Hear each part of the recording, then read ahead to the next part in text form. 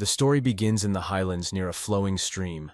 In this icy water sat a blue-haired guy who apparently was training his endurance. Unexpectedly, he hit the water with his fist with all his strength, and splashes of water flew in different directions. The guy continued to strike over and over again. He did this without any emotion. A moment later, from the stranger's blows, the water rose several meters and flew in different directions with a loud bang. At that moment, our hero exhaled with relief and looked at the created geyser, the drops of which were dripping onto him. He had heard that if a person succeeded in developing the body, he could become as strong as a martial arts grandmaster. Taking his jacket, he only thought that cultivating in ice water was too harmful to the body.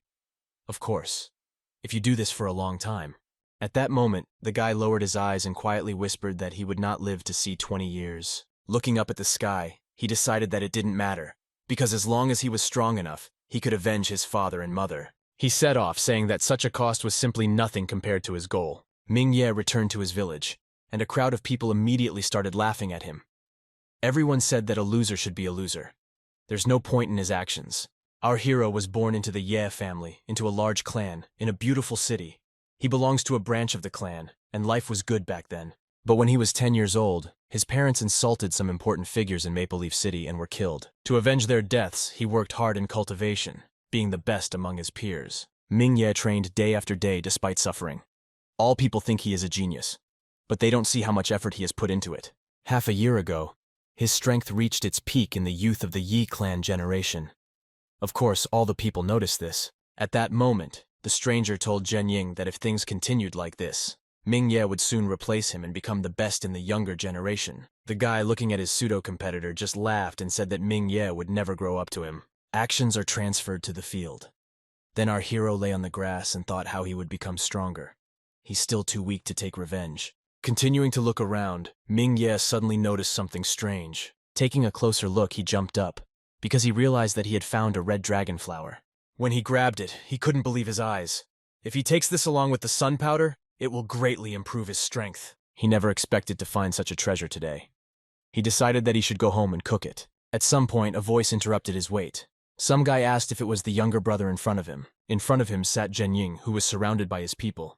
He asked where our hero was in such a hurry. Hiding the flower behind his back, Ming-Ye asked a counter-question to his brother. Why is he here? Zhen Ying said that it has become too popular recently. Many say that in 6 months he will surpass him and become the first among the younger generation. Our hero began to wave his hands and shake his head, saying that this was nonsense because he did not want to compete with him. Zhen Ying laughed and asked if he should not interfere with him in the future. At that moment, the guy ordered his servants to go into battle and show who was boss. Ming-Ye must not cultivate for the rest of his life. A moment later, the blade of one of the bullies pierced Ming-Ye and destroyed him. Waking up sometime later, our hero realized that Zhen Ying had cut his meridians and stole the red dragon flower from him. His brother was left with no choice but to strengthen his body in the most dangerous way possible. He will never forget this. The action moves to the snow-covered mansion of the Ye clan, straight to Ming-Ye's house. The unfamiliar guy decided not to even knock, so he hit the door with all his might and went inside. Ming-Ye turned around at the noise in bewilderment, because he couldn't understand this impudence. In the aisle next to this bully stood Zhen Xiongye, who smiled and looked at our hero. The man harassed the former young genius Ming-Ye. He noticed that the guy was pale and trembling. Did he really go to the river and cultivate again? At that moment, another guy intervened in their conversation and said that a person must clearly know himself. Garbage is garbage. No matter how hard Ming-Ye tries, he won't change anything.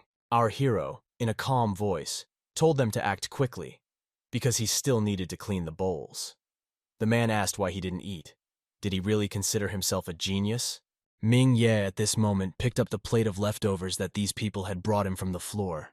After that, without hesitation, he smashed a plate into the face of one of the hooligans and poured out all the contents. The man began to scream in pain. His face was covered in fish bones, and there were green onions stuck in his nose. The guy shouted, saying that Ming-Ye was a dirty pig with no principles. He doesn't dare behave like that. He rushed at Ming-Ye in the hope of defeating him, but our hero only stepped back and swung his leg.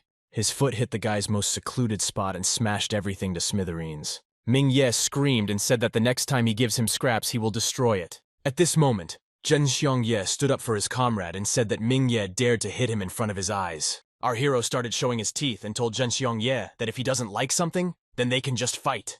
The man was at a loss. Ever since his parents died, he had not given up. And even when Zhen Ying cut his meridians, he continued to harm himself with ice water to cultivate. Looking at his comrade, Zhen Xiongye decided that a little insult would be enough. He doesn't need to risk his life here. He turned to Ming Ye and told him to wait, because soon he would see everything for himself. Soner Hu serves brother Zhen Ying. Turning around and calling his comrade, the man told our hero that they would never let him go, and he would very soon become a dead man. Our hero is infuriated by the mere mention of Zhen Ying. He will never let him go or forgive him for what he did. After some time, his house was quiet again. Only the silence was interrupted by the rumbling of Ming Ye's stomach. Looking into the bowl of rice, he realized that it was gone again. The guy decided to go and buy some. After some time, I was walking down the street. A certain old man called our hero and asked if he wanted to become stronger. Ming Ye turned around in bewilderment and asked if he was addressing him. The man said that he felt hatred and persistence in the guy. He can make him strong and give him the opportunity to take revenge only if he wants it. Ming Ye laughed and asked if the old man could do it. Why would he beg now? The man smiled at our hero and said that this activity was just a hobby for him. At this point, he added that people like Ming Ye, whose meridians are destroyed, will sooner or later be forced to beg for food in order to survive. The guy tensed up at that moment because he couldn't understand how the stranger knew about him. Could he recognize him at first sight? The man stood up and walked forward. Before that, he said that tonight, when the moon rises to the highest place, our hero will come to him, and he will show him his fate. Already this evening, Ming Ye was lying on the bed and thinking about the old man's words. Will that person really be able to help him? Getting up from the sofa, our hero decided that there was no need to fill his head with unnecessary thoughts. Either way, he has nothing to lose. Ming Ye nevertheless decided to go out to the old man and find out what he wanted to show. Of course, the man knew that this guy would want power. He told Ming Ye to follow him. After that, they set off. Walking along the path in the cold night, Ming Ye asked where they were going. The old man only said that they were going to the mountains. In any case, our hero asked what they were going to do here. All this time, he could not stop shivering from the cold. The old man asked him not to ask stupid questions and just go ahead. After some time, they came to the mountains. The journey took quite a long time. Having climbed the slope, the old man asked our hero to sit on a stone. The old man told the guy that before his meridians were damaged, he showed his abilities. Ming Ye skipped these words and recalled the man's promise that he would show him his fate. The old man's face changed at this moment and said that he was going to make Ming Ye's body a little different. As he began to use magic, he asked if it would be Ming Ye's destiny to conquer this world. Immediately after this, the old man pointed his finger at our hero's head and his eyes began to glow. Ming Ye, who was losing control every second, asked with the last of his strength what the man was doing. At some point, our hero realized that he now could not move. His body is not under his control. The man at that moment said that if Ming Ye offered him his body, he would repay him by telling him the truth before he died. He admitted that he was a general from the Finch dynasty, but he was persecuted by evil people and lost his family. After that, he ran away somewhere and accidentally acquired the ancient art of reincarnation in another body, Yigua Jemu technique. Thanks to this skill, he was able to take over the body of the Heavenly Earth's inner disciple. It took him 30 years to become the head of the department, but this was not enough.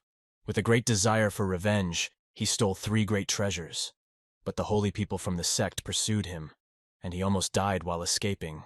At a fateful moment, he saw a dying beggar, so he had to take his body. It was in this body that he waited for a more suitable candidate. Ming Ye was not stupid and immediately realized that he was chosen.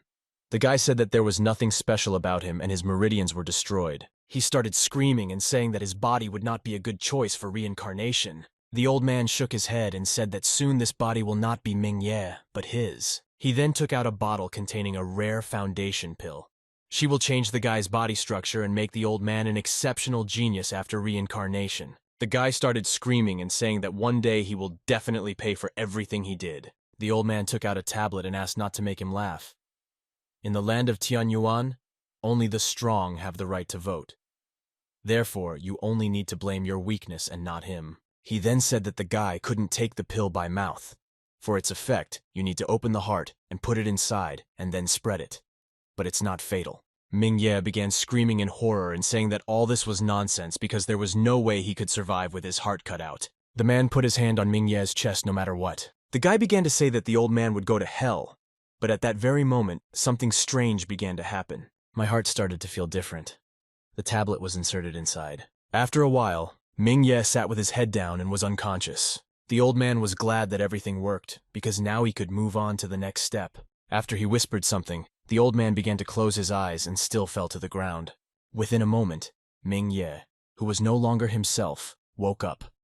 He said that this body is much better than he expected. Unexpectedly for him, he began to lose control of his hand. He could not even imagine that the guy's will to survive was so strong. Deciding that he would destroy the soul of this naive guy later, the old man decided to first attach a divine cloak to himself. He took it in his hands and dripped his blood onto it. This was needed for a special ritual. Having put it on himself, he was proud of himself. This coat truly lives up to its reputation. He spent 30 years on this. At that moment, something in my head began to say that the bloody harvest was a success. The man tensed, because this voice was a tangible spirit. The spirit detected an external invasion and gave the command to destroy it. The man started screaming and saying that he created it. He is its owner. The spirit responded by saying that the one who dedicated himself to the blood sacrifice would become the master. But it was not he. The flame immediately enveloped the man. He only managed to be disappointed that he had to spend 30 years of his life to get it. After some time, both bodies lay on the ground unconscious and showed no signs of life. At some point, our main character's eyes began to open. He stood up in bewilderment. He was interested. Why didn't this beggar take his body, and why is he still alive? A voice out of nowhere said only one word. Master. Ming Ye shouted in bewilderment and asked who it was, appeared in front of him and asked him not to be afraid of him. She is the tangible spirit of the divine golden cloak. Her name is Deepening. She said that every divine martial arts instrument has a tangible spirit residing within. They can offer users a lot of help. Ming Ye, having dealt with one thing, decided to ask another. He wondered where this evil old man had gone. The spirit said that he attached the divine cloak to the master's body, but he did not know that there was a spirit inside the cloak. She simply destroyed him. The guy was undoubtedly glad when he heard these words. In addition, he noticed the divine cloak, which looks like a real treasure. Deepening said that the divine golden cloak was made by the Sky Roamer ancestral patriarch himself at the beginning of time. When he created it, he used the martial arts soul as the core. He also used a God's will scrap, a destiny scrap, and a destiny riddle scrap. After that, he searched all of the 3 kingdoms in search of 49 types of rare substances. It took him 3,000 years to finish what he started and complete the cloak. Ming Ye was perplexed by every word. Patriarch of Sky Roamer? Soul of a martial arts deity? This is truly a treasure and a very serious one. Deepening said that since ancient times, whoever had the cloak could accomplish great things. Ming Ye also took the blessing pill. His talent is well above average. The girl looked at our hero and said that under her leadership, he would become very powerful. Ming Ye was shocked by what happened. He thought he was going to kick the bucket, but luck was on his side. However, the old man seemed to be a wealthy patron. Deepening said it did. She then reminded the master that there was a heavenly sutra on the beggar's body. It can be used for cultivation. The guy, of course, without thinking twice, reached into the old man's pockets, and after a while, he finally pulled out a package from there, claiming that this is the full version. Only the successor of the heavenly earth has the right to practice it. This sutra is divine level. Ming Ye was incredibly happy. Compared to this, the Sutta of Water and Fire, which his clan values so highly, is simply nonsense. He is amazed by the wealth of that old man. At this moment, Deepening reminded that his meridians had been destroyed, and he could no longer practice the sutra now. The guy got upset and asked the spirit not to raise this topic. This saddens him at such a wonderful and happy moment. Deepening said monotonously that she didn't understand anything. She's just a spirit and has no feelings. Deciding that if he could not use this sutra, he asked permission to find a chance to sell it. Lately, he hasn't been able to support himself. The girl said he could still use it. Although he made a mistake, she can correct his meridians with the pill and help him heal his internal injuries. Our hero started screaming and asking why she didn't do this from the very beginning. He asked her to quickly cure him and not call him names. Deepening reminded that she is just a tangible spirit. She has no feelings and doesn't know how to call people names. The guy looked at her in bewilderment and said that in this way she can do whatever she wants, because she has such an excuse. In any case, he asked first to help him correct the meridians. Deepening asked the master to lie down. After that, she said that he could rely on her and she would do the rest. The spirit at that moment sat on Ming Ye's head. The guy shouted in bewilderment. He asked her not to move her butt, because no one would want an ass sitting on his head. Once again, Deepening said that she was only a tangible spirit. She has no feelings and still doesn't understand anything. The guy said that he understood her and asked her to do what she had to do. The girl touched Ming Ye's head. Once again, something strange began to happen to the heart of our main character. Above his soul stood huge giants who were incomprehensibly configured. In any case, after some time he woke up and realized that the treatment had worked. He can feel how his power spreads inside along the meridians. At that moment he turned to his mother and father. He told them that he was no longer a loser. Standing on the edge of the mountain, our hero looked into the distance and said that now the parents can be calm.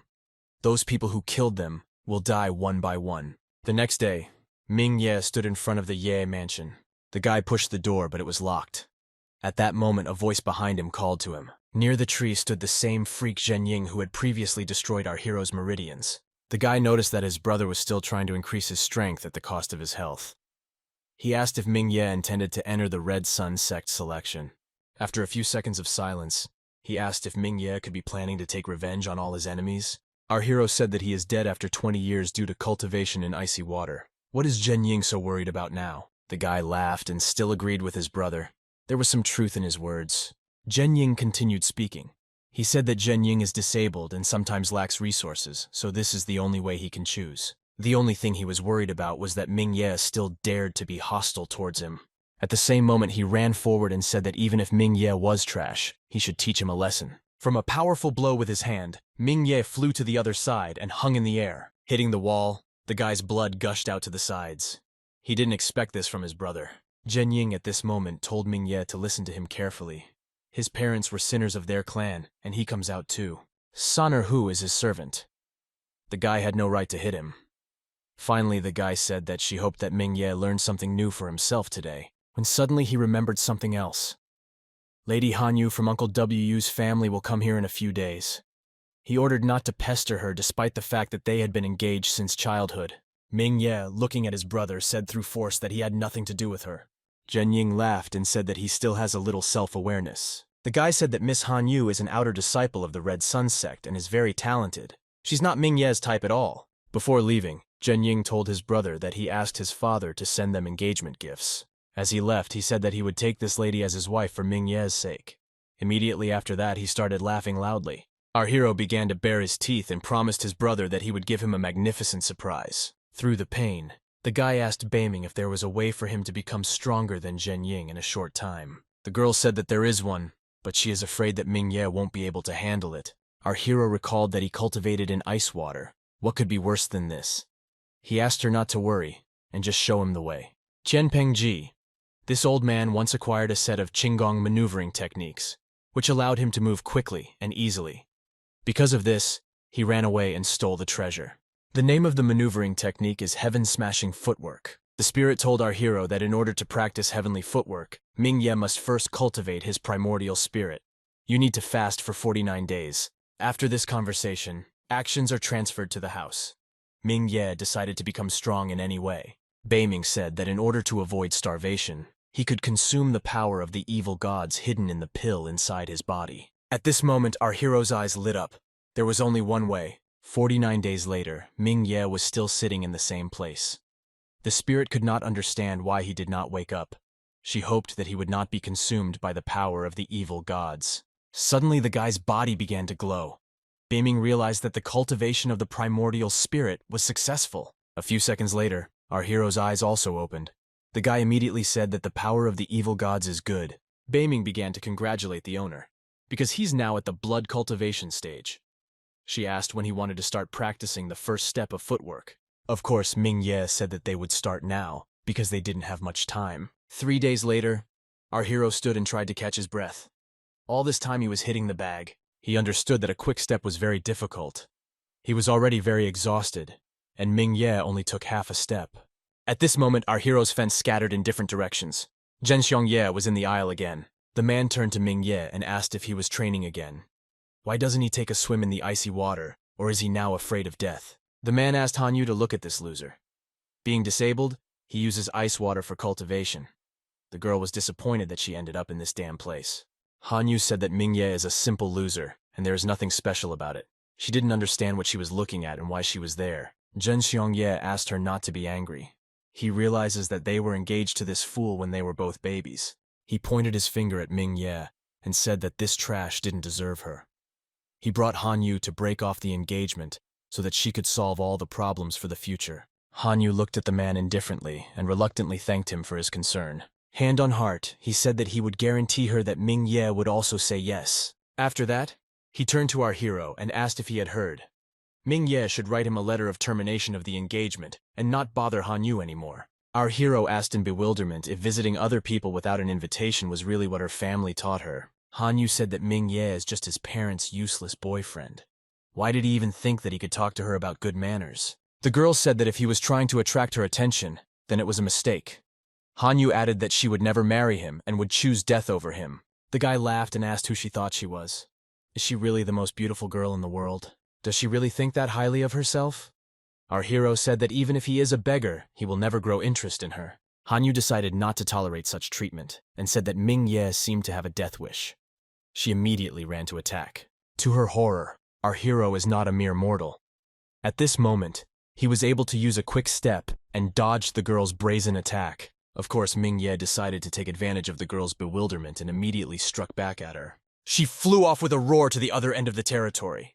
Zhenxiang Ye looked at Hanyu sitting on the ground in bewilderment. The man turned to Ming Ye and asked how he dared treat his lady like that. Shouting that he was not a person because he even dared to hit Hanyu, he did not notice how quickly Ming Ye approached him. At that moment, our hero delivered a precise blow to his leg and broke it into two parts. Zhenxiang Ye started screaming throughout the forest, saying that his leg was incredibly painful. He fell to the ground and began to rock in pain. At this moment, Ming Ye turned to Hanyu and said that even if she took off all her clothes, even then he would not lay eyes on her. He then turned to the screaming Zhenxiang Ye and realized that he had poor control over the power. The elders wouldn't let him go after hurting him, although he also understood that he could just as easily be hanged for a sheep as for a lamb. At this moment, he began to swing his leg again, and Zhenxiang Ye only asked in bewilderment what he was doing. Once again, with all his might, our hero hit Zhenxiang Ye's other leg. The man began to scream even louder, but then he looked at the guy with eyes full of anger and promised that he would find him again. The news that our hero had injured Master Zhenxiang Ye spread throughout the mansion. His people could not understand how he dared to do this. One of the guys came out of Ming Ye's house and said that if he caught him, he would break all his legs. Ming Ye was hiding at this time, blaming what the master is going to do next. The guy said there were a lot of people there. We need to wait it out and run away from here at night. Today he was too impulsive. He shouldn't have touched Zhenxiang until it definitely becomes strong. Although the spirit agreed to run, she was interested in where exactly they would run. Our hero said that since he has neither family nor money, they can only hide in the mountains. The action moves to the Chastity Hall. The head of the Ye clan, Wansheng Ye, sat on his throne. He asked his people where they thought Ming Ye might be heading. Zhen Ying's father, Ziyuan Ye, asked his father if it would be too troublesome to chase after that loser. It can't mean much. Zhen Ying at this moment said that the guy was talented and bothered him, but he cut his meridians like his grandfather told him.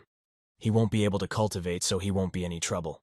Although the grandson said that one less loser, one more. But Wansheng Ye was not worried about that at all. The guy shouldn't go to Maple Leaf City.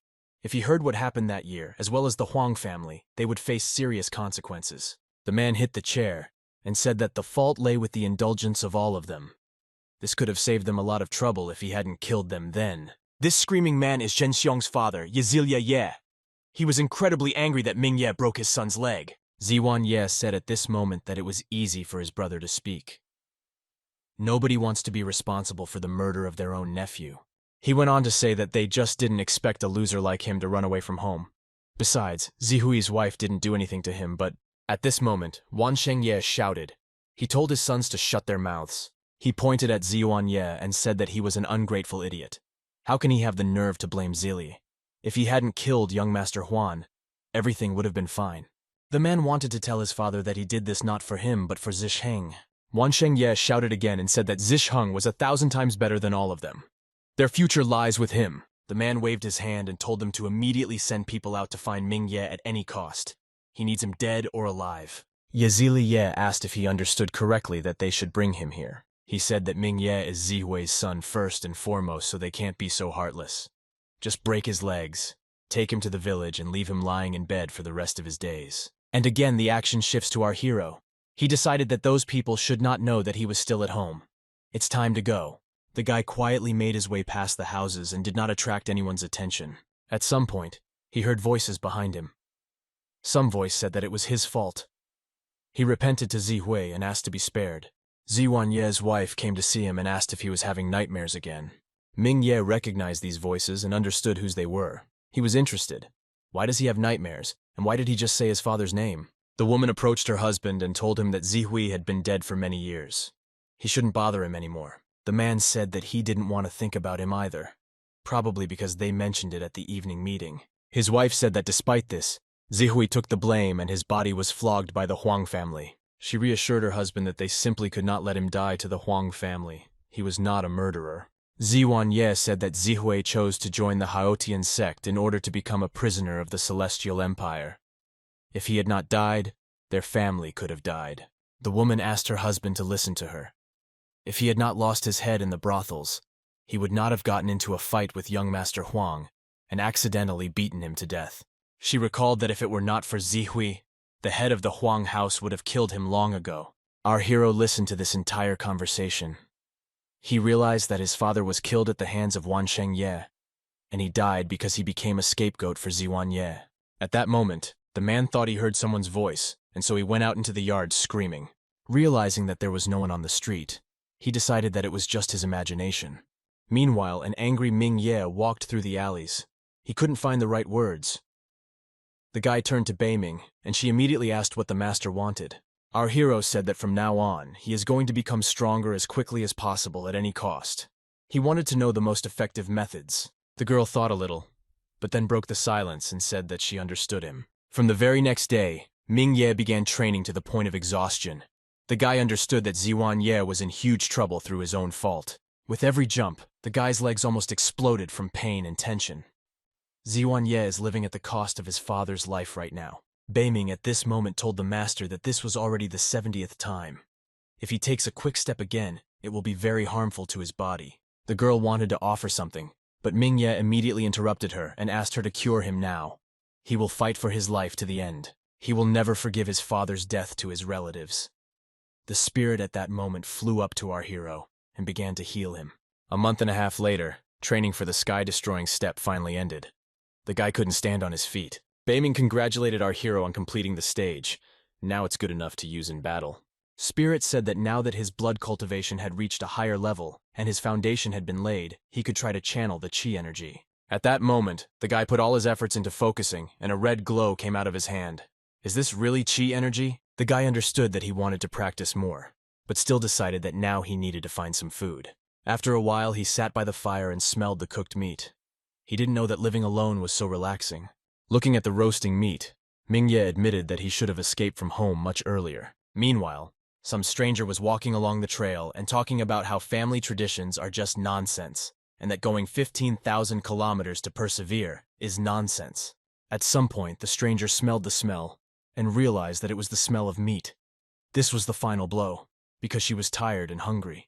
Arriving at the smell, the girl noticed a resting guy who was eating meat. To Ming Ye's surprise, a certain entity tore off a leg of his meat. The girl sat down on the ground and began to eat the leg right on it. Apparently, she was very exhausted. Ming Ye, after he came to his senses a little, decided to ask the girl who she was. She told him that ordinary commoners were not qualified enough to know her name, so she would not tell. Looking at the girl, our hero said that compared to some parts, his parts are more common than hers, and are not worth attention. The girl jumped up in bewilderment and said that he had no right to treat her so rudely. She is 1,000 times more noble than him, or even 10,000. Ming Ye was surprised and asked her if she was so noble. Then why did she take his food without asking? This is not noble, but shameless. The girl threw her leg on the ground. She was shocked that a commoner would have the nerve to insult the princess. Our hero laughed and said that if she was a princess, then he was a prince and she should kneel before him. The girl said that she felt the guy's cultivation level. She wants to fight him and show the difference between them. Well, she will fight at the blood cultivation level. She also added that she only needed one move to knock him down. Our hero was happy about this.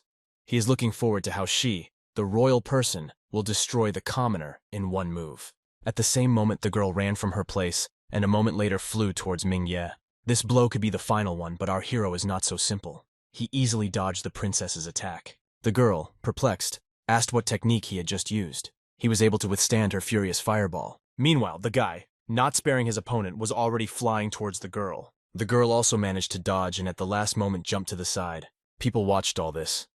The man told Commander Sun that this boy was unusual. His chi energy is as strong as thunder. This place couldn't teach him that. The man turned to Commander Shu and said that his opinion was that that guy's tread was like the murderous tread of an immortal sanctuary. Looking at the battlefield, they only saw how quickly Ming-Ye and the princess were running from side to side. Commander Shu wanted to stop them because the princess cannot be harmed, but Sun decided that it was better for them not to show themselves. Besides, he thought that the boy was only slightly better than the princess. He won't harm her. 4 hours later, the guys were still fighting, only this time they let each other catch their breath. Ming-Ye asked in surprise, "Is this really the power of the royal family?" It seemed that she was no better than him, an ordinary commoner. The girl said that if she had not been limited by the stage, then everything would have been different. She was angry, and told him that tomorrow she would come back here and tear him up. Following the departing princess, our hero shouted that he was very scared. He asked her not to come back because he scared her very much. The girl understood that this was sarcasm. After taking the food, Ming-Ye said that she was feeling better now. Beiming said at that moment that that girl was not simple. The spirit said that this girl is protected by 2 protectors with the level of martial arts dominators. The guy began to look around in bewilderment and try to find these people. Beiming told our hero that this was pointless. They hide in the clouds and cannot be seen, but there is no need to worry while she is nearby. She knows for sure that they will not do anything bad for her master. Immediately after the Guardians, our hero asked who the girl was who attacked them. He was surprised that he had cultivated for a long time and was not even able to easily defeat her. The spirit said that it was the girl who cultivated the raging fire. She calls herself a princess from a royal family. In fact, this is true because she is a princess of one of the 5 dynasties, Finch dynasty. In this case, Ming-Ye decided that her behavior towards him like a commoner was not surprising, because she was a real royal person. After that, he smiled and said that in any case, if she comes again, he will certainly defeat her. Beiming said she has an 8th grade martial arts skill set. This is the wave fist technique. You can practice it, and it will help improve your body and strength. Of course, this is a great option, because sitting with your hands folded is the worst thing to do. Our hero agreed. Opening the package of martial arts, a wave of power flew across the ground, and the knowledge of the art absorbed Ming-Ye. The action moves to the cave. Meanwhile, the young princess was actively searching for something. Her thoughts were filled with the desire to beat Ming-Ye so hard that he wouldn't even recognize himself. All this irritated her. It must break through right now and there can be no other outcome. Her guards were at a loss. Is their little princess going to break through and become a first-class warrior? Commander Shu said that the princess is the precious personification of Finch. She does not admit that the commoner was her equal. The next day, the guys met again on the field. The girl was going to take a revenge match. A moment later, they ran at each other and raised their fists. Their powers met each other. The girl could not understand how the commoner managed to break through so quickly.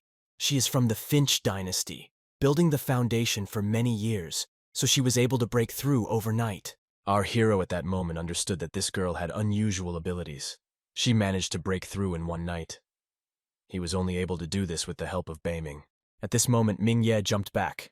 It was necessary to think about actions. The princess was not happy with this and immediately went on the attack. Like a phoenix, she flew up. Our hero understood that this was all not good. The heat emanating from her is terrifying. A moment later, the flames engulfed Ming-Ye and hit him. The princess became much stronger overnight. In the blink of an eye, she found herself in front of our hero and was again ready to attack him. She began to summon the Sword of Fire, and this should have been the final stage of their battle. Commander Sun told Commander Shu that the kid broke through 2 small stages within 2 days. They should either take such a person with them or kill him on the spot. At this moment, Beiming appeared in front of their faces and stared into their eyes. The men immediately realized what it was. This is the spirit of the Almighty. They couldn't believe their eyes. Commander Shu said that they were ignorant and talking nonsense, so they asked for his forgiveness. The men then raised their heads and realized that the spirit had disappeared from sight. They decided that the Supreme One did not want to show himself yet.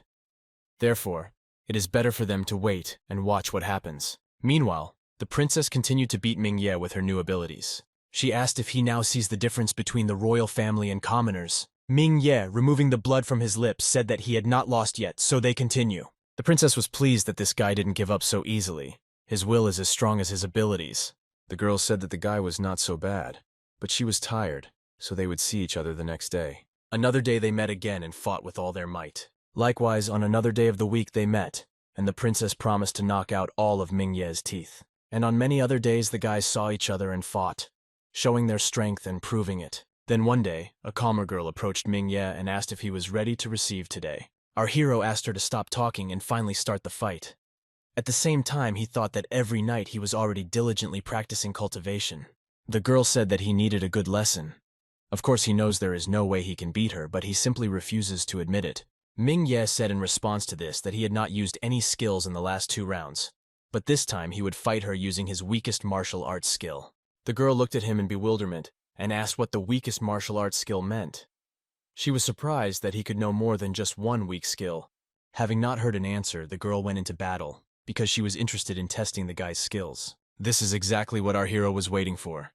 Saying that she was on time, he used his skill. To her horror, her skill literally dissipated before Ming Ye's eyes, and the attack was interrupted. The guy looked at the girl and said that he was inviting her to give up.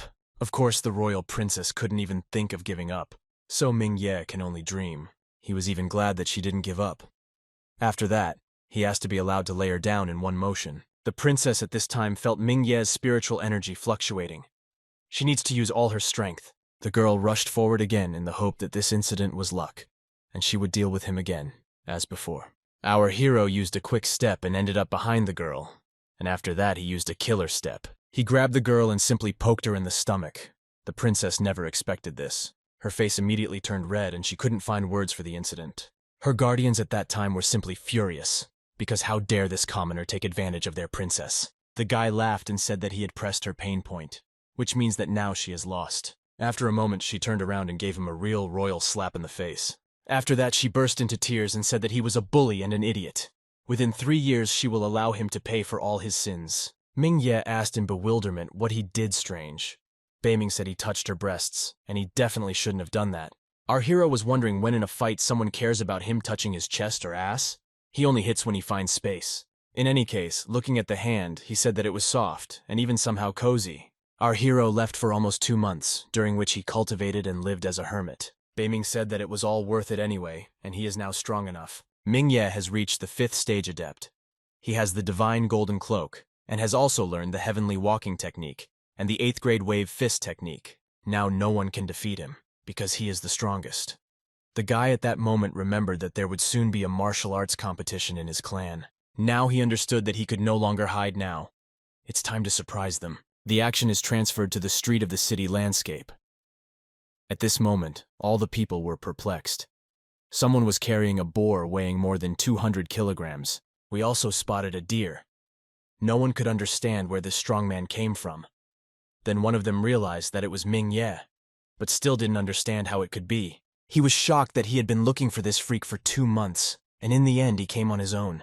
Ming Ye entered the establishment and threw animals on the table. The man screamed in bewilderment. After that, he said that he was trading the wild boar and deer for lunch for himself. The boss said that he understood him and asked him to wait a little. After some time, our hero had real food in front of him, and not what he had previously eaten. He then spotted a plate of rice and held it up proudly. He couldn't believe he was awake.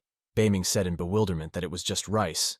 Ming Ye told her that after eating only fried meat for 2 months, he had already forgotten what rice tasted like. Of course, today is his holiday. Unfortunately, our hero was interrupted by some stranger who destroyed the table to smithereens. After that, he asked if it was really Ming Ye in front of him. He asked him how he was doing. Our hero also recognized this man. This is a dog that always follows Zhenxiong Ye with its tail. Apparently he was also somewhere nearby. Just at that moment, he came into the room and said that they had finally found Ming Ye.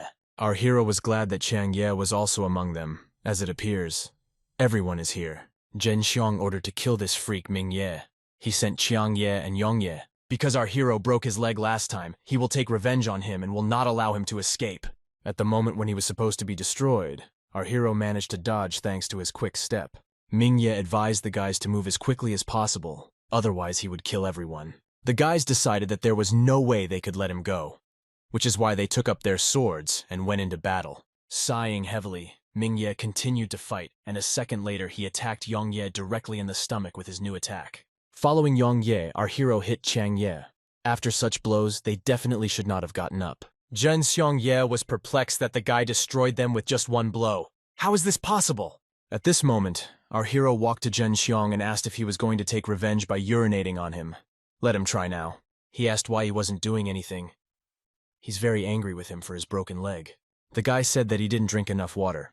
So if he's not a coward, he should wait for him here, and he'll drink more water and come back. Of course, for our hero, this was absurd, and after him he moved from his place. Meanwhile, Zhenxiang saddled his horse and ran away as fast as possible. He understood that he had to run as quickly as possible so that the madman would not catch him. The action takes place in their childhood. Zhenxiang then often bullied Ming Ye. The guy said that he didn't even deserve to be his lackey. Zhenxiang Ye realized how often he was bullied as a child, and now his leg has been completely broken. The guy understood that this time he would definitely not live. This distraught Ming Ye will 100% not leave him. Meanwhile, our hero had just run after the horse. People in bewilderment asked if he was a man. How does he catch up with the horse? Catching up with his unloved brother. The guy said that he would definitely die today. Zhenxiang turned around in horror and saw Ming Ye behind him. He asked him to leave him alone. The guy grabbed the horse and stopped it, after which he asked where they were in such a hurry. At this moment, the horse threw Zhenxiang to the ground and he hit his back. Luckily for him, Uncle Wu and his men appeared right next to him. The guy started asking for help, saying that Ming Ye was chasing him. The man remembered this boy, and was nevertheless surprised that Ming Ye was in front of him. Our hero at this time realized that this was Han Yu Wu's ruthless father.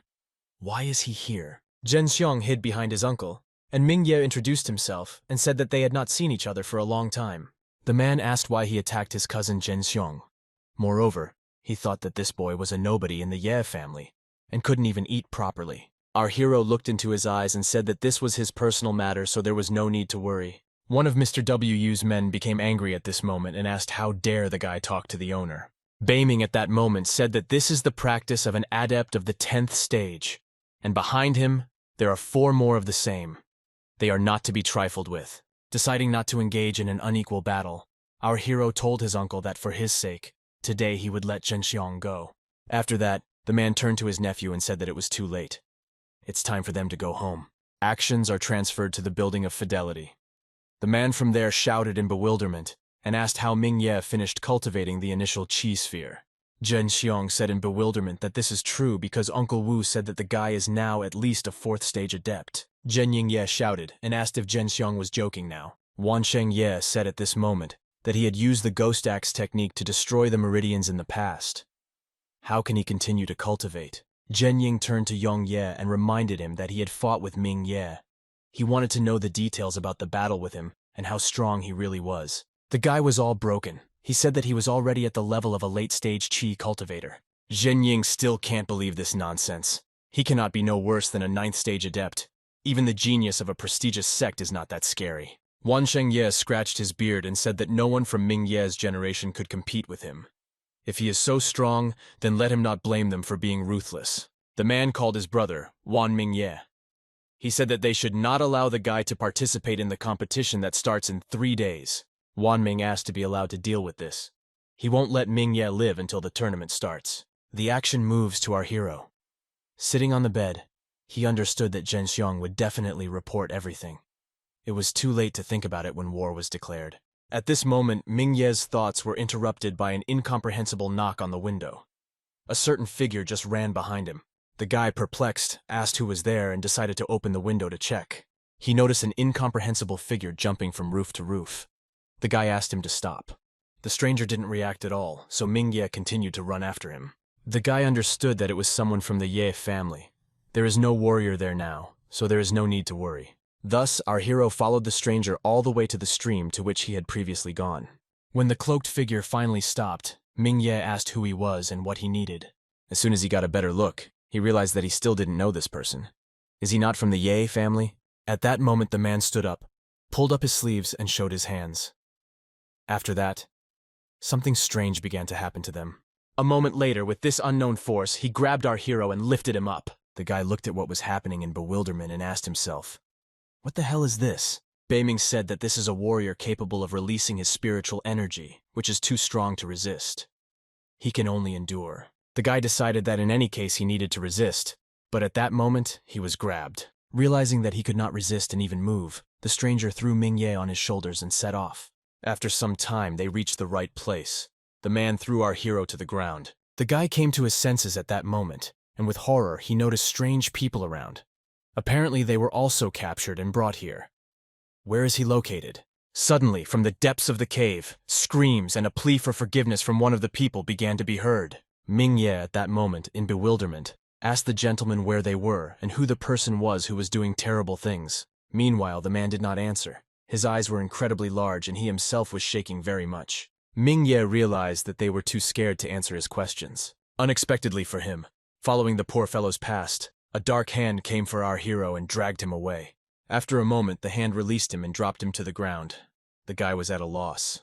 At this time, that stranger was talking about how Mingye was a capable guy, which meant that his spiritual energy would be delicious. Deciding not to tempt himself for a long time, he immediately grabbed the guy and began to pull him towards him.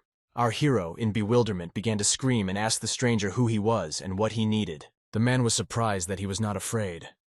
In that case, he decided that he would answer his questions. He is the head of the Black Wind Sect. Their sect was destroyed by enemies a few days ago. He was seriously injured. He then decided to travel near the landscape city, absorbing people's spiritual energy using a spirit capture technique to restore his energy. But the reason he grabbed Ming Ye was because he was indebted to the Ye family. The guy understood that this man was strong, and he simply could not escape. Beiming told the master not to worry. She would take control of him when he began to absorb energy. After the story, the stranger said that it was time to end useless conversations, and at that moment he began to take away Ming Ye's energy. Grabbing our hero by the head, he told him that it was time to have a snack. At this moment, Beiming appeared and spoke, which will help his master absorb the spiritual energy of a man. When suddenly something strange began to happen to the stranger. There was something wrong with his strength. He couldn't understand what was going on. Why does the guy's spiritual energy flow back to him? Following this, he realized that his spiritual energy was also transferring to Ming Ye. He started screaming and asking how dare he do this. Ming Ye, realizing that everything was going as it should, on the contrary, grabbed the villain's hand harder. The man promised our hero that he would pay for what he did. The man was beginning to age before his eyes. He understood that the aggressive absorption method did not work. He needed to switch to a moderate one. He turned to our hero and asked to spare his life because otherwise he would lose his cultivation. Ming Ye became a little tense and thoughtful at this moment. He began to think. The man, as expected, turned out to be right. The guy is inexperienced and hesitant. After that, he fell to his knees and asked to look at him. He's not even a rival to such a strong guy like Ming Ye. He continued to beg for mercy.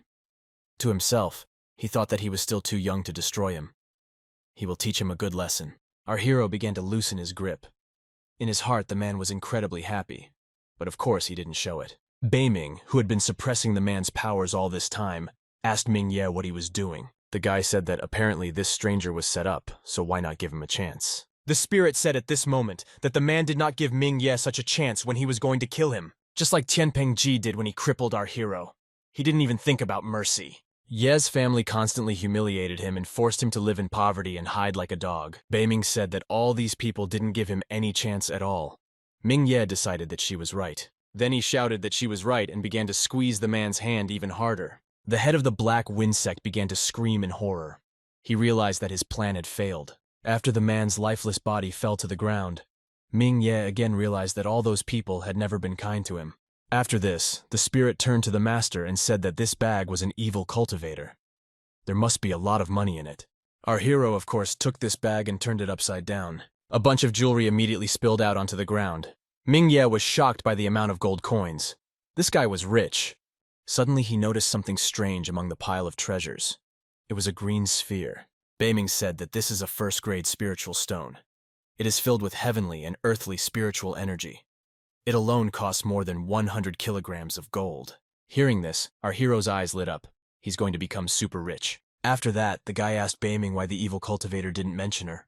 Was she really invisible? The girl said that she was combined with the divine cloak. She is visible only to the master and the master's body, the only body with which she can act. She could only draw his spiritual energy when he touched his body to receive spiritual energy. In any case, she told the master to remember that he cannot depend on her. She can only protect him in an emergency. The guy understood her. The action moves forward 2 days. The Ye family's martial arts competition began in the arena. According to the competition rules, the champion can be a member of the Red Sun sect. Wan Shengye said that his brother Zhen Ying and his cousins are truly capable of winning, and some of us participants can be internal students. The clan head's brother then came up and said that they had 13 disciples, but only one of them was from their family. They need one more disciple, and they will be important in the sect. Wan Shengye said that not everyone is still far behind the Wu family. Even Han Yu is outwardly a disciple of the sect. At that moment, her father said that his uncle was flattering him. His daughter became an outside disciple simply by luck. Suddenly, they began to introduce representatives of the Red Sun. They were welcomed into the Ye clan family. Like two red meteorites, two representatives from the Red Sun arrived. One of them asked to save his breath. After all, they will not stay here for long due to certain circumstances. They asked to start the competition right now. The man, of course, said that it was not a problem. After that, he stood up from his throne and wanted to say that the competition was beginning. To his surprise, one of the servants came running and, in bewilderment, told Wan Shengye that Ming Ye had come to them. The man immediately turned to his brother and asked, "Is this really the result of his assignment?" Wan Ming said in disbelief that he had handed over the mission to the head of the Black Wind Sect, one of the strong warriors. How could he fail in this task? The Red Sun representative said that they didn't have much time, so let them put their problems aside and start the competition. Wan Shengye sighed heavily and began announcing the competition again. All Ye family students under 18 years of age can become participants. People, as soon as they saw our hero, began to ask, "Why is this loser here? Does he wish to die?" The guy silently walked up onto the stage and said that he wanted to be a participant in the competition. Zhen Xiong and Zhen Ying immediately began to drive the guy away, saying that the competition was not designed for him. At this moment, Wan Shengye said that Ming Ye had every right to participate in the competition. He asked to register him. The writer said he understood. After recording, he notified everyone that 38 Yai family students were participating in the competition. The competition takes the form of one-on-one combat. Whoever defeats the most opponents will become an outer disciple of the Red Sun sect. Now the first round of lot drawing begins. The participants began to walk towards the sticks. One of the guys said that he would kill Ming Ye at the very beginning. Our hero walked up to the counter and finally pulled his wand. It was number 1. He turned around and began to look for his opponent, but did not see him anywhere. As it turned out, by a happy coincidence, number 1 fell out to Zhen Xiong. So, the first match began. The guys stood opposite each other and were ready to fight. The guy was terrified of such a misfortune that he would have to fight with Ming Ye. Our hero laughed and said that he was surprised to have met him so soon. Zhen Xiong became very tense and decided that it was better to endure humiliation than to be killed.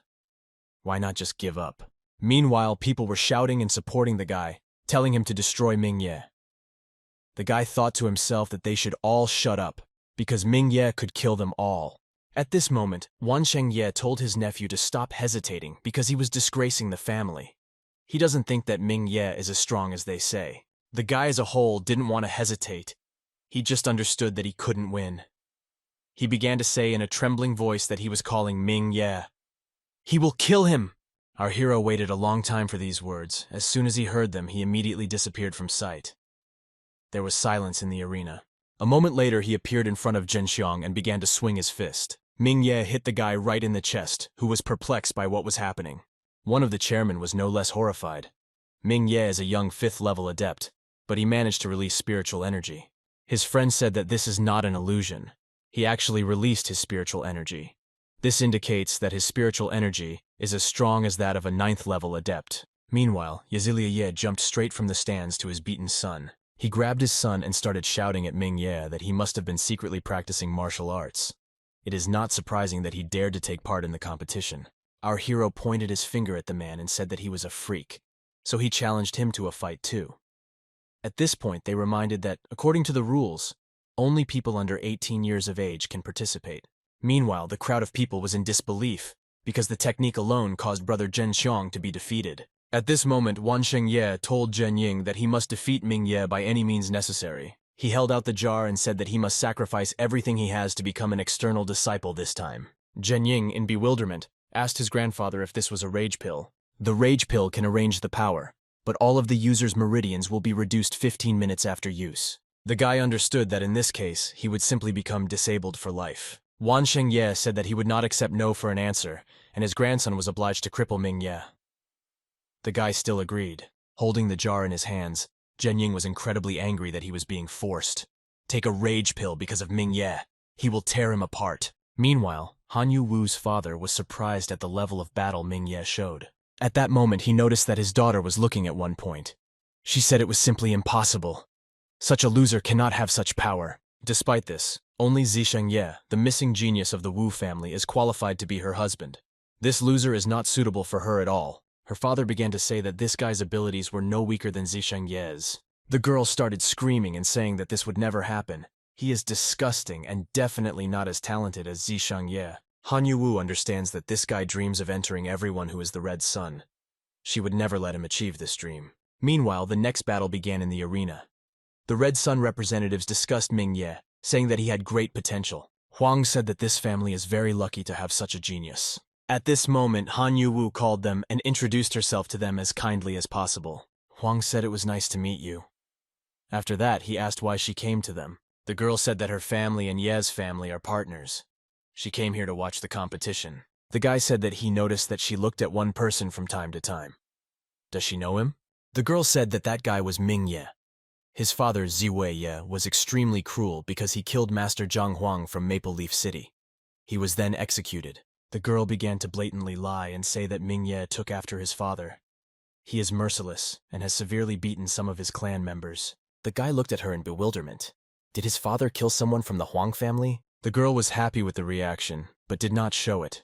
She asked if they were from the same family in the city of Maple Leaves. The guy said that he comes from an ancestral clan, and the Huang family is the most important branch of the ancestral clan.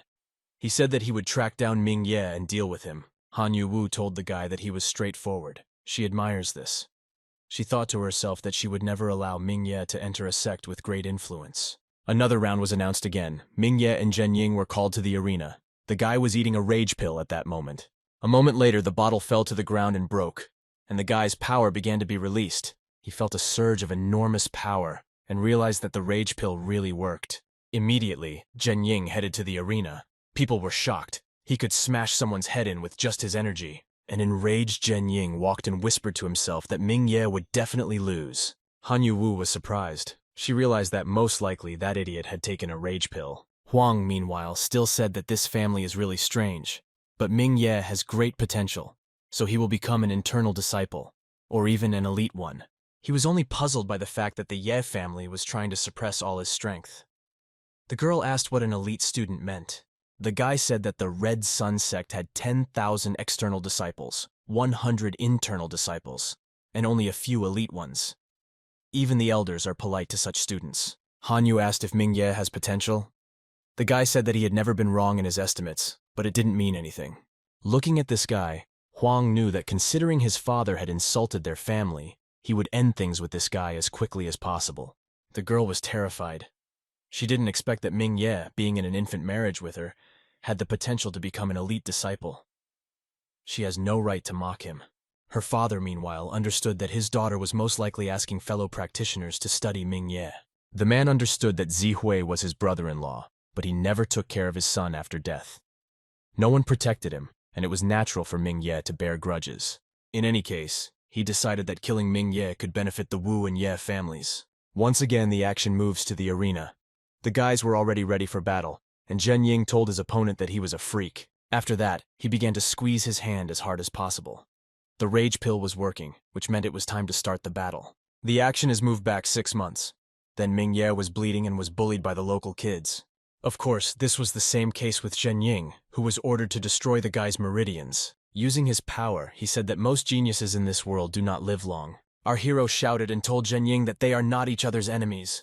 So why is he doing this? Without any words, he just smiled and waved his hand. The guy said the reason was that it would be his life's secret. That hour, our whole life flashed before our hero's eyes. His brother's blade pierced him.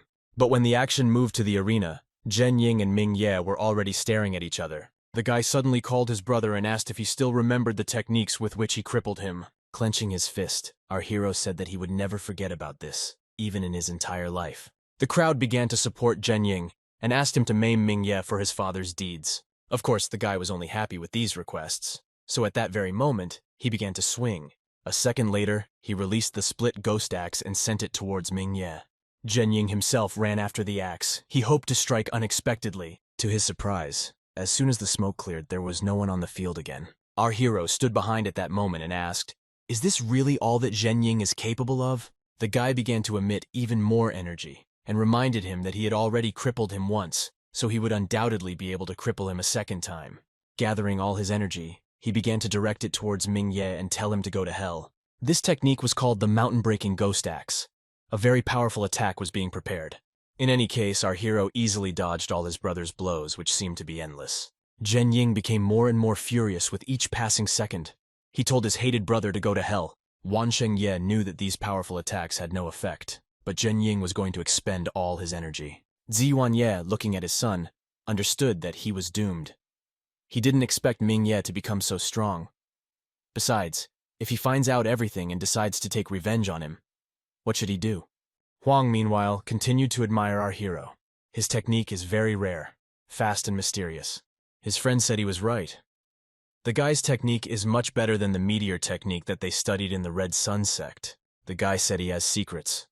He asked not to kill him in the upcoming battle, because he wanted to know all his secrets before they killed him. At this moment, the battle continued, and Zhen Ying tried to strike at least one blow, but Mingye dodged each of his attacks. People were screaming and telling him to stop dodging like trash. You just need to take the blow and fight back. In the same way, Zhen Ying shouted that only a weakling dodges blows. The guy began to attack again and asked this time only to accept his blow. Our hero also swung and their fists met. Strength and energy emanated from them in huge quantities. After such a collision, a small explosion occurred, and silence and smoke hung in the air. As soon as the smoke cleared, Zhen Ying realized that his hand was grabbed by Mingye. The guy was perplexed, and our hero said that he accepted his attack. What will happen next? The crowd of people was in shock. How did this loser manage to hold off Zhen Ying's attack? At this moment, our hero, who was still holding the enemy, said that this was a retaliatory strike for him. Zhen Ying just had time to say no, when suddenly Mingye's fist flew into his chest. It's payback time! The guy hit his opponent with all his might, and he flew to the other end of the arena. Looking at this, Ziwanye jumped off the platform in horror just like Yezilia and ran towards his son. The man approached Zhen Ying and asked if he was okay. The guy was disappointed. He lost to a loser. In addition, he realized that all his meridians were now damaged and he would become disabled. With tears in his eyes, he raised his head and said that he accepted this defeat. Mingye told his brother that he wanted to kill him, and because of this, he became crippled forever. He certainly deserved it. Ziwanye looked at Mingye and said that he was incredibly cruel. The guy screamed in bewilderment and asked who else was cruel. He said to the whole crowd that Ziwanye killed his family. He asked the man the question directly. Has he been dreaming about Mingye's father lately? People screamed in horror and asked if it was true. Zihui was killed by Ziwanye? The man told him not to talk nonsense because Zihui was killed for killing Master Zhang Huang. He didn't kill him. Without any emotion, Mingye looked at Ziwanye and said that Master Zhang Huang was killed by Ziwanye. At that moment, he began to scream and say that Ziwanye killed the master, and fearing his fate, he decided to unite with Wan Shengye. His father was simply used and killed. Wan Shengye, as soon as he heard the whole story, became very tense. How does this boy know the truth? The man immediately jumped down and started shouting that Mingye was smearing the Ye family's reputation.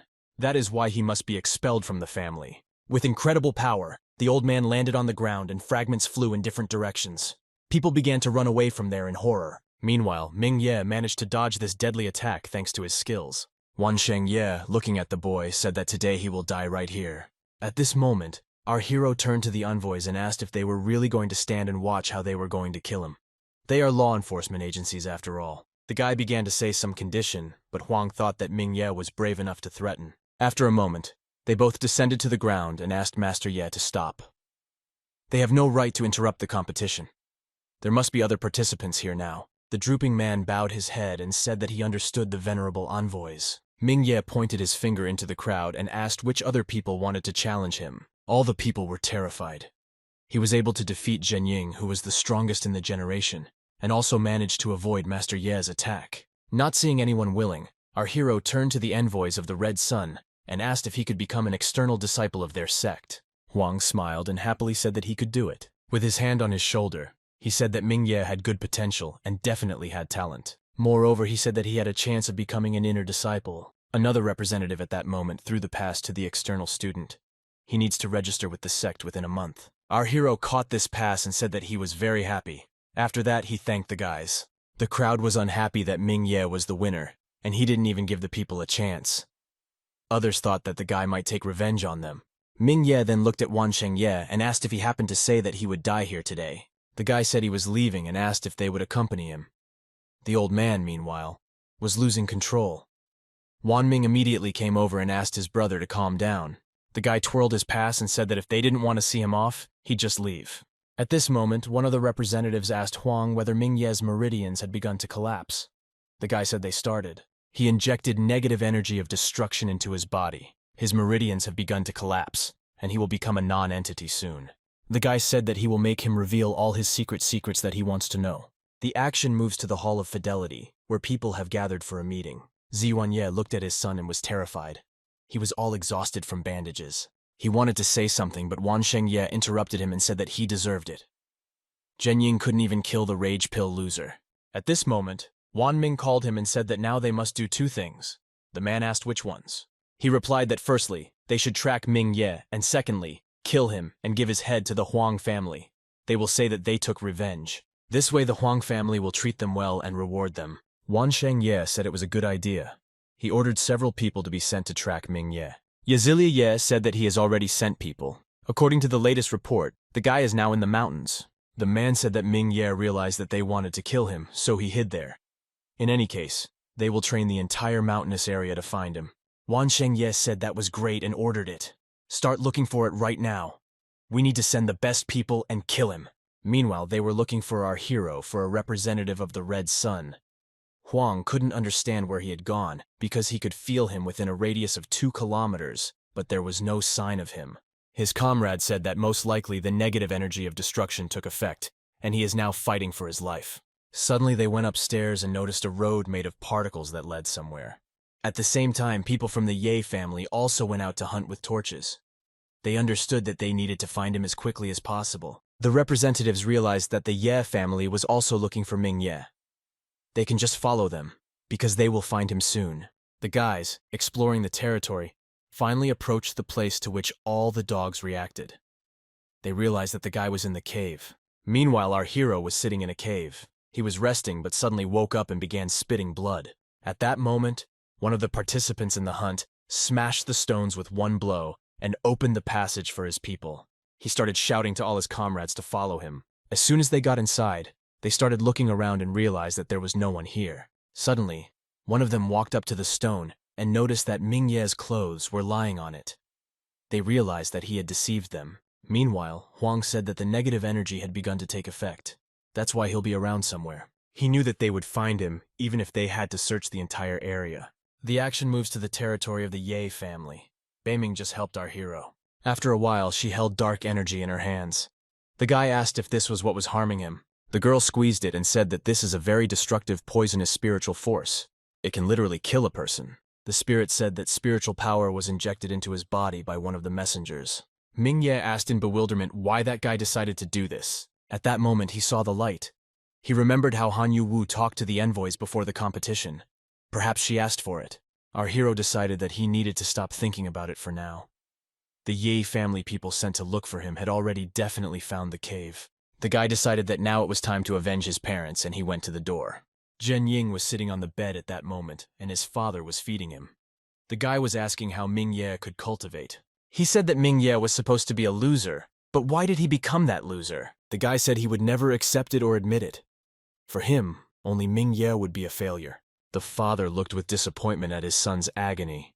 He couldn't watch her because he was literally going crazy. Suddenly, the man noticed an incomprehensible silhouette that passed in front of their window. He asked who it was. Zhen Ying said that he saw this figure and he is definitely sure that it is Ming Ye. Ziwanye said that he will now hide from their people. So how can he be here then? The son took him by the hand and said that he was sure of it. He recognizes this freak, even if it turns to ashes. The guy asked his father to avenge him. Deciding to listen to his son and fulfill his wish, the man jumped out into the street and began to run after our hero. He immediately noticed Ming Ye and began to run even faster. The man asked how he dared to come back here. Wishing death, he jumped towards him and delivered an accurate blow to his back in the hope of victory. To his horror, his hand passed through Ming Ye's body. The man realized that it was a deception and immediately turned back. Meanwhile, our hero was already behind and was preparing his deadly attack in order to destroy Zhen Ying's father. He fired an incredible beam at the man's back and hit him. Ziwanye flew into the wall. Lying on the ground, Ziwanye tried to understand how this loser became so strong. Raising his eyes and looking at our hero, he said that he was even stronger than his father. The guy said he made a bait and he came right away. Apparently, he really hates him. Raising his foot, he said that in the past he had even given his father's life instead of his own. As he began to lower his leg, the guy said that today he would sacrifice it to the spirit of his father. Ziyuan Ye asked the guy not to kill him. He started screaming hysterically and saying that it was not he who killed his father, but Wan Sheng Ye. He did this not because of him, but because of their third brother. Our hero asked again, does he really mean Wan Sheng's eldest son Zisheng Ye? The guy said that as far as he knows, he joined the main sect of the clan many years ago. But what does he have to do with his father? The man said that the condition for him to join the clan's main sect was the life of Ming Ye's father. His father would have been dead either way. Ming Ye began to shout that this was complete nonsense, because why would he kill his father in order to join the main sect of the clan? Ziyuan Ye remained silent and did not say anything. Our hero kicked and broke a piece of concrete tile. The man immediately began the story. His father was obsessed with something strange, and he wanted to secretly join the Hyoshan sect to become a heavenly invader. From these words, our hero was in an even greater stupor. What exactly is this, and why did father become a target for Wan Sheng Ye? Bai Ming said that 100,000 years ago, Tianyuan lands were distributed differently from now. They were completely under the domain of the Divine Dynasty. At that time, the Divine Dynasty was the ruler of the entire world. No one dared to disobey them. Then the Hyoshan sect appeared, whose idea was that everyone should be born equal regardless of strength. The sect expanded rapidly. Moreover, they became stronger than the dynasty. The sect created an organization of heavenly invaders to punish evil and restore justice. The Divine Dynasty could not allow this to happen. In this case, the Dynasty Emperor led 1 billion soldiers and destroyed the sect. Of course, the Divine Dynasty also suffered great losses. The Emperor himself was seriously injured, and the lords rebelled. And then the Divine Dynasty completely disappeared due to the Hyoshan sect. The guy was at a loss after this story. Was his father really a member of a cult? Ziyuan Ye said that Wan Sheng Ye once talked about how all the sects of the clan are still afraid of the Hyoshan sect. And after this, anyone who killed a disciple of the Hyoshan sect received a huge reward. Grabbing the man, he said that Wan Sheng Ye was a freak, who deliberately did not stop his father so that he could join the main sect of the clan. Ziyuan Ye said with all his might that everything was correct. He had nothing to do with his father's death. The guy picked up the man and asked which sect Zisheng Ye joined. Ziyuan Ye said that he is in the Tian sect. Most likely he has already become an inner disciple. The man again began to say that he had nothing to do with it, and at that moment, our hero simply threw him to the ground. Finally, the man could breathe out with peace of mind.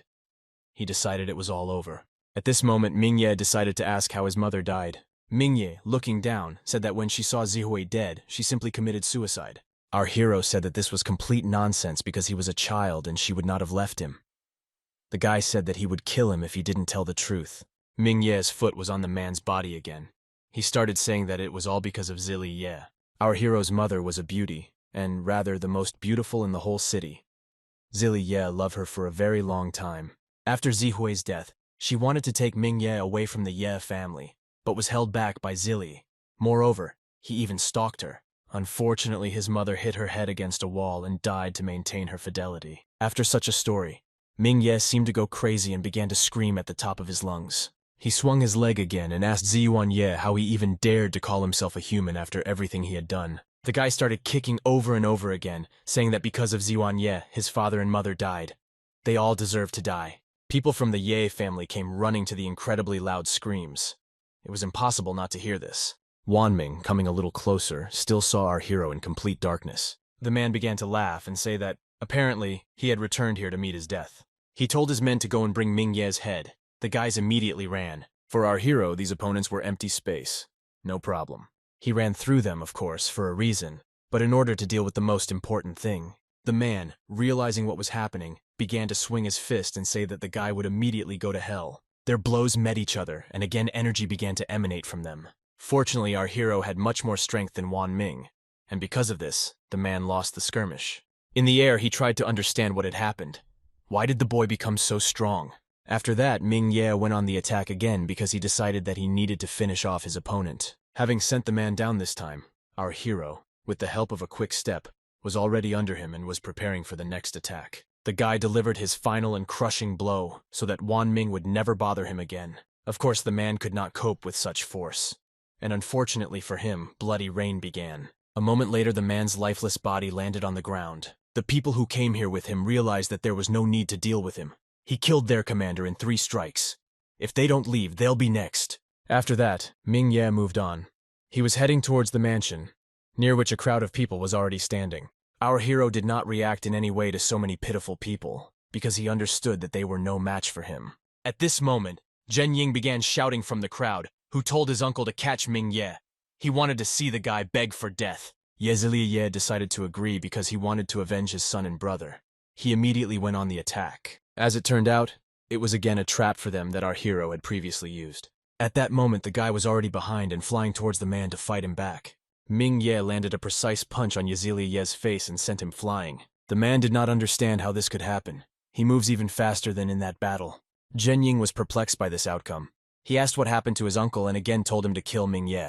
The man looked at his screaming nephew, who asked to cripple Ming Ye, and said that he was an idiot because the guy was many times stronger than them. You should at least grab him. At this moment, Yaziliye pointed his finger at Ming Ye and reminded him that since he was his relative, he offered to simply surrender, and perhaps the head of the clan would have mercy on him. Our hero, of course, was not interested in such a proposal. A moment later, he ran up to Yaziliye and said that he was not afraid of them. The guy grabbed the man by the throat and said that if he does not avenge his parents by killing him, then all those of the Red Sun will not be able to leave quietly. Yaziliye was already turning blue at that moment. Nevertheless, he told him to remember, if Ming Ye kills him, the sect will take revenge anyway. The guy laughed and said that in this case, he would kill them all. But first of all him. He hit him on the ground with all his might and said that he would never let him go. Realizing that the end was near, Yaziliye began to beg our hero for mercy. Starting to hit this freak in the face, Ming Ye asked if he had pardoned his mother when she asked. Having killed Yaziliye, our hero raised his head and began to look at the next victim. Of course, she was going to be Zhen Ying, who caused too many problems for Ming Ye. The guy began to get very worried and ordered his people to stop Ming Ye. He immediately began to run away. Our hero laughed and asked, "Does he really want to leave so easily at this moment?" Ming Ye appeared in front of him, and he tried to do at least something out of horror. So he waved his hand. It was incredibly funny. In any case, Ming Ye kicked Zhen Ying and he flew away in the other direction. Lying on the floor, the guy asked how Ming Ye dared to attack his clanmates. The sect leader will simply kill him. Our hero looked at him in surprise and asked, "Is he really talking about Wan Sheng Ye? If so long ago I met Yama in hell." The guy recalled that in the past, Zhen Ying took the red dragon grass from him, and that should have been enough for him. Why then did he destroy his meridians? Zhen Ying began to say that the head of the clan asked him to do this, but he had long despised him. Before he died, he asked how Ming Ye cultivated faster than him with resources. Skipping these words, our hero said that Zhen Ying is dumber than his father. At least he knew to beg for mercy before he beat him to death. Zhen Ying's face changed at this moment. The guy asked if he really killed his father. He jumped up from the ground and ran at our hero, telling him to kill him quickly. Ming Ye once again dodged the attacker without any problems. This was followed only by a cry to stop, but nothing could stop Ming Ye. The guy hit Zhen Ying in the stomach with all his strength. This blow was so light that it seemed as if a soccer ball had flown away. The guy flew with incredible speed, which was enough to break through the wall and catch several boards. Zhen Ying was dead. At this moment, Wan Sheng Ye finally appeared on the horizon and decided to go out to our hero. With the blood of the old man's relatives, Ming Ye said that he was a little late. The guy laughed and said that he initially thought that he needed to kill all his sons and grandsons before he came. Looking around, the man noticed the corpses of Yaziliye and Zhen Ying. He started screaming in anger, saying that Ming Ye was an evil freak. Our hero looked at him in surprise and asked, "Is he really evil? Could it be that the one who took his father's life to save his son is evil? What about Yaziliye? This freak drove his mother to the point where she decided to commit suicide." The guy started screaming and asking over and over again if he was really evil. Our hero said that he is Ming Ye, and he will return all his grievances in only one way, with revenge. The guy ran to the head of the clan and said that today was the last day he could breathe.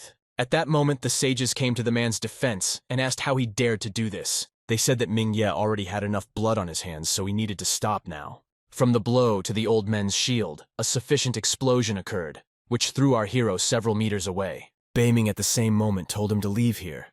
Those old people are 9th level adepts, and besides, there is also Wan Sheng Ye. The guy decided not to disobey his spirit, and therefore immediately fled from the battlefield. Wan Sheng Ye was very surprised by this action. How did he decide to just leave? The old people said that Ming Ye's movements were too fast, so they simply won't be able to catch up with him. At that moment, like a meteor, like representatives of the Red Sun, an incomprehensible object flew in. This was a man whose energy was very impressive. He was certainly a strong opponent. Wan Shengye realized after the smoke rolled down that it was his son, Zishengye. The guy said that he learned from Han Yu Wu that the place for their family in the Red Sun Sect was taken by the boy Ming Ye. He came here to look at it. Zishengye looked around and did not notice his grandfather. He asked where he was. Wan Shengye looked down sadly and said that Wan Ming was killed by Ming Ye's hands. The man said that the guy literally just ran away, so he could still catch up with him. Jumping from his seat, Zishengye set off. He promised that he would kill Ming Ye by any means necessary. The action moves to our hero. Beiming at this time asked the master to run as quickly as possible. He asked why there was a rush then. The girl said that he was being persecuted and that he was no match for him. Revenge is almost complete. He can kill Wan Shengye another time. Having run to the shore, our hero noticed a tied boat. He immediately had an idea. Sometime later, Zishengye arrived at the same place. The guy was incredibly angry. He smelled Ming Ye somewhere nearby, so he must be nearby. Having examined the entire shore, he realized that there was nothing here and the boy was missing. After several hours of rest, our hero finally woke up. He was in a boat. At that moment, the door opened, and the man who was standing on the threshold asked if Ming Ye had gotten enough sleep. The guy thanked them for letting him stay on board. He promised that he would pay them for everything. The girl thanked him for the offer, but said that there was no need to pay because it was a gift. After that, she asked why he appeared out of nowhere in the middle of the day and came to their boat. Was he in trouble? Ming Ye directly said that he was being chased by the enemy. He barely managed to survive. We need to quickly return to the Red Sun Sect. The girl was surprised that our hero of the teachings was from the Red Sun Sect. They are just heading to High Rock, which is not far from the sect. The man said they could take him. Ming Ye thanked them again. The man then added that they needed to stop in Mapliff for a few days.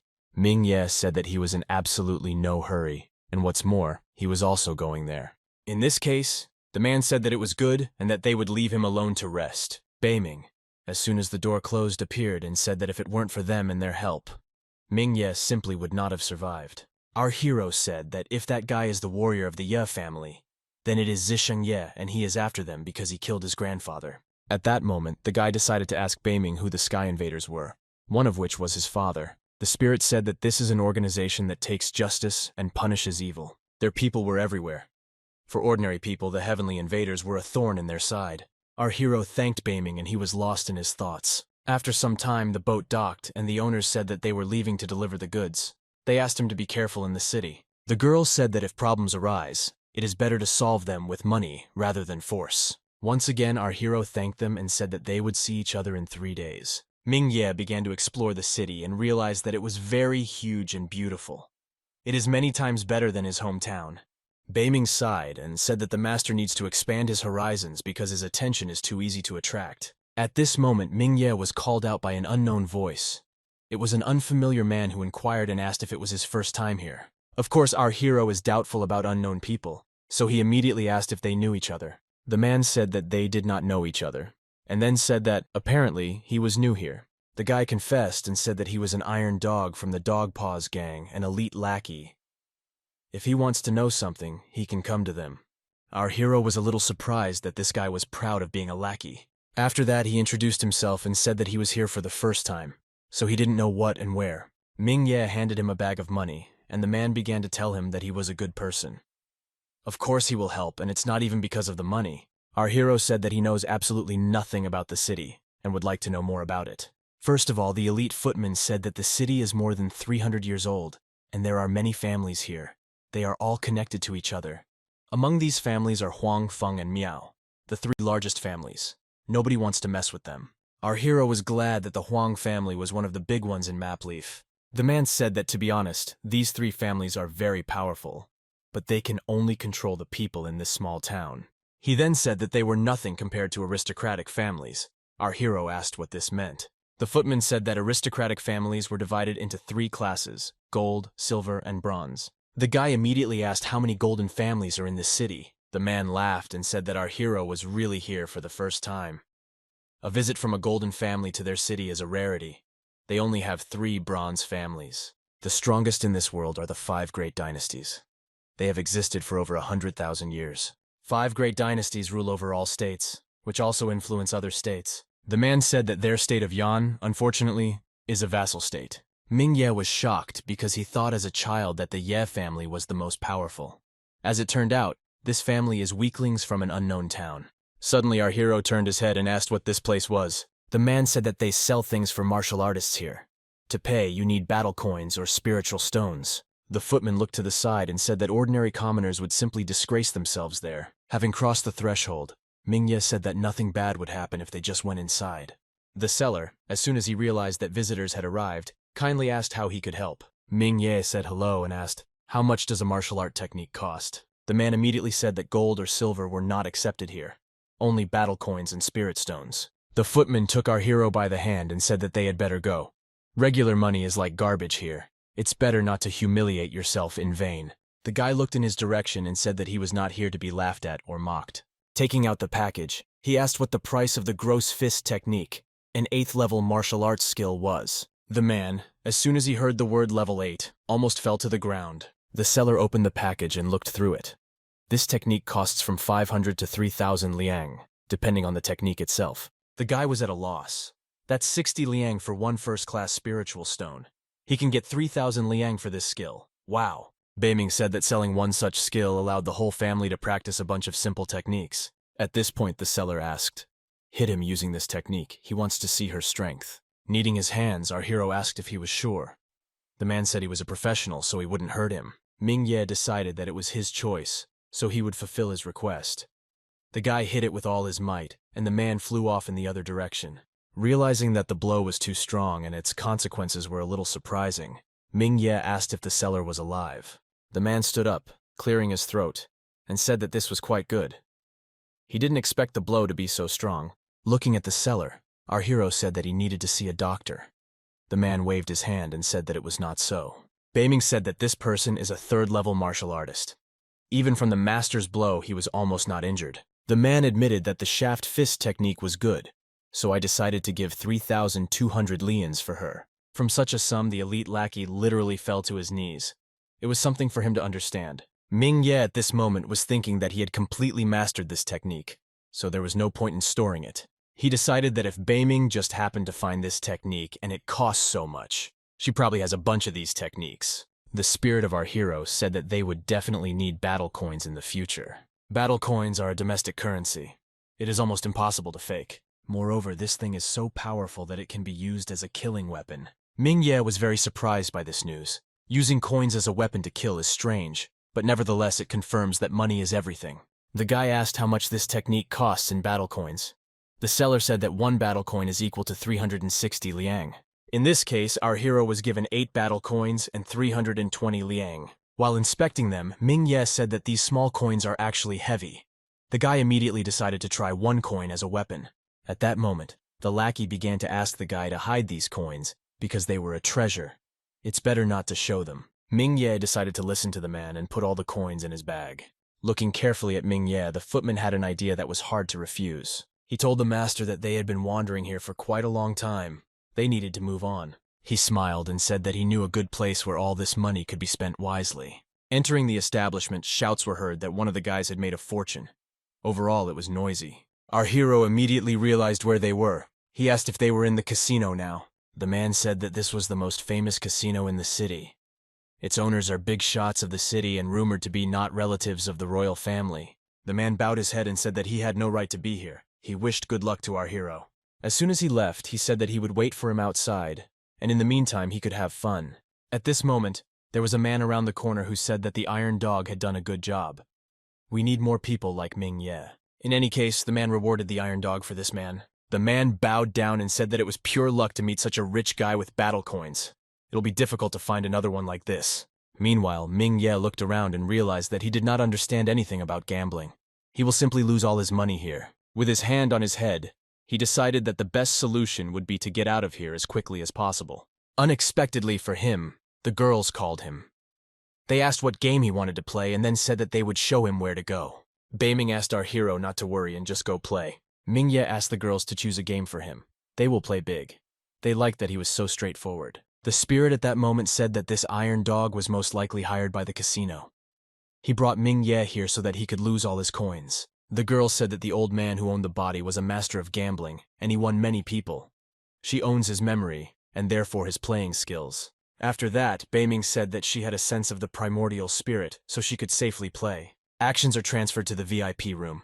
The casino worker at that moment said that it was time to place bets. Just at that moment, our hero bet 2 battle coins. The people who played with him were at a loss. Give 2 coins at a time. Another guy said that this was most likely the son of some businessman.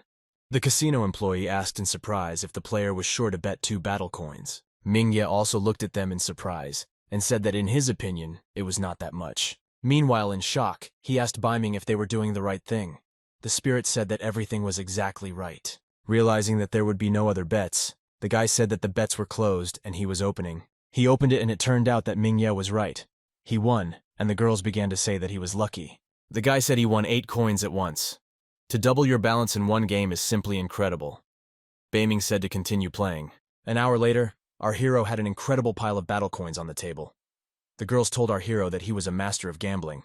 Just 4 hours later, the guy had greatly increased his balance. The girls couldn't say a word. They understood that Mingye had won 200 battle coins. Their task is to make him lose everything until the last song in his pocket. What's left to do? At that moment, the same man who gave money to the Iron Dog came into the room and asked to join. All the people stood up happily and said that they were only for it if Brother Joe joined. As soon as the man sat down at the table and looked to the other side and said that he didn't know him, our hero said that his name is Mingye, and this is his first time in this casino. The man introduced himself in response.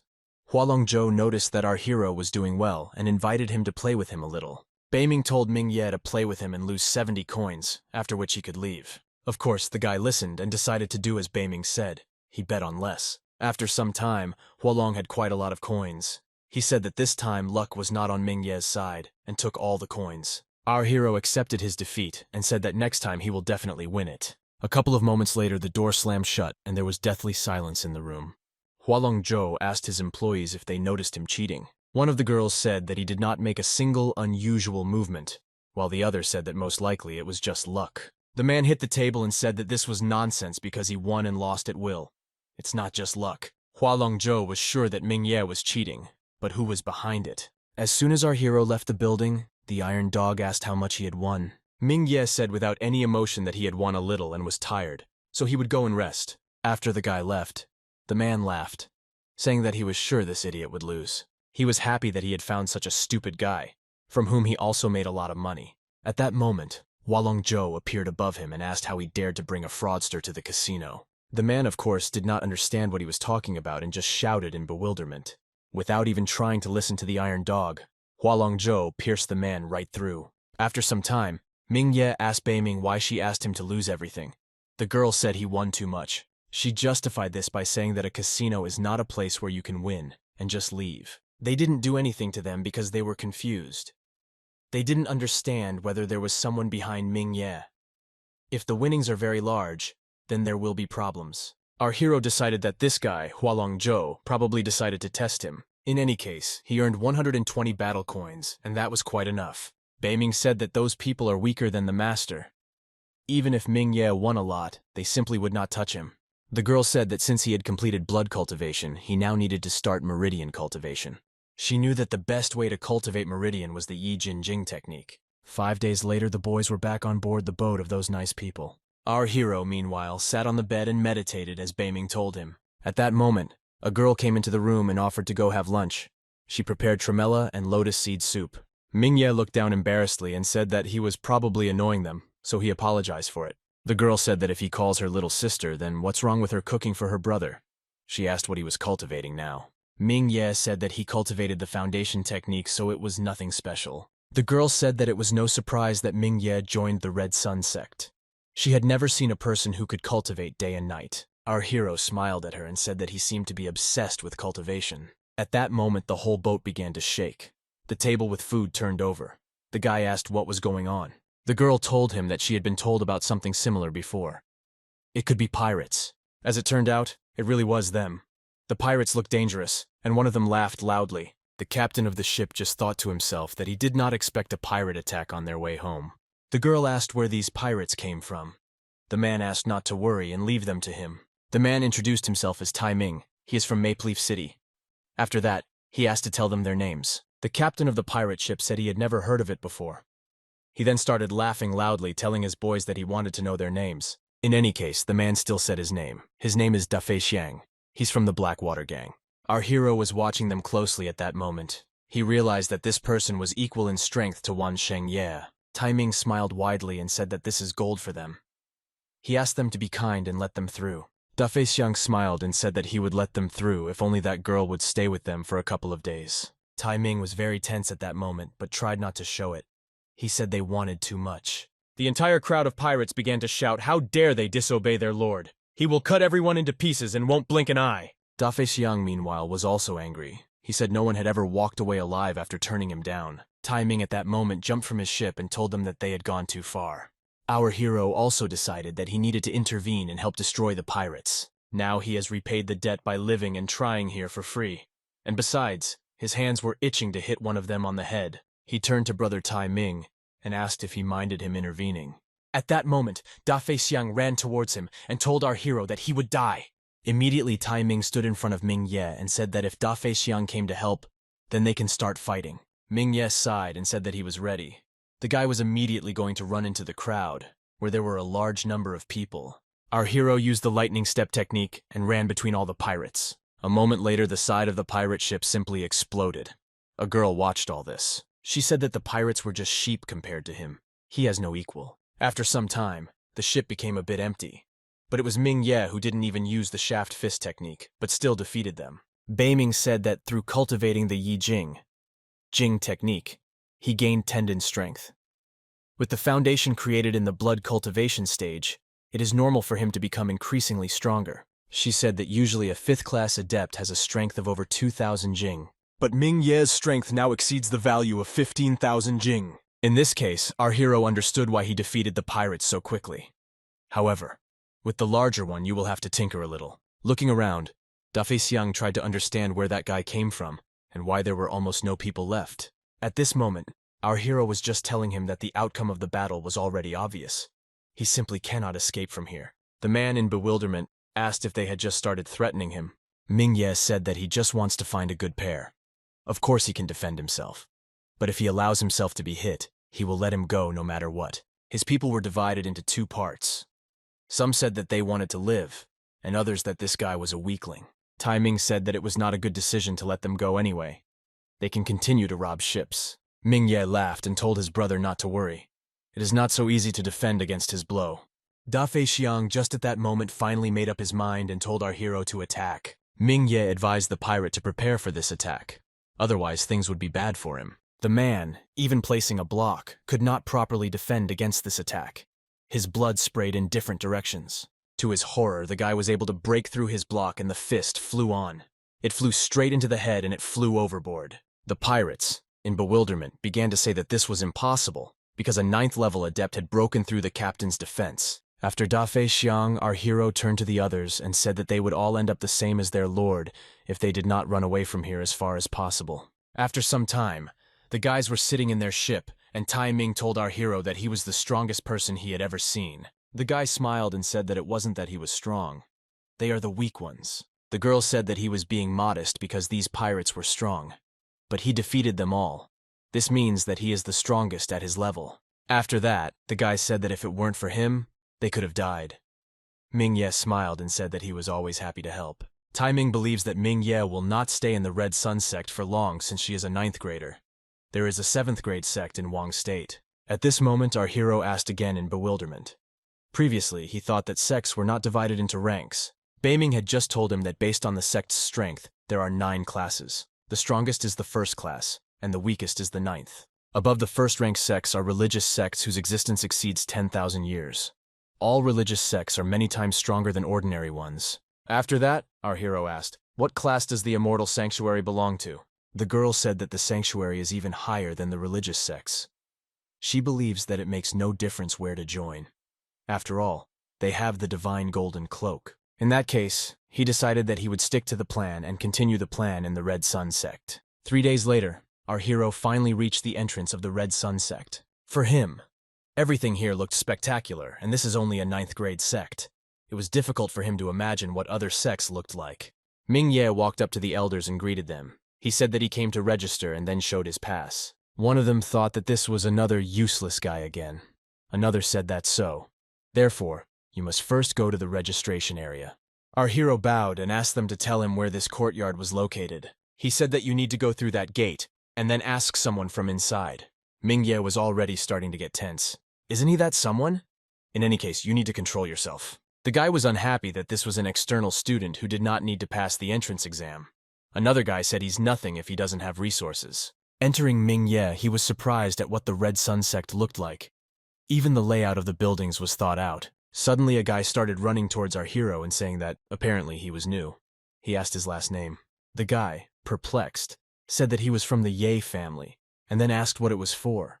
It was already strange for him that he was asking so many questions. The guy ran up to him and said that it was his duty to carry out assignments for the Sect or brothers. He decided that he didn't know anything here yet, so he offered his help. The guy laughed and said that wherever he goes, he always meets a person who shows him the way. It's not clear whether this is good or bad. The stranger asked what was wrong with being offered help. How bad could it be? Our hero thought about it and said that he once met a footman in Mapleaf. Thanks to him, he had a great time. In that case, she asked why Mingye thought that meeting a person who wants to help is bad. The guy stopped and said that the guy brought him to the casino to lose all his money. But he didn't expect him to take advantage of it. After that, our hero raised his head and asked directly whether it was luck or failure. Then he asked not to pretend that he had met him by chance. There were too many people around, but he came over. Exactly to him. Moreover, he brought him here to this deserted place. Our hero asked, what is his real goal? The guy laughed and said that, apparently he was not a complete fool yet. At that moment, the guys jumped off the roof and flew towards our hero. As soon as the man landed, he said that he had been waiting for a very long time and finally Mingye came to him. Zisheng Ye was very angry with Mingye because he killed his grandfather. He'll make the guy beg for death. Our hero laughed and said that he understood why he was brought here. Then he said that they are nothing against him. Zisheng screamed and told Mingye that he would never leave here alive. The man flew straight towards our hero, but he dodged and took out a battle coin from his pocket. Zisheng was thinking that he was at the war stage, and that guy was an ordinary student. How could he evade his attack? The man returned and told the guy that he was moving well, but it wouldn't help him. With his hand behind his back, our hero asked Zisheng Ye to just give up. He asked not to make him laugh because such an outcome of events is simply excluded. Zisheng promised to show the guy what death is. The entire crowd of hooligans began to run towards Mingye. They told him not to think that he could defeat at least some part. Beiming at this moment was saying that although the attack of battle coins is extremely strong, there is only one chance to strike. We must remain unnoticed and take them by surprise. Mingye decided that it was necessary. Wait a little longer. Wait until they deliver their final blow. All the guys were already right in front of Mingye. In just a moment they could grab our hero. The guy decided that this was the perfect moment to use the battle coin. He activated it and directed it towards the crowd, which was flying towards our hero. They started screaming in bewilderment and asking what it was. After a couple of moments, only one Mingye remained on the battlefield. All opponents were literally incinerated. The guy said he didn't think about how much energy this attack would absorb. Beiming said that this blow was as strong as the attack of a first-class martial artist. 45 minutes later, 3 guys appeared at the same place. One of them said that he felt strong fluctuations in spiritual energy. Another said that it was not a martial artist, but a battle coin attack. It's just strange if it was spent so stupidly. The man said that the killer was most likely from their sect. In any case, 6 did not defeat 1, and the weaklings must die. The action moves to the outer courtyard, to the registration room. Mingye walked inside and said that he had come to register. To register, the man asked to give his name, age, and where he was from. The guy said his name was Mingye, he was 14 years old and from Landscape. The man started scanning him. Family member of the year, Landscape, average height, thin, shabby clothes, and a red patch of hair on his head. After that, he threw our hero the key to his room and the rules of the sect. He should familiarize himself with the rules as quickly as possible. Walking towards his house, the guy asked Beiming if this thing was an instruction manual. How can he open it? Beiming said that it was made of spiritual wood. He needs to use spiritual energy to open it. Our hero used the energy and all the rules were revealed. It was forbidden to be rude to elders, to fight with other students without permission, to step on the lawn. When suddenly he reached the point with rewards for tasks. It was quite interesting. The Red Sun Sect assigns tasks to students based on their strength. If the task is completed, the student will be awarded points. They can be spent on useful things. Also, to attract students to cultivate, the sect created a ranking of the strongest cultivators. The top 100 receive good rewards. If a student stays in first place for a month, he will receive 10,000 points and a primordial spirit tablet. Students who are not in the top 100 can challenge anyone from the top. If the person who challenged wins, he replaces the person he defeated. Our hero decided that these rules are good, but now he lacks the skills to challenge anyone. Fortunately, he is lucky to have Deepening. Our hero smiled and asked the spirit to give him a few more scrolls with martial arts techniques. The girl looked down at him and said that this time she would not give him anything. She said it wasn't because she didn't want to. All of her equipment was from the previous owner. He offended the great world. Who knows how many people are persecuting him?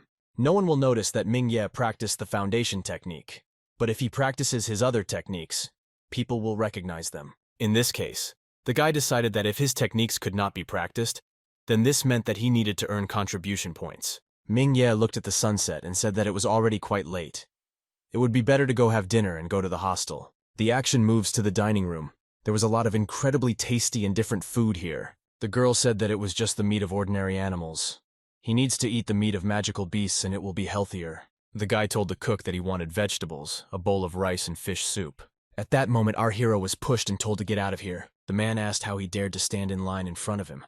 He was outraged by this. Ming-Ye decided not to tolerate such treatment, and he pushed the stranger with all his might.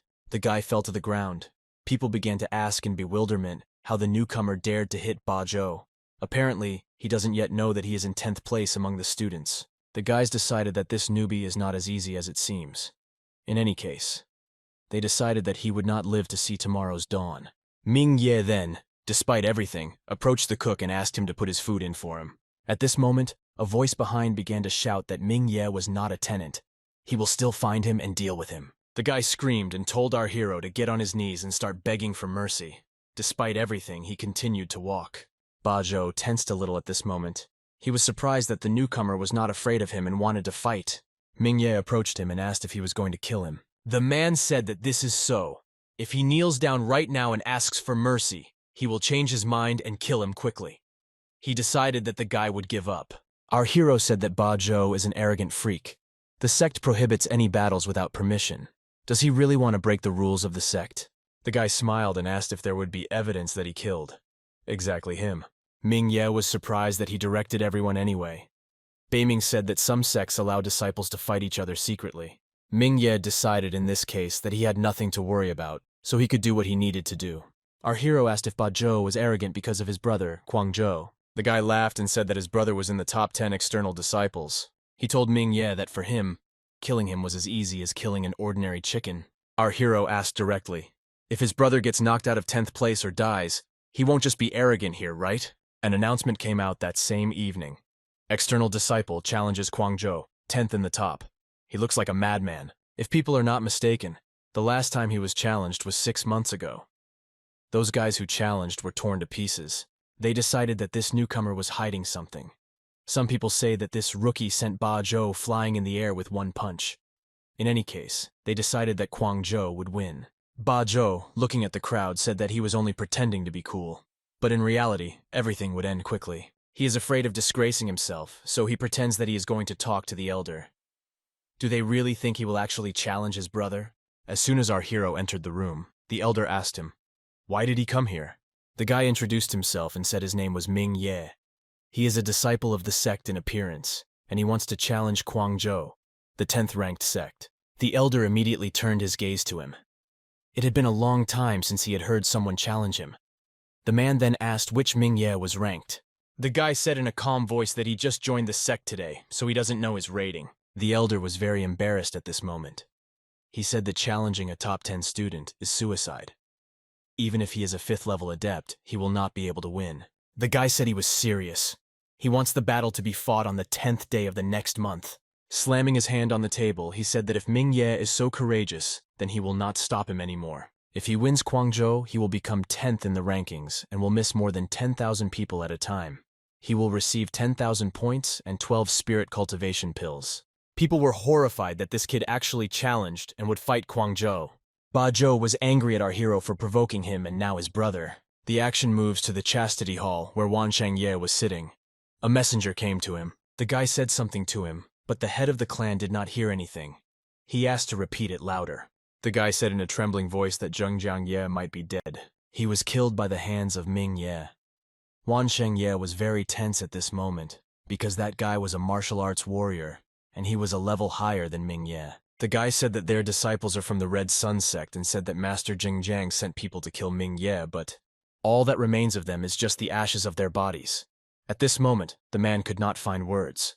Zhengjiang was the strongest person in the family besides Zisheng. Only Zisheng is in the Tianhe sect. It is almost impossible to contact him. Wan Shengye was shocked that another family member was dead. Could Ming Ye really destroy his family? One of the men said that he was just a student. Killing him would solve all the problems. Then another said that it would not be very easy, because he had even killed a third-level warrior. Meanwhile, a man was standing at the entrance. He said that if a warrior cannot kill Ming Ye, then there is only one thing left. The man in the raincoat said that the simplest thing in this world is murder. They only need to turn to the Blood Cloak Society. People asked again in bewilderment. There are rumors that these people killed the martial arts guru. Will they be able to contact them? The man said that he could ask everyone to appoint the best assassin to kill Ming Ye. But it will be expensive. The next day, there was an announcement in the Red Sun Sect.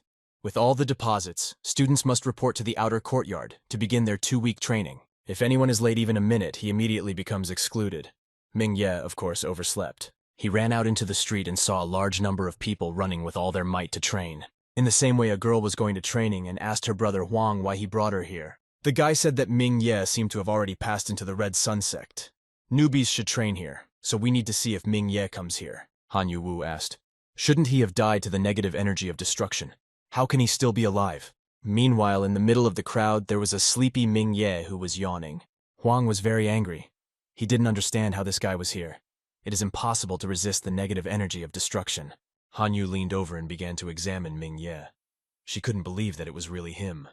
Who could save him? Wang asked her not to worry about this because he could easily kill him. They're not the only ones trying to kill him. There are also people from the Ye family. At that moment, some people began to talk about how 6 piles of ashes from the bodies were found in the backyard. One of them, it turns out, seems to be Zhengjiang Ye. Huang was not very happy about this news. He planned to use it to kill Ming Ye. Han Yu began to smile at that moment and said that she had a good plan. Meanwhile, the elder addressed the people. There are more than 1,000 of them here. They will be divided into 10 groups, each led by a student. The man said that the best will be rewarded, but the worst will be kicked out of the sect. After some time, internal disciple Xing Chun took over one of the groups. He will control the entire training process. Finally, the guy started saying that the training will start soon, and the first thing he will teach them is... The entire crowd of students started screaming and cheering that the training was starting. They were wondering where they would start. Xing Chun upset them at this moment, because the first thing he would teach them was horse stance. People in bewilderment began to say that this was nonsense and very simple. Some of them are even 4th-level adepts. Ming Ye told his spirit that he was thinking about how difficult things would be. Beiming at this point said that it would actually not be as easy as they thought. In any case, our hero need not worry because his basic skills are quite good. His legs are like steel thanks to his fast step technique. Xing Chun students keep quiet, because the rules. There are rules. If they don't want to do this, they can simply say their name and he will kick them out. The guys decided to change their attitude and said that they would show everyone how long they could do a horse stance. An hour later, most of the people were lying on the floor from exhaustion and saying that they couldn't do it anymore. Xing Chun understood that this was the same as last year. Too many people focus on martial arts skills and forget about the basics. In a real fight, a person with a good foundation will strike more accurately and effectively. 3 hours later, many people directly said that they were giving up because they didn't think that a horse's stance could be so tiring. 5 hours later, there were still 4 newcomers on the field. Xing Chun was glad that at least not all newcomers were hopeless. Unfortunately, he knew that 2 of these 4 would soon fall to the ground. The guy from the 4 fell to the ground and said that he couldn't do it anymore. If he had eaten in the morning, he would have stood there a little longer. He was upset that he could not attract the attention of that beauty. His comrade asked if he could not stand it any longer. He said to himself that he was not even using all his strength. His friend started screaming and asking him not to pretend that he wanted to impress that girl. Looking at his friend, the guy said that it was not very noticeable that he had a lot of strength left. Does he really want to break his legs to impress a girl? Then they both looked at Ming Ye and realized that he didn't even break a sweat. From the looks of it, they can't even compare to him. Xing Chun decided that he was right with his opinion. He wondered how long those 2 could hold out. He decided to go for tea. Ming Ye was very happy that most of the people left here or gave up. The guy smiled and decided it was time to take the next step. He approached his opponent and asked her name. Beiming asked in bewilderment, "Did the master really fall in love with this girl?" Our hero said that this is so, because if he marries such a beautiful girl, he will be happy just by looking at her. The guy said his name was Ming Ye. He wanted to know this girl's name. The girl said her name was Lan Su.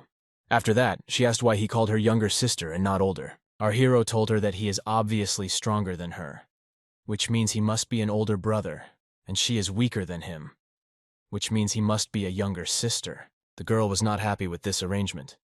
She said that if he is stronger than her, then they should have a match and see who is really stronger. Ming Ye said that if he lost to her, he would give her the primordial spirit pill. The girl was very surprised by this bet. She reminded that only the one who ranks first on the list of external disciples can receive a spirit pill. Does he really want to bet?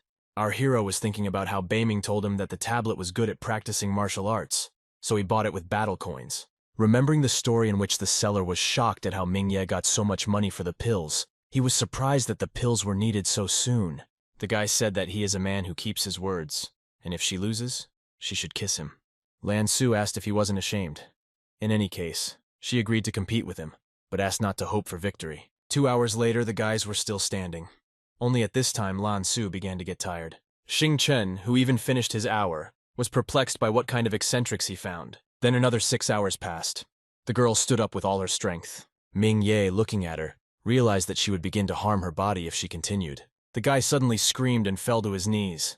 He said he was giving up on this test. The girl, who was completely bleeding, then approached our hero and said again that she would win him. Ming Ye bowed to her and said that she was really strong. He admires her 80%.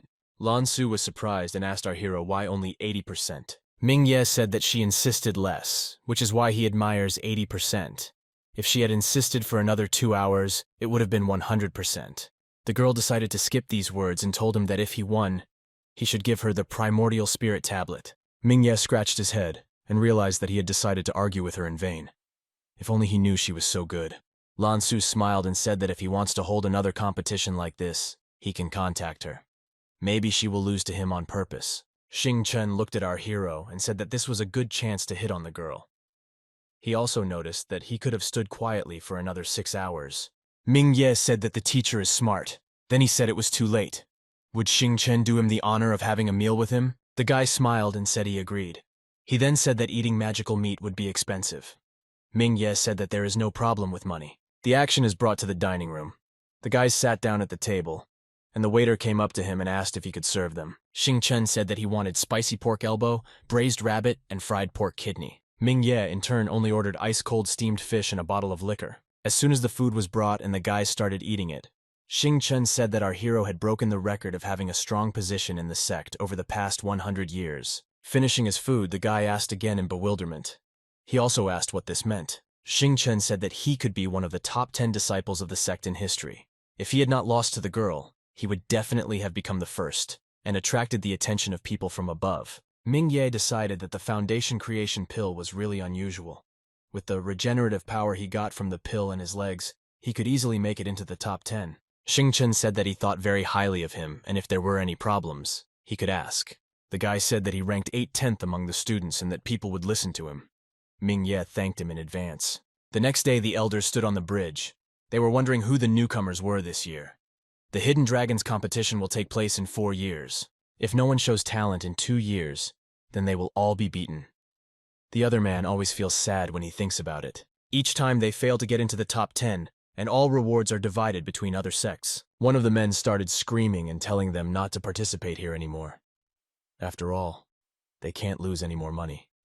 The old man said that this was impossible because the Red Sun sect could lose respect from the people above. If they entered the top 10, they would be able to contact the dragon from the Holy Lands, which would greatly help them in the future. Xing Chen told our hero that these are the elders of the inner sect. The one with a red face is called Biao Fu, and the other one with thin eyes is called Tai Ma. They are the strongest elders. Ming Ye remembered that there are ranks of martial arts students, also martial arts warriors, and after them come masters. Those two are level 4 masters. The elders began to speak. All the people here are now external disciples of their sect. They need to pass a test that will test 2 things. The first is running. The faster and longer they can run, the more points they will get. And the second is martial arts skills. Biaofu said that the top 10 students will get the opportunity to enter the library of martial arts techniques and study any techniques they like. All the students were shocked and very happy about this opportunity.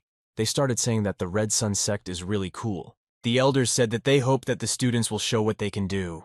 Meanwhile, Ba Zhou brought people to deal with Ming Ye. He asked if they remembered what he looked like. Either way, they must kill him. The guys said that they remembered him exactly, and that he was just a newbie whom they quickly understood. Hanyu said that she found out that Ba Zhou is Quang Zhou's brother. Ming Ye dared to insult Ba Zhou, and so his brother wants to take revenge on him. Huang said that, to be honest, the Ye family is very stupid. If a plan like him was born into their family, they would do everything possible to raise him to be an incredible warrior. Hanyu was upset that such a strong man could be her husband. But it was too late. She decided that if she couldn't get him, then all she could do was deal with him. Biaofu, meanwhile, continued to tell the disciples that the test would take place on this mountain. They must run as far as they can. Those who run more than 100 miles receive 10 points. For each next 10 miles, 10 more points will be given. After a couple of seconds, the elder shouted to the outside disciples that the test was beginning. Ming Ye understood that this test was a test of strength. If he runs too fast initially, he will have no strength left by the end. Unexpectedly, our hero noticed among the runners a girl whom he had seen earlier. It was Lan Su. The guy caught up with her and asked if the primordial spirit pill had worked. The girl nodded. Ming Ye said that he did not believe that he lost to her back then. He asked if she still wanted to compete. She laughed and asked if he had another primordial spirit pill. Ming Ye winked at her and said yes. Just like last time, if she loses, she must kiss him. The girl pointed her nose in the other direction and said that she would win this time too. Meanwhile, Ming Ye and Lan Su were watched by 3 guys who were at a loss. One of them asked where this guy came from here and how dare he pester Lan Su. The man told the master that this guy was harassing his woman. Apparently he was tired of living. He asked to deal with this loser. The guy agreed and told Sanju and Siju to deal with him. Turning back, our hero realized that the 2 running guys behind him were simply chasing him. For what? Sanju and Siju asked in bewilderment how he dared to overtake them. Does he really want to die? But they didn't advise him to run away from here, otherwise they would kill him. Our hero laughed, saying that they were simply intimidating him. They can easily check how they will kill him. The guys said that he asked for it himself. A moment later, they ran into battle. Our hero asked in bewilderment, do they really want to fight with him? A 3rd-level disciple? How dare they? The guy sent the hooligans flying without any problems thanks to the shaft fist technique. After this, Lan Su approached him and told him to be careful. The ones he just beat up are Sanju and Siju. These are Fuxian Ju's people. Lan Su said that she heard that this guy is very rich, and the entire Ju family as a whole. Ever since he came here, he has been pestering her constantly. Our hero turned his head. He had something in mind, but decided to suggest just continuing to run. Actions are transferred to Fuxian Ju. The guy at that moment beat his people, saying that they are useless. The man said that this guy was very strong. In this case, he ordered 4 people to go and defeat him. Lan Su showed our hero a hologram that showed Fuxian Ju and his people running towards them. Ming Ye said that in this case it would be better for them to speed up and not let them get too close to them. Now later, the guys still couldn't catch up with Ming Ye and Lan Su. Fuxian Ju's people told him that they would not be able to catch up with them. The guy started screaming at the top of his voice, and his screams spread throughout the entire mountain range. Xing Chen was watching the runners at this time. There are only 9 newcomers left who are still running. They had already run 400 miles. Among them, the guy, of course, noticed brother Ming Ye. He wondered what he would do this time. Ming Ye asked Lan Su how much longer she could run. The girl said it was still about 100 or 200 miles. She asked if he couldn't do it anymore. Our hero smiled and said that, of course he could. He's just afraid that she won't be able to reach the end, and he'll have to run alone. And that's boring. The girl asked Ming Ye not to brag when suddenly someone behind them called out to them. Several guys ran up to them. They were glad to have caught up with them. One was named Jinggang Kui, and the other was Yiping Zheng. Ming Ye turned around in bewilderment and introduced himself. He also introduced the girl. Jinggang Kui told the guys that there were 5 more people in front of them. They were interested in catching up with them. Yiping Zheng said that it would not be easy to overtake them, and he also wondered how much further away they were. Lan Su at that moment noticed in front of them that there were 5 people running towards them. Could it really be them? Suddenly those people stopped right in front of them. The girl asked a little tensely what was going on. Ming Ye asked her to ignore them and just keep running. One of the guys waved his cloak and said that they only need Ming Ye, the rest can run. Our hero turned to Lan Su and asked her to run away without worrying about him any further. She asked if he really needed help. Mingye said that this is just another bunch of weaklings that he can easily deal with. She better run away, or else she will lose. The girl asked him to be careful. All the participants ran on, while Mingye and the 5 hooligans remained standing in place. Mingye broke the silence. He asked the guys who sent them, "Is it really Ba Zhou?" The guys said he was right. They asked how a newcomer like him dared to challenge a man from the top 10. Zhou wants to be taught a lesson. The guy said that Ba Zhou is a fool if he sends weaklings like them to deal with him. These words offended these people, and they attacked our hero. They said not to feel sorry for that freak Mingye. Mingye, of course, used the fast step technique without any problems, and a second later found himself behind one of the offenders and attacked. Immediately after the first, our hero went after another hooligan. The 3 remaining guys watched in horror as 2 of their comrades were knocked out with one blow. Not understanding how this was possible, the guys turned around and ran away, because they didn't want to fight this monster. Mingye sighed heavily and said that they were all a bunch of weaklings, after which he grabbed the unconscious 2 and dragged them to the abyss. A moment later he threw them off the cliff. Murder is a common occurrence among disciples of the same sect. Xingchen said that if there is evidence of brothers' involvement in the murders, no, they won't do anything to him. Brother Mingye definitely thought of everything. The action is again transferred to Lan Su and the guys who caught up with them. Meanwhile, they did not stop. At some point, Yiping Zheng and Jing'an Kui turned their heads and noticed our hero behind, who was already catching up with them. Jing'an Kui was surprised and realized that most likely he had dealt with them. The guy said that Mingye was tough, and that he probably couldn't defeat even one opponent. Our hero, in response to the guy's flattery, said that it was all nonsense and that those guys were weaklings. The guy then ran up to Lan Su and said that they had already run 400 miles. They needed to speed up. The girl agreed, but still said that he was not her rival. A moment later, they ran away with incredible speed. Jing'an Kui said that these 2 were truly geniuses to create such a foundation with so many resources. Yiping Zheng said that this is not entirely true, because the girl uses her reserves of strength. Then he tensely looked into the distance. The guy said that Mingye was just using his base. Meanwhile, our guys ran and ran without stopping. In this way, they ran more than 700 miles. At that time, Lan Su already felt that she was getting tired. Our hero suggested that she give up and not force herself. The girl turned around and said in a trembling voice that she had to win. Mingye understood that she was stubborn. Deciding that everything could end badly, he fell to the ground and began to say that he was giving up. She's actually a little stronger than him. Lan Su laughed and said that now he must admire her and her capabilities. After hearing the words, our hero instantly rose from the ground and stood in front of the girl. He pulled out a jar and said that he admires it with all his 100%, and a dispute is a dispute, so the pill is hers. Lan Su was very surprised and tense at this moment. She stood and examined our hero. The guy asked in bewilderment what was wrong. Did she really not want to take the primordial spirit tablet? She deserved it after all, the girl asked in a drooping voice. Why did he lose to her on purpose? He began to breathe heavily only when he sat down, and then, as if nothing had happened, he stood up and was breathing evenly. Mingye realized that he was caught off guard, and that he completely forgot about it. The girl decided that, apparently, he had given in to her last time too. She said she hoped he didn't have hopes of a relationship with her. Immediately after these words, Lan Su added that a relationship between them is impossible. This broke our hero. The guy decided to show all his cards and said that, although they hardly knew each other, he fell in love with her at first sight. The girl silently turned around and then said that she didn't need his gifts, and that she didn't need to do that anymore. Our hero looked down in disappointment. Beiming appeared and tried to console the master. After a moment, the guy's face changed and he told her not to worry. To get a girl, you need persistence, deciding that if she doesn't want to be first, then he will be first. After these words, he ran forward as fast as he could. After some time, the elders summed up the results of the competition. The newcomers this year were more experienced. In any case, Biao Fu said that this is not enough. Tai Ma said that it was already getting dark and he assumed that most of the students had already returned. At this moment, another participant approached. It was Lan Su who said she ran 700 miles. Biao Fu thought this was brilliant. Lan Su has surprisingly high stamina, and this impressed him. Tai Ma told his friend that he needed to take a closer look at her. After all, if she continues to surpass herself in every task, then he will take her as a student.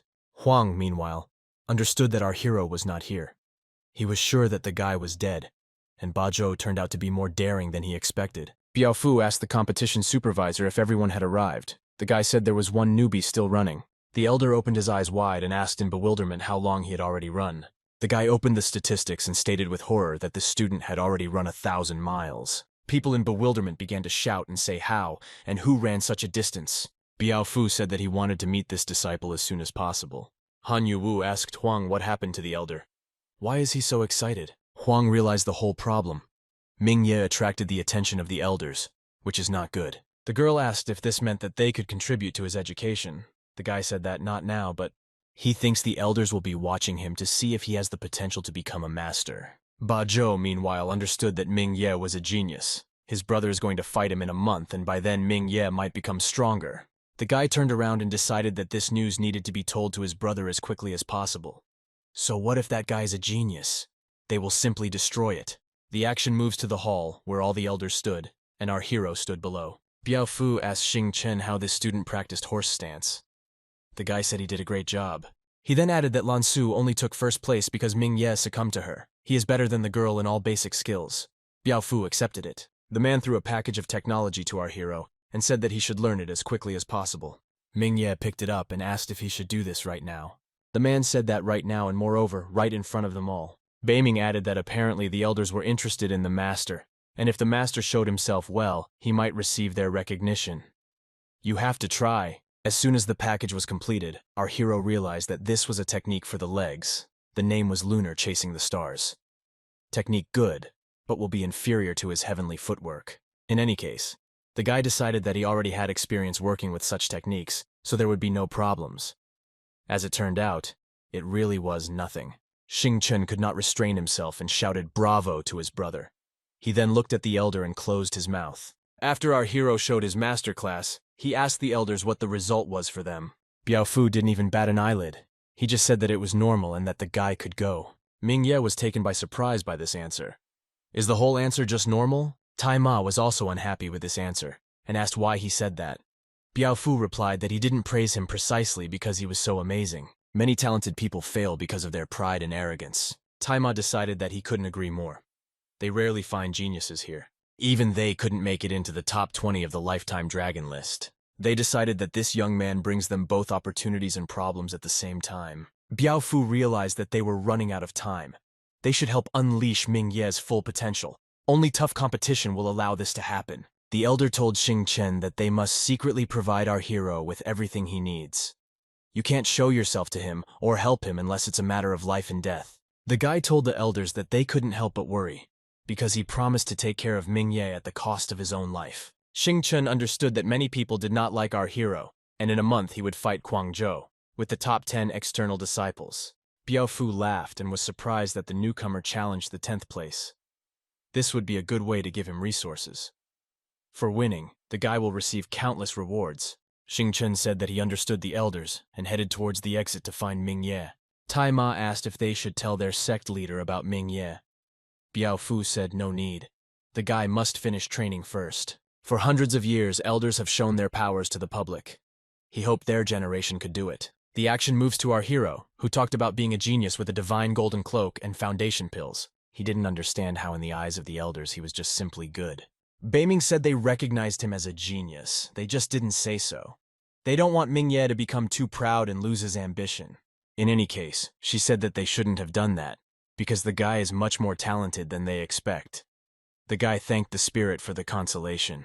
After some time, our hero was already asleep, but outside the window a man was still walking and exploring something. He had a knife in his hands. It was the killer who came to deal with Ming Ye. As soon as the guy wanted to go inside, Xing Chen appeared as if out of nowhere and fought back the killer. As it turned out, this killer was Guang Zhou, who, apparently, was frightened by his brother's stories and came to finish everything on his own. Xing Chen never thought that the person in the top 10 people of external disciples was actually so cowardly. The guy grabbed the coward by the collar and said that he disappointed him, after which he said that he would now show him the gift. Due to the noise on the street, Ming Ye woke up. He was disappointed that all people were annoying and did not let him sleep.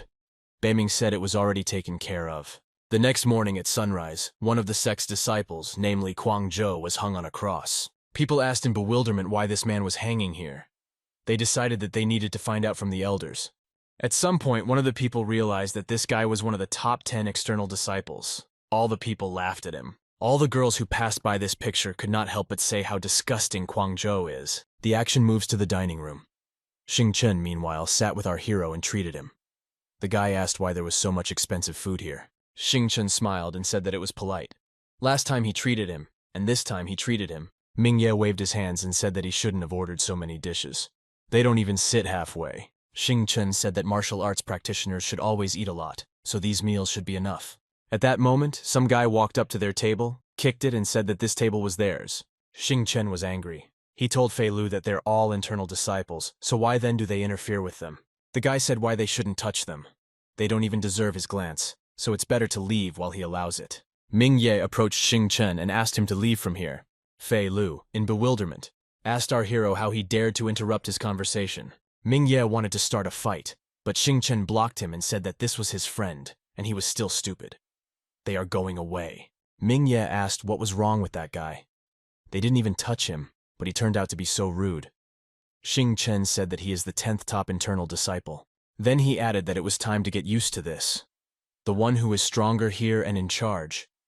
If Ming Ye had challenged him, Fei Lu would have killed both of them. At that moment, our hero realized that if it weren't for Beiming, he would have been killed long ago by either that beggar or the Ye family. At the same time, if not for him, then Tai Ming and Zhu Ming would have been killed by the pirates. No one cares about justice because no rules can hold back the strong.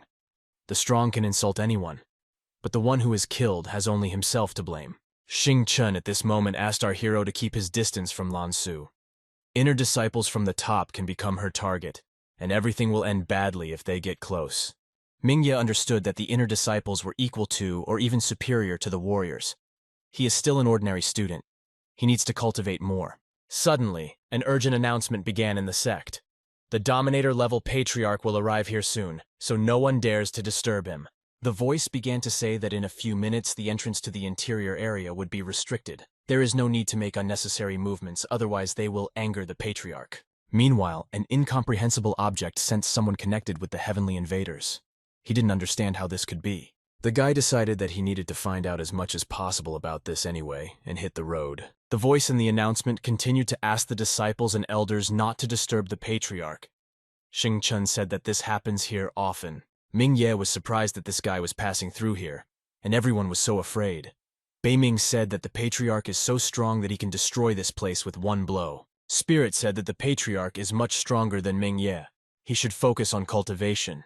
Our hero decided to listen to the girl, because he himself understood that now he could hardly compete with his inner student. At any cost, and by any means, you need to become stronger than all of them. Suddenly, the same Patriarch who smelled energetic blood and breath appeared. Strong muscles and bones. He said that the guy was too good for a 5th-level martial artist. Our hero turned around in bewilderment and asked who was there. Beiming, in horror, told the master that this was the martial arts dominator. This man approached our hero and addressed him. He directly said that he felt that he was a heavenly invader. Ming Ye was at a loss. His father wanted to join them and was killed at the hands of Wan Sheng Ye. What the Patriarch is talking about may be related to his father. He believed that someone from the Haotiang sect had blessed Ming Ye. He then asked if his family member was a heavenly invader. Ming Ye told the man that his father had given the Chaotian blessing before his death. He wanted to join the heavenly invaders, but he was killed. He asked the man if he was the sky invader and if he knew his father. The guy also asked why they are hated if they are good people. The Patriarch said that he is not from this region, so it is unlikely that he knows his father. Ming Ye again asked the same question as before and asked why everyone wants to destroy this organization. The man said that the Haotiang sect had set rules for people, and the heavenly invaders were responsible for enforcing those rules. Unfortunately, not a single strong fighter wants to be controlled. They see the sect as a cruel beast that needs to be killed. Ming Ye was surprised that this sect had rules for people. He asked to tell us more about them. The Patriarch said that the world is ruled by the strongest. No moral norms or laws apply here. The strong dominate the regions and torture ordinary people. They kill ordinary residents like people kill dogs. Justice is nothing to them. Meanwhile, the Haotiang sect strives to establish rules under which everyone is equal. Be it a martial arts god or a saint, no one should break the rules. The strong should not bully or kill the weak. Peace will not be achieved without order and restrictions. Ming Ye said that there are many strong people in the world who will be strong enough to hold everyone back after establishing these rules. The Patriarch said that it was a Chaotian god. This is an invisible deity that arises from everyone's belief in justice and fairness. As long as the number of believers in this is large enough, The Chaosian god will be the strongest ruler of Tianyuan land. The man asked our hero if he would follow in his father's footsteps and join the Haotiang sect. Beiming said that Mingye must say yes. In past, this sect destroyed all 5 divine dynasties. She is much stronger than you might think. The guy wondered, if he joins the cult, will he be able to achieve justice for everyone, even if he risks his life? The patriarch handed our hero the Haoshan seed. It will be planted in Mingye's spiritual sea as soon as he places it between his eyebrows. After activating this seed, he will become a member of the Haotiang sect, but it will only be activated when he receives approval from the Haotiang god. After he joins everyone, he can accumulate coins by doing good deeds. The man began to use some skill, and at the same time said that these coins can be exchanged for anything. Extending his hand in front of our hero, the man began to radiate energy and said that now he would show him the full power of the Chaosian god. After a moment, Mingye felt that he had gained an additional 10% of his strength in a second. After that, the man asked again if the guy wanted to become one of them. Mingye said that his parents would not have been killed if there were rules and laws in place. The law must be obeyed because everyone is equal before it. The guy placed the seed between his eyebrows and said that this world is just what he needs. After this, the patriarch said that the believers of the sect are brothers and sisters. Now he's a senior practitioner for our hero. Once the seed is activated, Mingye will be able to earn coins by doing good deeds. Then he turned around and wished him luck. He then asked me to remember his name. His name is Xuanji Li. He saw more potential in the guy and had high hopes for him. A week later, our hero continued to cultivate. By then he had already absorbed all the power from the pill. Mingye's muscle and bone strength increased greatly, which only meant that everything had worked out. At this moment, Xing Chun burst into Mingye's room and said that this month's external disciples. He suddenly fell silent in surprise. He hasn't seen our hero for several days, and he has already broken through to a 6th level adept. Soon he will be able to practice the skills to use his bones. Mingye smiled and said that it was. Then he asked why the guy was in such a hurry. Suddenly Xing Chen remembered why he came and began shouting that the outside students had already been given a task. He needs to go right now and take on an easy task, otherwise he won't have time. The action moves to the outside area. Meanwhile, a real nightmare was happening near the task board. People fought to take on the task. Mingye and Xing Chen fought their way through the crowd, although it was very difficult. The guys were shocked when they saw the board. There is not a single task left. In any case, this was expected because people want to receive contribution points and exchange them for rewards. Mingye noticed that all the tasks of the medium-easy level were taken away. Only the special task remained. In addition, this task gives a lot of contribution points, as much as 3,000, which is 30 times more than for ordinary tasks. Xing Chen looked at our hero and said that this task is very difficult. It will require the performer to pick bright grass in a poisonous valley. The valley is filled with poisonous smog and deadly insects and snakes. The difficulty lies in the fact that smog blocks a person's vision. As if he had missed all the words of Xing Chen, our hero walked up to the board and took this task. Xing Chen again began to say that this would not work, because the valley was very dangerous. Even if he survives, he is unlikely to find poisonous grass. The guy said that if he was sure, he could go with him. Mingye said that everything is fine, and there is no need to worry about him. Our hero, meanwhile, stood in the middle of a poisonous valley. One poison pill cost about 10 first-class stones. In any case, he decided that few people had been to this place, and there must be a lot of treasures here. This time, he will earn a lot. Beiming said that the master has never been here before. Then what is his plan? The guy asked if Beiming had a primordial spirit. Why doesn't she use it to help him find the bright grass? The spirit at that moment said that the grass he always stepped on was what he needed. The guy raised his leg in bewilderment, and the girl just said that Mingye ruined it. There are 5 poisons in this herb. Any person below the dominator who is poisoned by these poisons simply dies. Because of its ugliness, it is often collected. Mingye, looking at the trampled grass with tears in his eyes, asked the spirit why she didn't tell him about this before. The girl said she thought he liked to step on valuable herbs. The guy asked in horror why she thought so. He was not sick to do that. Beiming said she has no feelings either way. Mingye asked why she didn't have them when she needed them so much. Mingye asked the spirit the next time they go to a place where there is something valuable, to talk about everything. The girl agreed. An hour later, the guys again found 3 bright herbs with 5 poisons. The guy said they needed to be picked up. The girl at that moment said that there was a spiritual grass nearby, which was a level higher than the bright one. After that, Beiming said that there is also a poisonous dragon fruit, which can also be turned into poison. The guy picked him up too. Then the girl told the master that there is a scorpion nearby, so it's better not. Ming-Ye said that everything is fine. He then realized what Beiming had said, and he noticed in horror that there was a scorpion on his hand. Unfortunately, the scorpion still pricked our hero. The guy told Beiming about this, and she just said that it was his own fault. 6 hours later, our hero collected 5 stalks of spiritual grass and 3 stalks of sacred grass, 1 poisonous dragon fruit, stalks of depleted grass, and a few others. And the most important thing is that he found 33 stems of bright grass. He exceeded his goal, which means he will receive a lot of money. Beiming also complimented the master with words that he forgot about the scorpion. Ming-Ye tensed and said that this should be forgotten. Meanwhile, at the exit of the valley, there was a guy who realized that Ming-Ye had returned from the valley of the poisonous fog. He wanted to know what was in the bag. Our hero said that there were only personal items inside.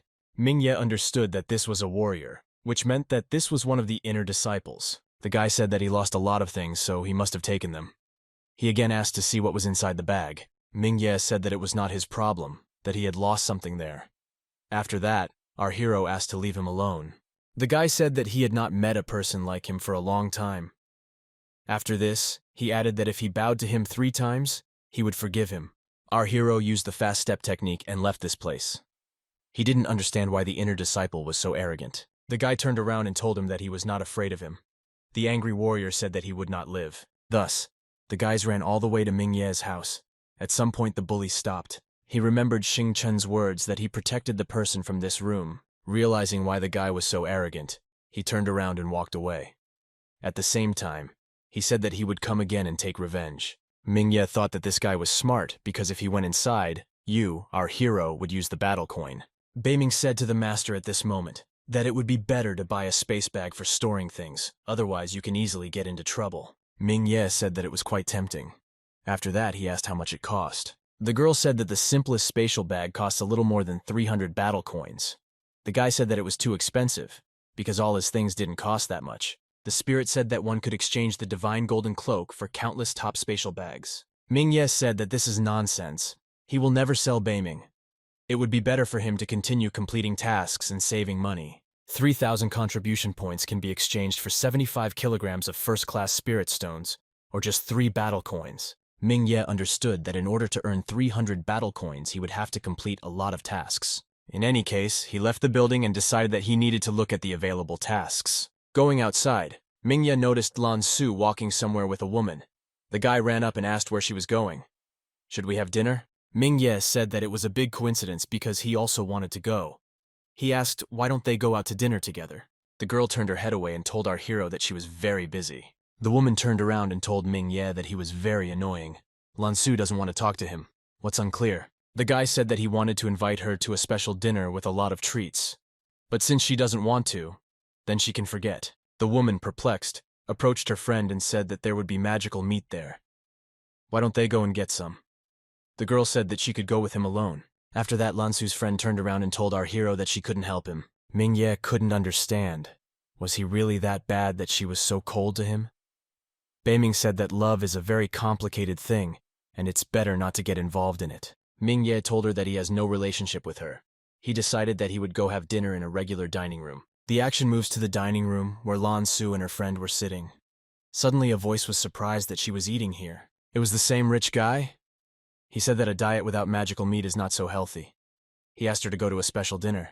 Her friend, as soon as she heard Lan Su's answer, said that she did not want to see him, and asked him to leave her alone. The guy said it was none of her business.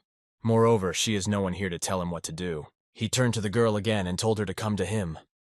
Lan Su removed her hand and told him not to touch it.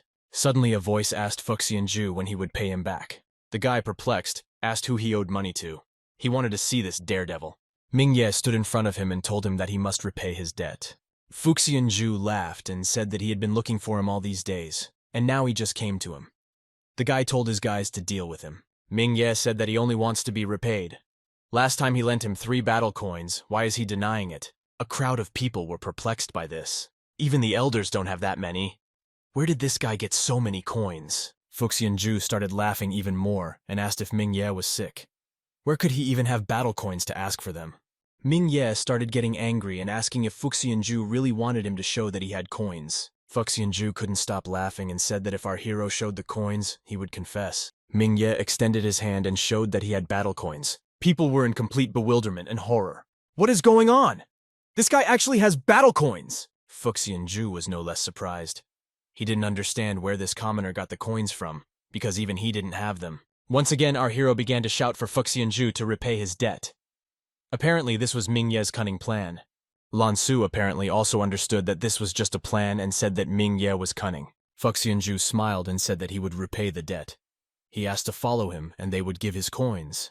The girl immediately told the guy not to go. After all, they wanted to deceive him. Mingye smiled and told her not to worry. He'll be fine. Already in the clearing, the guy asked, "Is Mingye really that stupid, or is he just pretending?" Fuxianju directly said that he wanted to teach him a lesson and put him in his place. Mingye told the guys that he would also be happy to teach them a lesson. He told Fuxianju to stay away from Lansu because she didn't love him.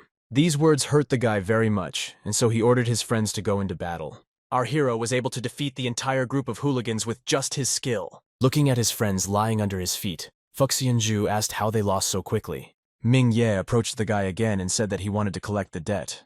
As a result, our hero received a bag with more than 4 kilograms of spiritual stones. As soon as he collects, a little more will be able to get 1 battle coin. Biao Fu, meanwhile, learned that the guy had just started practicing bone skills a few days ago.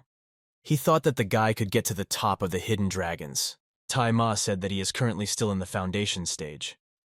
Maybe you need to buy books with skills? The elder decided that it was expensive, and said that they could give ordinary books. At this moment, Xingchen approached the elders and said that he recently saw Mingye getting ready to go to the martial arts library. He misses books. Biao Fu ran from the spot at the same moment and said that he would give him the books right now. Another man said that Biao Fu is still not giving up. Tai Ma said his wife was kidnapped and held captive. He wants Mingye to surpass this person. He didn't want Biao Fu to fail. But this man Zidian, the elder of the strongest sect, says that he has found a brilliant disciple. Last time he did it, the Red Sun sect lost. He is afraid that he will not change his policy. The action is moved to the library. There was only a week left before the battle with Guangzhou. Our hero mastered only one technique, which was not enough. The guy, as an external student, can only enter the first floor of the library. The techniques here are not as good as his shaft fist technique. Suddenly, an elder coughed from behind and asked Mingye what he was doing here. Our hero turned around and immediately bowed to Biao Fu. The guy said that he was looking for martial arts books for cultivation. The man said that there are no good books on the first floor, but he has 2 books from the 5th floor. He gives them to him just like that, but this is only this time. Mingye was incredibly happy about this and immediately thanked the man. Biao Fu at this moment said that he was just too lazy to go to the 5th floor to return these techniques, so he should bring these packages in a while. In any case, he said that Mingye could read these books if he fulfilled his instructions. Our hero left the building and examined these books. These were the stone strike and hidden finger techniques. Beiming said that these are level 6 techniques, and they are quite powerful and comparable to the best level 5 techniques. The guy was at a loss. Comparable to the best level 5 techniques? The spirit said it was so. It is quite difficult for such a small sect to obtain them. Mingye finally realized that the elders were indeed helping him. He is indebted to them. Guangzhou and Bazhou meanwhile watched our hero. They understood that Mingye was very careful. Guangzhou, when asked by his brother to beat him at night, said that last time he was humiliated and almost killed. They won't be able to do anything as long as Mingye is protected by Xingchen. A week later, the very day of the battle between the newcomer and the guy from the top 10 arrived. They believed that Guangzhou would knock out the newcomer in one blow. Mingye asked, "Are all these people gathered here to watch the battle?" Xingchen said that few people dare to challenge a strong opponent. Suddenly, our hero noticed some strange cluster of people in one place. Some guy opened bets on the winner of the fight. He said that after the battle begins, it will be impossible to place a bet. People bet money, and most preferred to choose Guangzhou. Mingye asked if they didn't have enough money. Xingchen said that they need elixirs and martial arts skills, so money is always short. Our hero held out 4 battle coins and told Xingchen to place them. Finally, Mingye walked onto the stage. People didn't believe that he could defeat the 10th top external disciple. Some people started rumors that Mingye killed his uncle and cousin. Others said that he would fall after the 3rd blow. Suddenly, Guangzhou landed on the stage and asked how Mingye dared to challenge him. The man glared at his opponent and said that he would make him regret this. People were screaming and telling the guy to kill the new guy, but not too quickly. They believed in him because they bet all their money. Guangzhou's biggest fan was his brother, who wore a t-shirt with his name on it and shouted encouraging words. The guy who took the bets knew the odds were 59-1. A lot of people bet on Guangzhou, and he thought they were stupid. He began again to say that the battle was about to begin, and he would not accept bets. Xing Chen was just coming here. The guy bet 4 battle coins on our hero.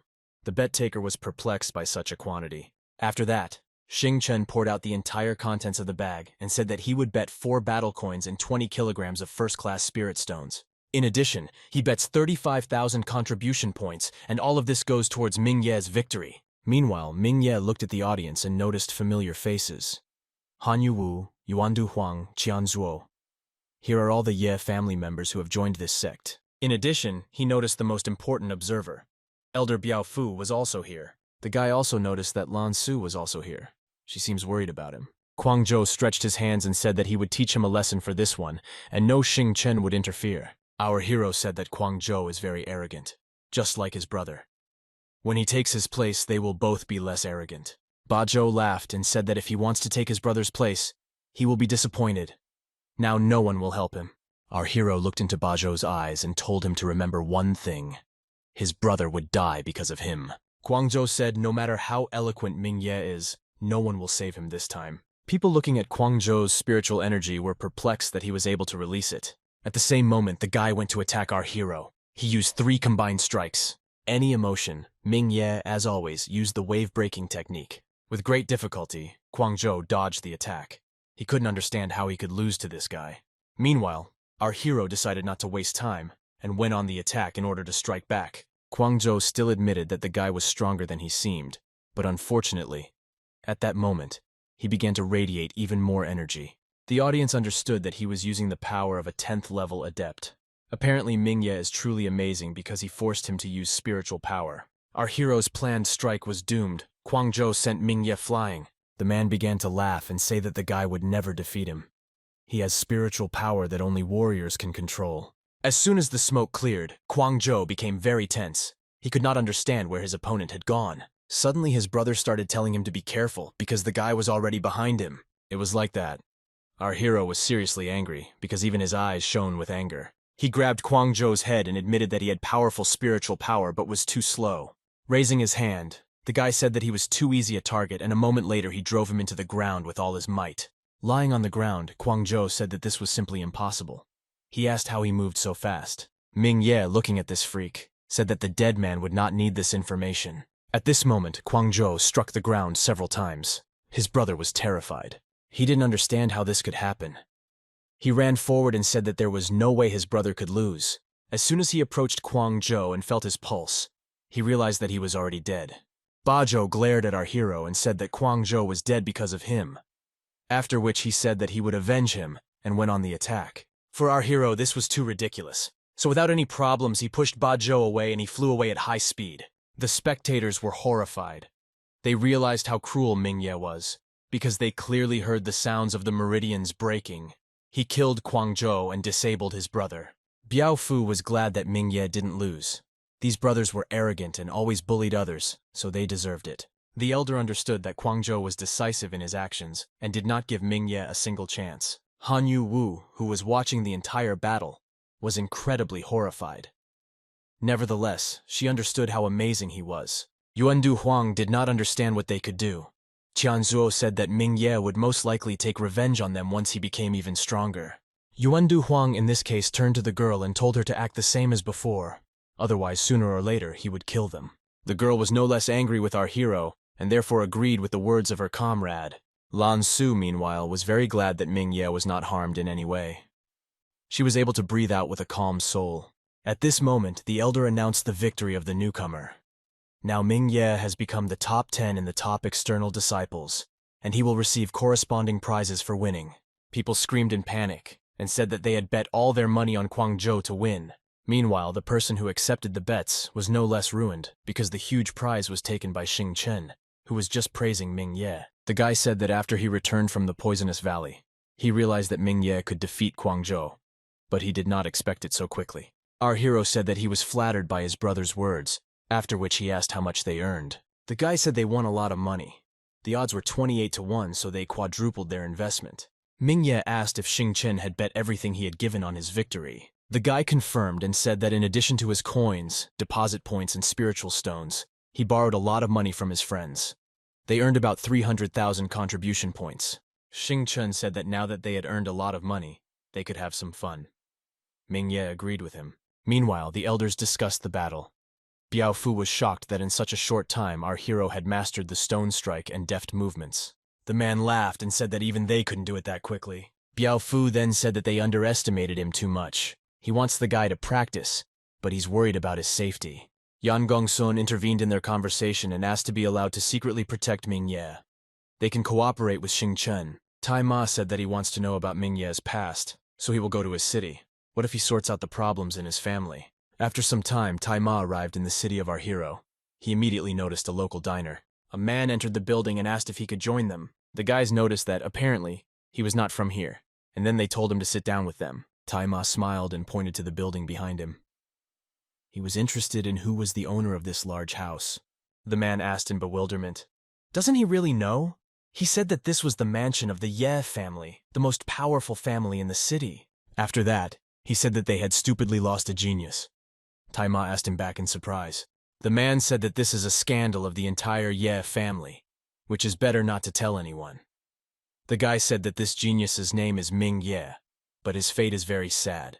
This guy's father was considered the genius of the family, but he became a scapegoat and was killed by his own family. His wife also died, leaving her son alone. Ming Ye was precisely this son, and he was always oppressed. In any case, he was lucky to survive in such conditions. Tai Ma was shocked by the local man's story. He asked if everything he had just heard was true. The man said that it was true, because it was told to them by people from the Yi family. On the day of the competition, Ming Ye showed his strength, after which the whole truth was revealed. Tai Ma took another sip of tea and said in surprise that he understood him. The action moves to the Yi family mansion. Wan Shengyi, meanwhile, was drinking with his comrades. The man asked Wan Zhong how the Blood Cloak Society order was going. The man said that they had taken it for it, but they had to pay 50 kilograms of first-class spirit stones for it. Wan Shengye understood that the price was high. In any case, they need their help, and there are no other options. The guy is getting stronger too quickly. Wan Zhong hit the table and said it didn't matter. In any case, no matter how strong he is no match for Zishengye. Tai Ma, meanwhile, was eavesdropping on the men's conversations. He sighed and said that they were bastards, and he also added that Ming Ye could easily deal with them. The man decided that Ming Ye would come to take revenge on them anyway, so he had better keep out. The action moves to the city of Maplif. Ming Ye and Xing Chen ended up in a strange establishment. Our hero asked, "Does Xing Chen really want to spend money on this?" The guy said that a man who has money should spend it on women. He decided that this was a very good idea. Our hero sighed and said that he was thinking that Xing Chen wanted to buy spatial storage just like him. Xing Chen thought at this moment and said, "That spatial storage is a necessary thing. It needs to be bought in the capital, but now..." The guy pushed Ming Ye into the girl's arms and asked them to treat him well. The girls literally attacked him and immediately began asking if he was still a virgin. Beiming said at this moment that she was priceless. If a master loses it, it will greatly affect his cultivation. After this, Ming Ye ran outside screaming and wished Xing Chen good luck. Not particularly upset, he said he would enjoy it. Walking down the street, our hero realized that he had nothing more to do. He decided that he could go and visit Tai Ming and his sister. Suddenly, Ming Ye noticed a building in front of him. In his opinion, it looked quite beautiful. The guy approached the entrance, and the guard asked how he could help. Our hero said that he came here to visit Tai Ming and Ju Ming. As soon as the guys met, Tai Ming began to say how glad they were to see him. Our hero immediately noticed that something was wrong with his brother's hand and therefore asked what happened. He abruptly hit it and said that he received a slight injury during the fight. The guy asked the guest to come in and sit down at the table. As soon as the guy sat down at the table, Tai Ming became interested in the life of our hero and asked how he was doing. Suddenly, a security guard burst into the building. He came to the master with bad news. Tai Ming, angry about something, got up from the table and said that he needed something to deal with. He'll be back soon. After this, the door slammed shut and silence fell in the room. Our hero, perplexed, asked Ju Ming what was happening. The girl said it was nothing. The guy said that they met not long ago. He helped them, they helped him. They've become friends and he wants to know what's going on so he can help them. The girl began to have tears in her eyes, but nevertheless she said not to worry because it was just a trifle. Our hero did not like this answer, and he hit the table, saying that he wanted to know what happened. The girl burst into tears and said that her family had big problems. Now some people are waiting for his brother in the yard, and he went to talk to them. A few days ago, they received an order to deliver medicinal herbs from the Tu family in Maplief. After they delivered them, the inspector said that it was not them. This family gave them fire silver grass, and the controller said that stargrass should be delivered. Stargrass costs 5 times more than fire silver grass. A ship of stargrass will cost 500 kilograms of first-class spirit stones. The Tu family said that everything was their fault, and after that they sent martial artists to deal with Tai Ming. They also said that if the Ming family did not compensate for their losses, they would destroy the entire family. They simply don't have that many stones. The guy said that anyone should guess that that family is blackmailing them. He decided that the Ming family was weaker than the Tu family since they were blackmailing them. The girl said that there are warriors in the Tu family, and they are really no match for them. The Tu and Huang family are the strongest in Maplief. They won't be able to resist. Ming Ye thought about it. Again, the Huang family was involved. She always causes problems. Our hero jumped up from the table and told them to let him handle it. After some time, the guy sat by the window and thought. He remembered playing with a man from the Tu family in the casino. Apparently, he was a regular customer. Ming Ye turned to Beiming and asked her to look at the casino entrance. He wanted her to let him know when the right person came out. The spirits said that this person comes here more often than they originally thought. 2 guys went to the casino hoping to win. The guy lost a lot yesterday and wanted to win back today. The other one said he would help him, and they would have fun. Suddenly, Tu was called out by a surprised voice who asked if he was there too. The guy's friend asked who it was. Tu said that he recently won a lot of money, but in the end he lost to Hualongzhou. In any case, he is experienced. They decided for themselves that no matter how experienced he was, no one would beat them if they cooperated. Our hero told the guys to go together, and they went. Meanwhile, a girl was watching them. A moment later, a casino worker ran to Mr. Zhou's office and said that this Ming Ye had come here again. The man who had just lit a cigarette was at a loss. Is this really the one who won a lot of battle coins? Not understanding how he dared to come here again, Hualongzhou said that he would deal with him. The action moves to the VIP room. 4 participants were sitting at the table. Ming Ye asked Beiming in bewilderment why this guy was also here. The girl said that he was on his guard because he thought that our hero would create problems for him. Ming Ye said that today he only wanted to deal with the Tu family, but since Hualongzhou is also here, he will have to deal with him too. One of the guys asked his friend in bewilderment why the casino owner came here. In any case, the guy from the Huang family said that he simply wouldn't dare to offend his family. Hualongzhou said that if all the participants are ready, then they can start. A moment later, the girl distributed the cards to all participants. One of the guys was glad that he had 3 red cards with 3 dots in as well. There were chances. Then he looked at his comrade, his right eyebrow raised. At least the eyelashes trembled 3 times and the middle eyelashes once. He understood his code. This meant that he needed a red card with 3 dots and 1 dot. The guy handed these cards to his friend under the table. Beiming said that their confidence in winning is not surprising, because they cheat in such a way that no one notices. Ming Ye asked the spirit what to do. She said that he needed to discard 3 cards and let the girl give him the 3rd and 7th cards. Beiming explained that the guys want to use the earth cards to win, so they need the sky cards to win. At that moment, the guy threw 4 red cards with 3 dots and 1 card with 1 dot onto the table. Hualongzhou, looking at his worker, could not understand what was happening because she had to give the worst cards.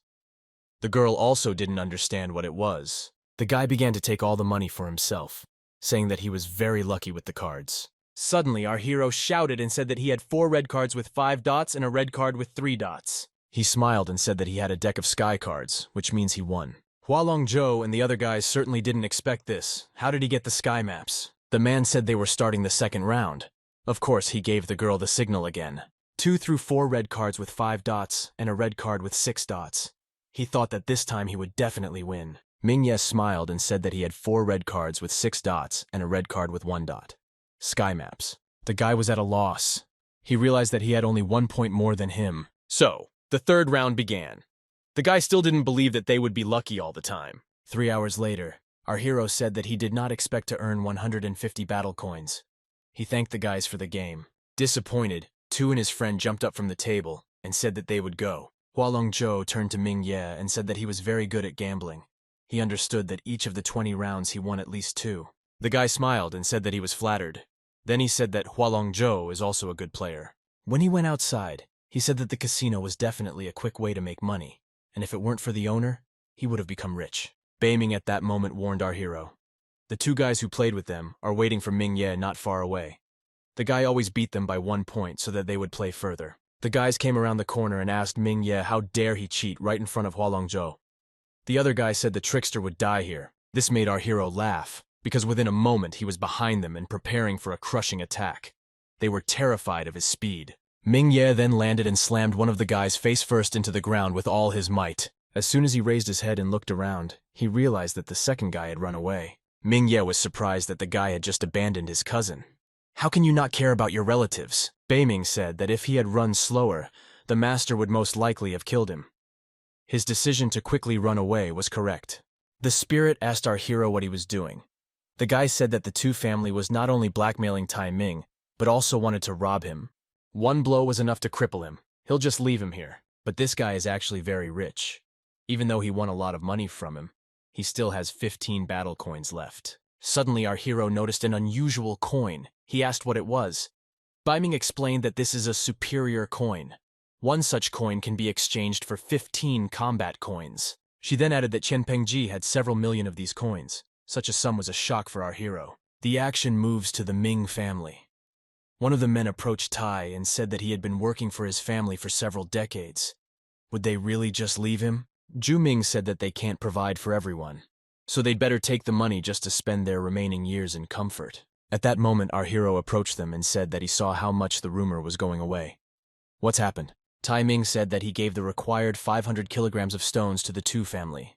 The Ming family is in decline, so they cannot support all the servants. Our hero approached him and gave him a bag, saying that there were 30 combat coins inside and there was no need to ask where they came from and also tell others. After that, Ming Ye, without even listening to what the guys had to say, turned around and walked away, saying that it was time for him to go. The guys bowed down once again and thanked Ming Ye for his help. Ming Ye was happy that Tai Ming got his money back. He's doing very well now. Suddenly, the Haotiang seed that was between our hero's eyebrows began to glow. A moment later, the guys were in front of a large altar. The guy asked if the seed had activated. Beiming recalled that Xuanji Li said that the seed would be activated if the master did good deeds. However, it activated quickly. This altar was a stele of merit. The first case stated how Ming Ye helped the Ming family by doing a good deed, so the seed was activated. Ming Ye is now officially a member of the Haotiang Sect. Our hero's eyes shone with happiness. He couldn't believe what was happening. Beiming asked Ming Ye not to talk about this anywhere, because it is very dangerous. 3 days later, Ming Ye and Xing Chen finally met after a long absence. The guy asked how our hero was doing. Ming Ye said that it was normal, but he seemed to have had a good time these days. After that, Xing Chen hugged our hero and said that now they need to go to the capital and buy spatial storage. The action takes place on board the ship. Ming Ye cultivated for several hours straight. Suddenly, something strange began to happen to his body, and his energy radiated in different directions. The guy realized that he had finished practicing the innate technique of Yi Jing. He can now use the lightning step technique 20 times in a row. Beiming said that the master did not practice on the days he was waiting for Xing Chen, so the effect would not appear immediately. She then said that the most important thing at the disciple stage is to lay a good foundation. The master has completed the stage of development of spirit, blood, energy, and muscles. The girl said that the next stage of bone development is through the Tiangang bone technique. Our hero, in bewilderment, asked Beiming why she looked as if she wanted to hit someone.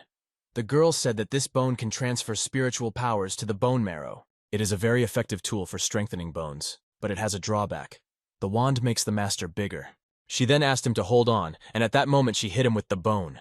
It was incredibly painful, because the pain pierced all the bones and even the bone marrow. Beiming said that the bone enhancement technique was created by the immortal emperor. This is the best bone strengthening method in the world, but you have to be patient. Ming Ye said in disbelief that he was practicing techniques from the books of the sacred land. Why should he practice the immortal emperor's techniques now? The girl said that at the student stage you need to pay a lot of attention to the basics. Every decision matters. For example, to cultivate the spirit, the 9 revolving technique from the Book of the Heavenly Land. For blood cultivation, the Heavenly Steps technique from the Immortal Shrine. For muscle development, the innate Yi Jing technique, and for bone strengthening, the bone strengthening technique. To cultivate bone marrow, they use the technique of washing bone marrow from the sacred mountain, and to cultivate internal organs, they use the 5-element technique. Ming Ye realized that it was no surprise that there were so many cultivation methods. There are a ton of options for each stage of creating a foundation. Beiming said that he got it right, and then said that he was using the best cultivation methods in the world. She then turned around and said that if he couldn't bear the pain of the bone enhancement technique, then he should give it up. Our hero squeezed his hand and said that everything was fine, so they could continue. The guy took off his cape and told the spirit to do what she had to do. A moment later, the girl began to strike the back with the bone over and over again. 10 days later, Xingchen came into Ming Ye's room and said that they had already arrived in the capital. Looking at Ming Ye, he asked in bewilderment why he looked so tired. He then realized that the guy had completed the bone enhancement stage and had moved on to the bone marrow cultivation stage. For 10 days, our hero was beaten day and night by Beiming. He was literally almost beaten to death with a knuckle. Fortunately, he made it through. The guy threw his things on and said they better go buy some spatial storage. After a while, Ming Ye came out of the store and said that he had spent all his money on this little thing. Again, he is without money. Xing Chen said that he wanted to show our hero the capital, but he would never have thought that he would not have enough money for this. He suggested going to Shenwu Hall. This hall was founded by the Qing Long dynasty. She owned almost all of the Tianyuan lands. In Yan State alone, there are more than 10 offices for issuing and receiving assignments. Xing Chen said that the tasks I have here are different, from finding a person to killing a monster, but there is a lot of money to be made here. For example, a task is to find a kidnapped girl, for which you can receive a reward in the form of first-class stones, and so on. Xing Chen said that these are the simplest tasks that pay little. That's why they are all so strange. To earn a lot of money, you need to complete tasks of the 3rd and highest level. Ming Ye immediately said that the 3rd level task was in that direction. So, to the 3rd level building, catch a 5th level magical beast in the magical forest. Upon completion of the task, those who complete it will be awarded an additional 100 battle coins, and the survivors will share the reward of the dead. Xing Chen said that this is a rather difficult task, since you can get 50 coins just for participating. This reward is usually given at a higher level. Our hero thought about it and said that there should be 10 participants. If at least one person survives, he will receive 1,500 battle coins. The guy said that the person who gave this task was only a 4th level master. This task is risky, because the animal of the 5th level is strong. Beiming asked the master if he would accept this task. The guy said that he didn't want to die. Even using a lightning step, he couldn't cope with the monster. Beiming looked at him carefully and asked what if she protected him. Our hero took the order and said that this was just to make money. He decided not to tell Xing Chen anything. After that, the guy entered the room where the task began. All these people seemed to have not received the task, because the customer did not arrive. Our hero asked the spirit what kind of magical beast of the 5th level it was. Will she be able to protect him? The girl said not to worry about it. At that moment, a guy and a girl entered the room. The guy asked not to be angry with him, saying that he only talked to Xian Yu. The girl didn't believe him. She said that the guy is crazy about her, but is she really that beautiful? He even looks at her differently. He asked not to be misunderstood. Xian is the master's assistant, also his guest. He must take care of her. She is an elite disciple of the Yin-Yang sect, and he is not her type. The girl snorted and said that the Tianyi sect was no worse than that sect. At this moment, some guy laughed, thinking that these guys were funny. The guy immediately turned around and hit him in the face. In any case, the girl said that you shouldn't laugh before you die. Then, after examining the participants, she said that apparently everything was here, and it was time to start. A girl and a man came out of the portal, asking why everyone here is so angry. The man immediately decided to introduce himself. His name is Yafu Shao. He is the elder of the Tianyi sect, and those guys are the disciples of Juni Liu and Cheng Bao. And this girl is Miss Xian Yu. She is an elite disciple of the Yin-Yang sect. She is a strategy expert and their go-to guy. The man immediately asked Mr. Shao when he would give them 50 battle coins. The elder said that he would pay them in the forest, but as for the target, it's a baby ice beast. People started screaming in bewilderment, saying that the adult beast was considered a 7th level beast, and its mother could appear at any moment. They wanted to refuse, but Yafu Shao said that it was not up to them to decide. This is not where we should go. The guys understood that Yafu Shao was a martial arts master, and they were no match for him. Shouldn't have come here. The man said that if it were not dangerous, then why would he pay 1,500 battle coins? This is half of his total savings. Catching a baby is not an easy task. Ming Ye said that he is going halfway, since he has already committed, but he wants to find out if the man will keep his promise. What if he doesn't give the remaining half of the money? Yafu Shao asked what he should do to make our hero convinced of the veracity of his words. He said it was simple. They must give each one 150 coins. There's no way they can escape anyway. The man laughed and said that he would give them coins to show his honesty. Only he didn't understand what difference it made. After some time, a detachment of people who decided on this task set off. Our hero asked Beiming what the red light was around that person. The girl said it was a hidden spirit. They can control spiritual energy and move quickly. The great martial artist's strength is even greater. He can carry people with him. Yafu Shao radiates such energy because he strengthened his halo with fire. The man told the guys that once they reach their destination, no one should go anywhere. They will be guided to go deep into the forest. As soon as they landed, he said that they must use any means to catch the baby ice beast. At that moment, the man called for coins and said that this was their payment for participating in the mission. Ming Ye was happy with his share of the money, but the money comes in as quickly as it goes out. Our hero decided not to carry coins with him, so he activated the vault and hid everything. People were perplexed by this. They decided that the guy was very rich and that after the mission, they would try to kill him. Junie Liu was perplexed by the stupidity of people. They will soon die, but they are thinking of robbing one of their own. Chung Bao decided that they couldn't even withstand the cub's attack. The girl said that even if they could not catch the cub, the master would not let them go with the money. They are doomed to die from the moment they enter the room. Ming Ye asked the spirit in bewilderment. Why do people behave strangely?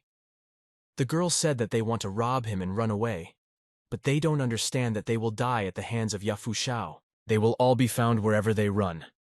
In the end, Yafu Shao will kill all the fugitives. Ming Ye realized that the man could kill him. What should he do then? Beiming asked why he should run if he could just watch the spectacle. All you have to do is use the ice beast to kill everyone and get all the money. She wouldn't advise taking such a risk without a good chance. The guy asked in bewilderment if he really had to kill everyone. The girl said that Yafu Shao and the others want to do it, then why can't he do it?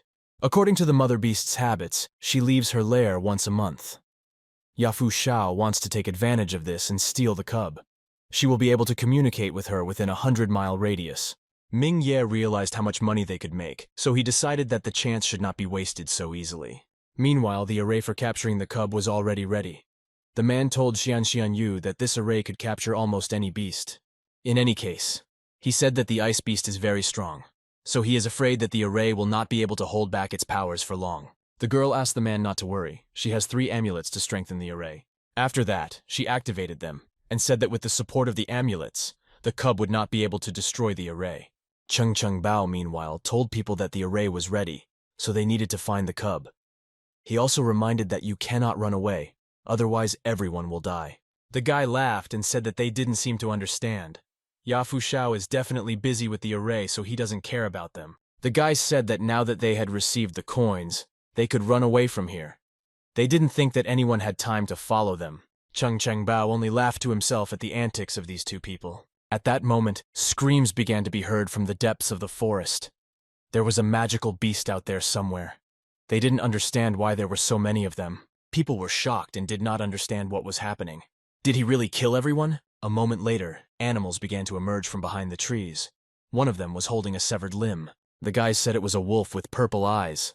This beast is the 3rd level, and it must have been the one who ate the 2 who wanted to escape. People also saw 4th level monsters around. They understood that they were trapped, and yet they did not want to die. Chung Bao said that there will be many magical beasts in the beast forest. The urine of a level 6 beast had been sprayed here in advance, so they would not touch them. The guys who continued to walk further finally reached the lair of the ice beast. It was quite cold inside. Ming Ye said that when he used to cultivate the body, it was not so cold. People started saying that they could freeze to death at this rate. Chung Bao told them all to go into the lair and look for the ice beast. The guys understood that things wouldn't work out that way. They tried to figure out what they could do in this situation. They had an option to kill that guy. Most of the people went ahead and said chances are they will survive if they get inside. Chung Bao told the others to be ready. If those 5 die, they will take their place. Just a couple of seconds later, a crowd of people started running from there and talking about the fact that there was a baby ice beast there. Everyone started running as fast as possible. Chung Bao told them to follow him and lead him to the array. Meanwhile, the ice beast cub was little by little dealing with the people who had invaded his lands. The guys were horrified that such an animal could freeze a person with one paw. Another guy said he wanted to go back to his hometown. Then the ice beast stopped and began to accumulate a charge in order to hit the pitiful people. A moment later, he released a huge pile of ice shards at the people. As soon as the smoke cleared, only 2 frozen figures were visible. Ming Ye ran forward in horror and told Beiming that the monster was about to catch up with him. Beiming, in bewilderment, asked the master why he was running. She created an illusion in the cub's mind, and he does not see the master. Ming Ye slowed down a little, and at that moment the cub ran past our hero. As a result, the beast ran after the remaining survivors, who were screaming that it was about to kill them. Our hero turned to the spirit and asked why she didn't tell him what the illusion had created. The guy had already decided that he would die here. The girl said that she thought that the master would like extreme sports. Ming Ye said that he was scared out of his mind. Then Beiming once again reminded that she has no feelings. Ming Ye said again that he still knows that she has no feelings, so she doesn't understand anything. The guy asked Beiming if she was sure that this was a baby ice beast, because it was too big. The girl said that they grow very quickly. The spirit said that he is no more than 3 months old, so he is still a cub. Then she told our hero to go and collect all the loot. After some time, our hero began to break the ice and take out all the coins from people's pockets. Yafu Shao turned to the girls and said that the cub most likely killed almost everyone. He asked them to be ready and kill any survivors. Xian Yu said that if anyone survived, he was very lucky. Then she asked, "Why kill the survivors?" The old man scratched his beard and said that 1,500 coins is a lot of money, so these fools simply do not deserve this money. Meanwhile, Cheng Bao and the remaining guys ran as fast as they could towards the array. As soon as they passed the required barrier, Cheng Bao told the master that he needed to activate it. The man immediately activated the card and said that the array was open for capture. Within a few moments, the ice beast cub was imprisoned. He banged his head against the walls and tried to get out of there, but it was all in vain. Yafu Shao, looking at the cub, asked Xian Yu to strengthen the array. Ming Ye and Beiming, meanwhile, were watching the sky from the forest and noticed a giant beam. They decided that there was a tough battle going on there. The guy asked if Beiming had contacted the cub's mother. The girl said that she was already giving her a message. Meanwhile, the cub's mother sat in the capsule. It was as if the sound of a guardian angel began to reach her and tell her that her son had been kidnapped. Realizing these words, the mother's eyes suddenly opened, and she realized that she urgently needed to go to help. Also, a moment later, she jumped out of the ice cave and headed towards the people who were keeping her son locked up. The action moves to the array and the survivors, who at that moment were already about to be finished off. Suddenly, Cheng Bao noticed with his peripheral vision that something big was flying here. Likewise, Yafu Shao noticed something unusual and immediately asked what happened. The mother of the cub of the ice beast, who was imprisoned and was gradually losing his strength, broke through the barrier. The mother couldn't bear to see her son being bullied, so she immediately fired a line of ice spears at the people. Realizing what was happening, Yafu Shao began screaming in horror to his men that it was time to leave. The cub's mother would never let such pitiful people go, which is why she released an incredible blast of ice. In a moment, many of the monsters of this group were frozen and imprisoned in ice. Following the first people, Xian Yu should have followed. The beast was aiming at her. The girl grabbed another of her cards and began to whisper an incomprehensible spell.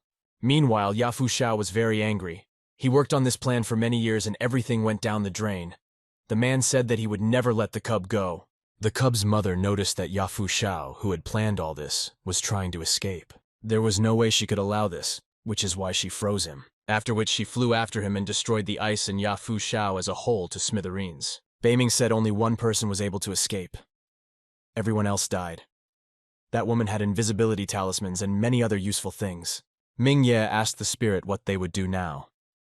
She offered to go to the ice beast, because she was in their debt and should help. Ming Ye was very surprised that he would need to speak like a beast. He hoped that she would not kill him with her paw. The woman flew up to the barrier that was holding her son captive. After that, she touched it with her paw, and literally a moment later, everything collapsed. A couple of seconds later, her son came out of the barrier. Although he was very wounded, he was alive. The cub's mother, with tears in her eyes, flew up to her son and began to lick him. Unexpectedly, at that moment, our hero's voice came from behind the animals.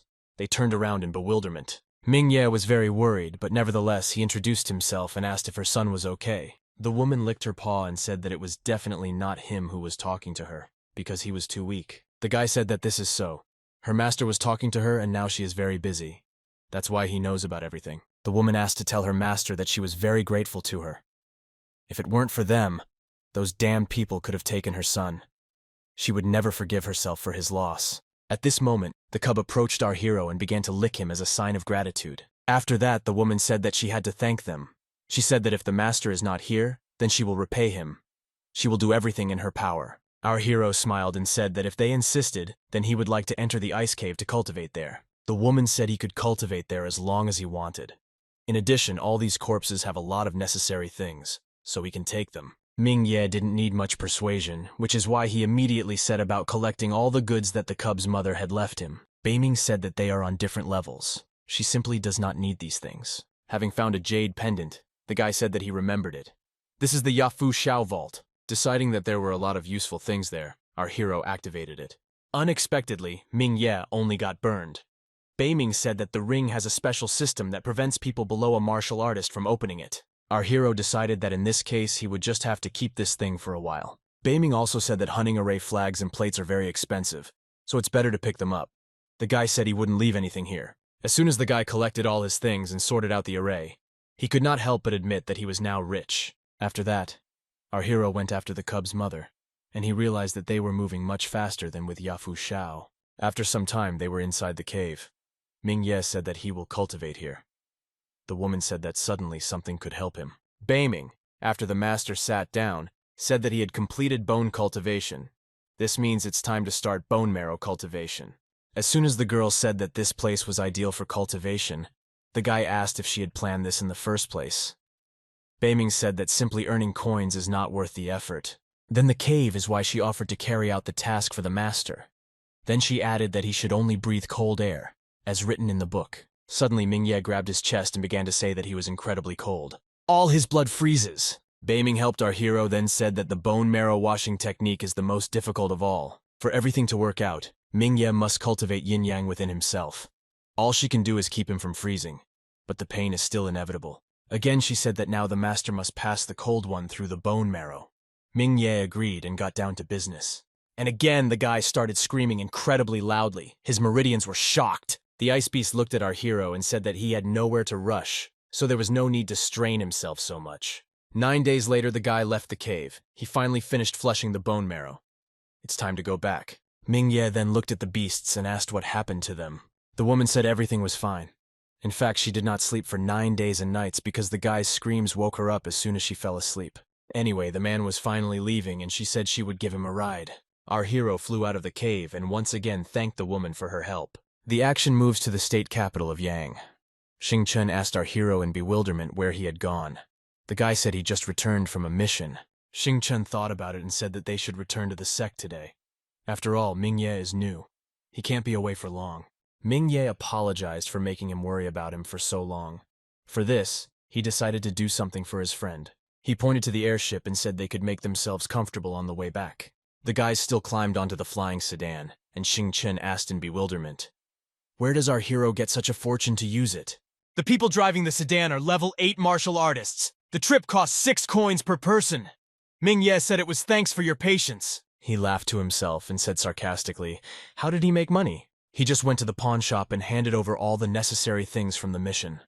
The seller at that moment was horrified and asked where Ming Ye brought all this from. Now our hero had more than 6,000 battle coins in his ring. He was rich again. After some time, the martial arts masters brought the guys to the house. Xingchen said that while Ming Ye was away, he was doing some exercises and would most likely break through soon. Our hero wished him good luck. People, as soon as they saw the flying sedan, began to look at Ming Ye in bewilderment. When did the outer disciple become so rich? In any case, our guys silently walked into the courtyard of their sect. Meanwhile, something strange was happening in the forest. Explosions came from there one after another. Some guy in a mask told the 13th that the target had been found. The target had been found, and it was not in vain that they waited here for a month. Another man asked 29 if he thought they could handle the target. Since the target was a 6th level adept, and they were 10th level adepts, they should be able to handle it. The 13th said that the goal was rather strange and possibly dangerous. As soon as the smoke cleared, there was no one left in the middle of the forest. They disappeared. Ming Ye, meanwhile, continued to feel luxurious because he could order any magical beast. Suddenly, out of the corner of his ear, the guy heard that someone was approaching Lan Su again. Then they added that more than 40 people were running after her, and she sent them all off. To their surprise, this time Xiaolong Ren, the first in the top external disciples, tried to approach her. The guy waved his fan and said that the beauties in the illusion should be the same as Lan Su. The girl said she was flattered, but then asked if he was sitting there just to order a bunch of dishes and praise her. Xiaolong Ren said that this was not so and asked for an explanation. He's head over heels in love with her, and he wants to hear the answer right now. Lan Su asked in surprise what if she said no in response to the confession. The guy began to laugh and said that he was the first in the top of external disciples, and his family was bronze in the Yang state, and sooner or later he would become a martial artist. At this point, Ming Ye intervened and asked what was the big deal about the bronze family's status. And is the first one at the top too strong? He apologized and said there was no difference. Lan Su asked what the guy was doing here, to which he told her that he missed her. Xiaolong Ren, meanwhile, was very angry. He told our hero to leave here. Otherwise, he would not see the sun tomorrow. Ming Ye looked at him and said that he was proud only because he was first in the top.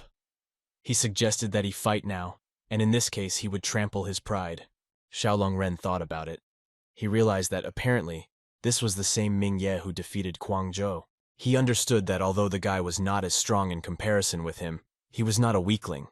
He decided that he shouldn't underestimate Ming Ye.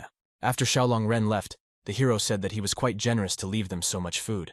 But magical meat is not enough for cultivation. He handed the girl his favorite baked dragon waste. He said that this food is very good for cultivation. Lan Su looked at our hero and told him that he had angered Xiaolong Ren, so he left without paying for the food.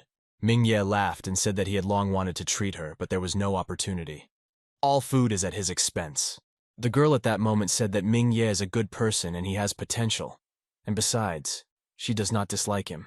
Only now she knew that she could not be with him, because he would be hurt because of her. Our hero asked where she got it from and asked her to tell her in more detail. They will see if Lan Su can scare him away. Lan Su sighed and said that he had better eat first, and then they would go and talk. The action moves to the garden. The girl led our hero here and asked him to sit down. Ming Ye, meanwhile, smelled the incredible smell that came from the girl and told her about it. Lan Su looked away and asked him to be serious, because if he continued like this, he would not tell anything. He agreed and asked to start. The girl said that since she joined the Red Sun sect, many guys have been approaching her and Ming Ye is one of them. Anyway, she said that Ming Ye is different from them. Firstly, he is stronger than everyone she has seen, and this is very important for her, because her husband must be stronger than her. Ming Ye smiled at her and said that he was just a little stronger than her. The girl said that most likely our hero is attracted to her only by her appearance, but in his eyes she sees respect for her, while others have possessiveness. She smiled at Ming Ye and thanked him for this. She had never seen such men before. Ming Ye became embarrassed and blushed at these words. He said that he had no idea that she was so sweet. At this moment, the girl said that the above 2 points became a prerequisite for them to be friends. For her to become his wife, he must do 3 more things. First, she wants him to be #1 in the top hidden dragons. This is a martial arts competition organized by the Yang State sects. The participants are geniuses with promise. The top 20 people are among the top hidden dragons. Ming Ye knew that it would be difficult to stand out when there were tens of thousands of participants competing with each other. Secondly, the guy must join a religious sect before he comes of age and become the main disciple before the age of 20. Deepening said that to become a core disciple, one must reach the level of a martial artist. In short, she wants him to become a master before the age of 20. She then added that the third thing she wants is for him to become a martial arts dominator, so his soul must be pure. Deepening explained that in order to become a dominator, his spirit must be combined with the original spirit. Ming Ye agreed and then asked if she wanted him to become supreme with all these points. The girl said that she understands how difficult these things are to do. But if he cannot do them, then he will be hurt around her. Lan Su said that it was actually dangerous to be with her, and she would tell him why when he completed the first step. Ming Ye agreed again, and then asked her if this meant that she was now his girlfriend. She shyly extended her hand and said that it was so, but he could only hold her hand and nothing else. Our hero took her hand and asked what she meant by something else. Lan Su snatched her hand and ran away, saying that Ming Ye was making her feel very shy. Ming Ye smiled and said to himself that every day he likes her more and more. Suddenly, at that moment, a dark crystal began to appear from the rock. Our hero noticed him only when he was already flying in his direction. Thanks to his speed, the guy managed to dodge, and then at the last moment. As soon as the smoke cleared, the same man, the 13th, began to be visible on the field. Ming Ye, seeing an incomprehensible man, asked him in bewilderment who he was. The 13th lit the fuse of the grenade and told our hero that he was darkness. A moment later, there was an explosion and again nothing was visible. The guy asked Deepening what was going on. The girl said that there were 2 martial arts student-level killers nearby. They set up an ambush. At this moment, she added that to the left, 25 steps from the master, there was a man with a weapon. Deepening said that the master would not be able to react to their attacks in time. It's better to come out of the fog and then start the battle. Taking the battle coin in his hands, our hero smiled and said that he would dispel this black fog. The killers, as soon as they saw the battle coin, did not scream in the house because they did not know that he had coins. After this, only ashes remained from the killers. Our hero tried to understand who wanted to kill him. Wan Shengye, or Xiaolong Ren, or Yuan Du Huang. Either way, he decided that whoever it was, he would get rid of them. After some time, our hero walked into the outer courtyard. People understood what kind of person he was, and decided that he wanted to fight with someone. As soon as the guy walked in, the man sitting at the table asked who Mingye wanted to challenge this time. Our hero bowed and said only his name, Xiaolong Ren. He is the first in the top external disciples. The man said that Xiaolong Ren is very strong, and that he will soon become a warrior. Moreover, he can be promoted to an internal disciple at any time. Mingye said that he is confident in his abilities, and the match will be tomorrow morning. The man smiled and accepted the request. He said that the first one at the top receives 10,000 deposit points and 1 primordial spirit pill every month. He then added that if Mingye wins, who will be able to receive 120,000 contribution points as well as 12 spirit pills. People, as soon as they realized who the guy was challenging, were horrified. Xiaolong Ren has been number 1 for 2 years now, and no one could defeat him. The action moves to the Xiaolong Ren estate. His brother asked him what he was doing here. The guy said that Mingye, 10th in the top, challenged him to a duel tomorrow morning. His brother calmly continued to drink tea and asked if he was really afraid of him. Xiaolong Ren said that the first one at the top receives rewards equivalent to 200 battle coins. He will not give up this place to Mingye. The guy asked in bewilderment if he really wanted him, an elite student, to fight an external student. He is Xiaoji Ren and will not do this. Xiaolong Ren said that he did not ask to do this. He heard that the guy was recruiting many internal disciples. He asked if he could let them help him. Xiaoji Ren agreed, because after all, he is his half-brother. They're not too friendly, but they don't want the guy to lose first place. Xiaoji Ren turned to Yun Luo and told him to help his brother. The guy asked in surprise if his target would be Mingye, who was being helped by Xing Chen. He will gladly kill him. The action moves to Lan Su, who could not sleep peacefully. She tried to understand why he abruptly said yes to Mingye. Will they hold hands with him? She understood that everything was happening too quickly. What if he proposes to her now? Suddenly, Lan Su's friend burst into the room and invited her to go have fun. The girl stood up in bewilderment and said that it was already late. Where will they go then? The woman assured her friend that everything was fine. She just needed to follow her. The girls came to an incomprehensible road. Lan Su realized that she remembered this road to the end of the mountain. She asked Ping why they were going there and what was so fun about it. Suddenly, Yun Luo came out from around the corner and said that now the fun would begin. The girl rushed into the guy's arms. Lan Su looked at Ping in horror and asked what they meant. The girl smiled and said that she would then tell Mingye that she had problems. Will he come here? Lan Su decided to quickly escape at this moment. No one would want to deal with Mingye, so she should tell him everything. Yun Luo laughed and asked if he thought he could escape from the warrior. Unfortunately, a shell flew into the girl's back, throwing her several meters away. As soon as Lan Su stood up, she said that she had no idea that her friend was so pitiful. The girl told her not to think that she could be arrogant just because she was beautiful. Although she is fat, Yun Luo became her boyfriend. She said that he is an internal disciple, which means he is stronger than Mingye. At that moment, he told the girl that they didn't have much time, and that she should call Mingye. Lan Su, in bewilderment, asked Ping if she was ashamed to call Mingye so that he could fight Yun Luo. The reason why Xiaolong Ren is first at the top 2 years in a row is because his brother is an elite disciple, not because he is strong. Lan Su said that Guangzhou also had support, but now he is dead. She asked Yun Luo if he was sure that he could defeat Mingye. The guy told her that killing a student is the same as killing a chicken. In any case, she will see everything soon. 15 minutes later, Ping led our hero to this place. The guy asked if Lan Su was here.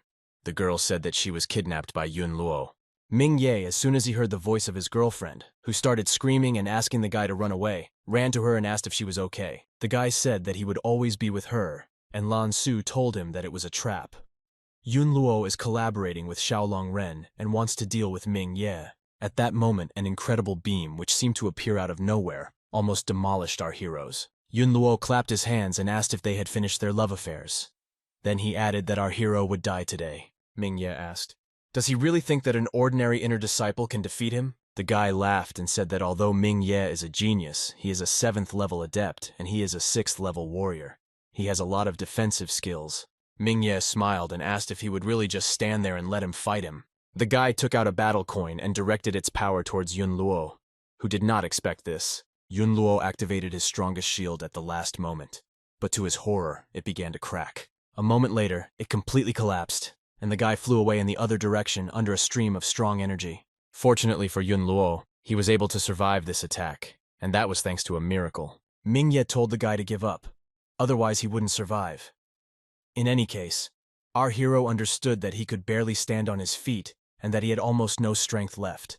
Yun Luo at that moment began to laugh and asked not to make him laugh because even though he had battle coins, they are completely useless since Mingye is an ordinary adept and he does not have enough spiritual energy to use the coin again.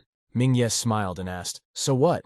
They can die together. The guy is seriously wounded so he will not be able to defend himself from the second attack." Yun Luo understood that this guy was crazy and that he could not resist him now. He decided that he needed to return home to recover. It is easy to dodge a battle coin attack if you are prepared for it. Next time he will definitely kill him. Our hero knew that he should not let him go and ran forward. Beiming told the master that he had exhausted all his spiritual energy and using the technique would only harm him. Mingye, running up to Yun Luo, said that he had a great chance of killing this freak. He can't just let him go. Yun Luo turned back in horror and asked how he caught up with him, and at the same moment, the guy's head flew off his shoulders. Ping, who had been watching the entire battle, realized that her boyfriend was dead. She immediately fell to her knees and began to beg for mercy. She said she was forced to. She couldn't refuse the inner student. Mingye looked at her with disdain and told her to get out of here. As soon as the girl ran away, our hero asked Beiming to heal him.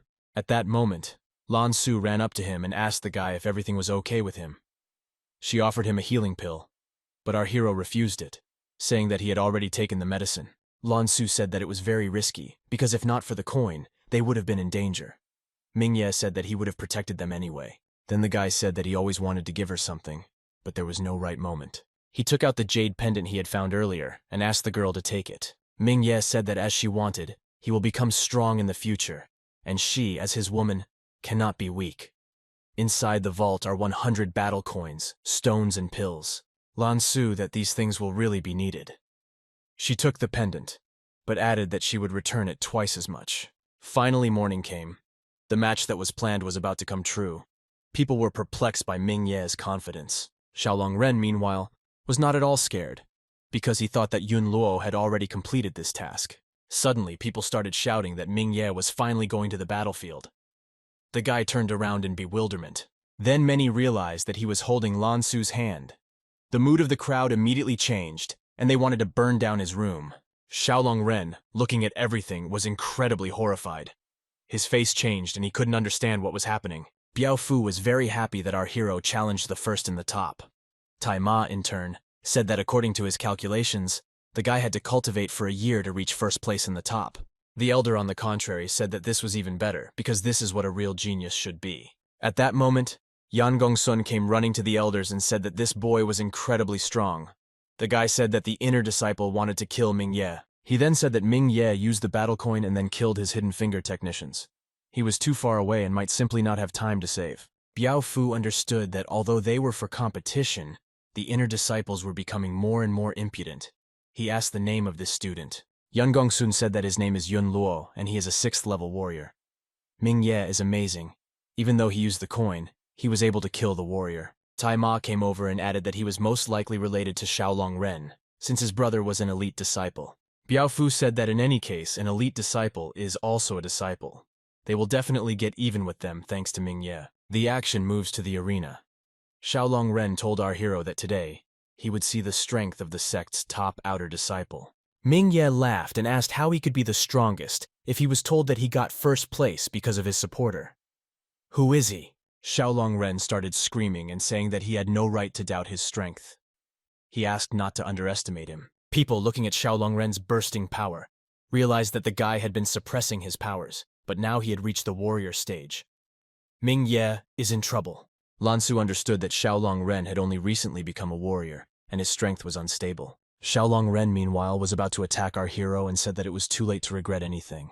Meanwhile, our hero was thinking that he was perfect in cultivating spirit, blood, and bones. The guy began to shout to Xiaolong Ren that although he had become a warrior, his powers were now unstable. For him, he is still no match. A moment later, the guys' fists met each other and the battle finally began. To Xiaolong Ren's dismay, his defenses were breached by just one attack from our hero. Biao Fu was also amazed by this. He couldn't believe that he saw a force that could break through Xiaolong Ren's defenses. Xiaolong Ren stood at the other end of the arena and could not understand what was happening. Why does he lose as a warrior? He couldn't let that happen. At this time, our hero again used the fast step technique and disappeared from the battlefield. Just as unexpectedly, a guy appeared next to Xiaolong Ren and smiled silently. The guy began to shout that Ming Ye should not underestimate him and attack him. But at that moment, our hero did not stand idle. Our hero continued to smile, and a moment later, from his finger he released an unknown force that knocked Xiaolong Ren down. The guy flew in the other direction, and the explosion from this blow could mean that the fight was over. People began to rejoice. They were amazed by the strength of our hero. Xiaolong Ren's attack did not cause any harm. Some people began to doubt and think that he was wearing some kind of protective armor. After this, the elder entered the arena and declared victory for Ming Ye. For this victory, he receives first place in the top, 120,000 contribution points, and 12 spirit pills. People were shocked. These were incredible numbers for them. Ming Ye laughed and thanked the audience for their support. Lan Su ran to him at that moment and asked how he was feeling. How could he fight a warrior? The guy said everything was fine, just a little tingling in his chest. Ming Ye smiled and told the girl that if she kissed him, then most likely everything would go away in an instant. She told him not to even dream about it. After that, the guy said that he wanted to buy something in the capital. He invited her to go together. Lan Su looked at him in surprise and blushed a little. Is he really asking her out on a date? The action moves to Xiaoji Ren and Xiaolong Ren. The brother asked the guy what he thought about Ming Ye. The incredibly evil Xiaolong Ren promised his brother and himself that sooner or later he would take revenge on him. Taking the cup in his hands, Xiaoji Ren said that Xiaolong Ren did not die just because the guy spared him. A 4th-level adept defeated a first-class warrior. He is truly a genius. Then he said that, as we know, geniuses die very early. Xiaolong Ren jumped up happily and asked if Xiaojie Ren wanted to deal with Ming Ye. The guy turned around and said that Xiaolong Ren had embarrassed him greatly. He defeated him and killed Yun Luo, so now he can't just leave it like that. He looked out the window and said that elite students rarely showed up, and many had completely forgotten about them. The action moves to the Chastity Hall. The man came to Wan Shengye and informed him that the first pair of assassins they sent had failed. The man said that they most likely lied about the strength of the target. This guy is much stronger than they told them. Wan Sheng, in bewilderment, began to say that Ming Ye is 100% 5th-level adept. The guy said that according to information, he is already a 7th-level adept. He is capable of fighting warriors and using battle coins. Killing such a target costs 500 kilograms of stones more. The man screamed in horror and said that it was very expensive. He wanted to know if they could somehow do it cheaper, because they couldn't earn that much even in a year. The killers said that they should be grateful that they did not ask for compensation for the damages, so they should not demand their terms. Wan Shengye was incredibly angry at this moment. In any case, he said that they would not pay them for another 500 kilograms of stones. The action moves to Lan Su. In the meantime, she put on a little makeup and hoped that Ming Ye would appreciate it. In addition, the girl spent a whole hour selecting clothes.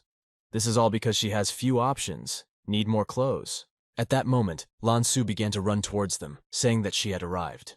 The guys turned around and greeted her. The girl who was hoping for a date together was, to put it mildly, disappointed.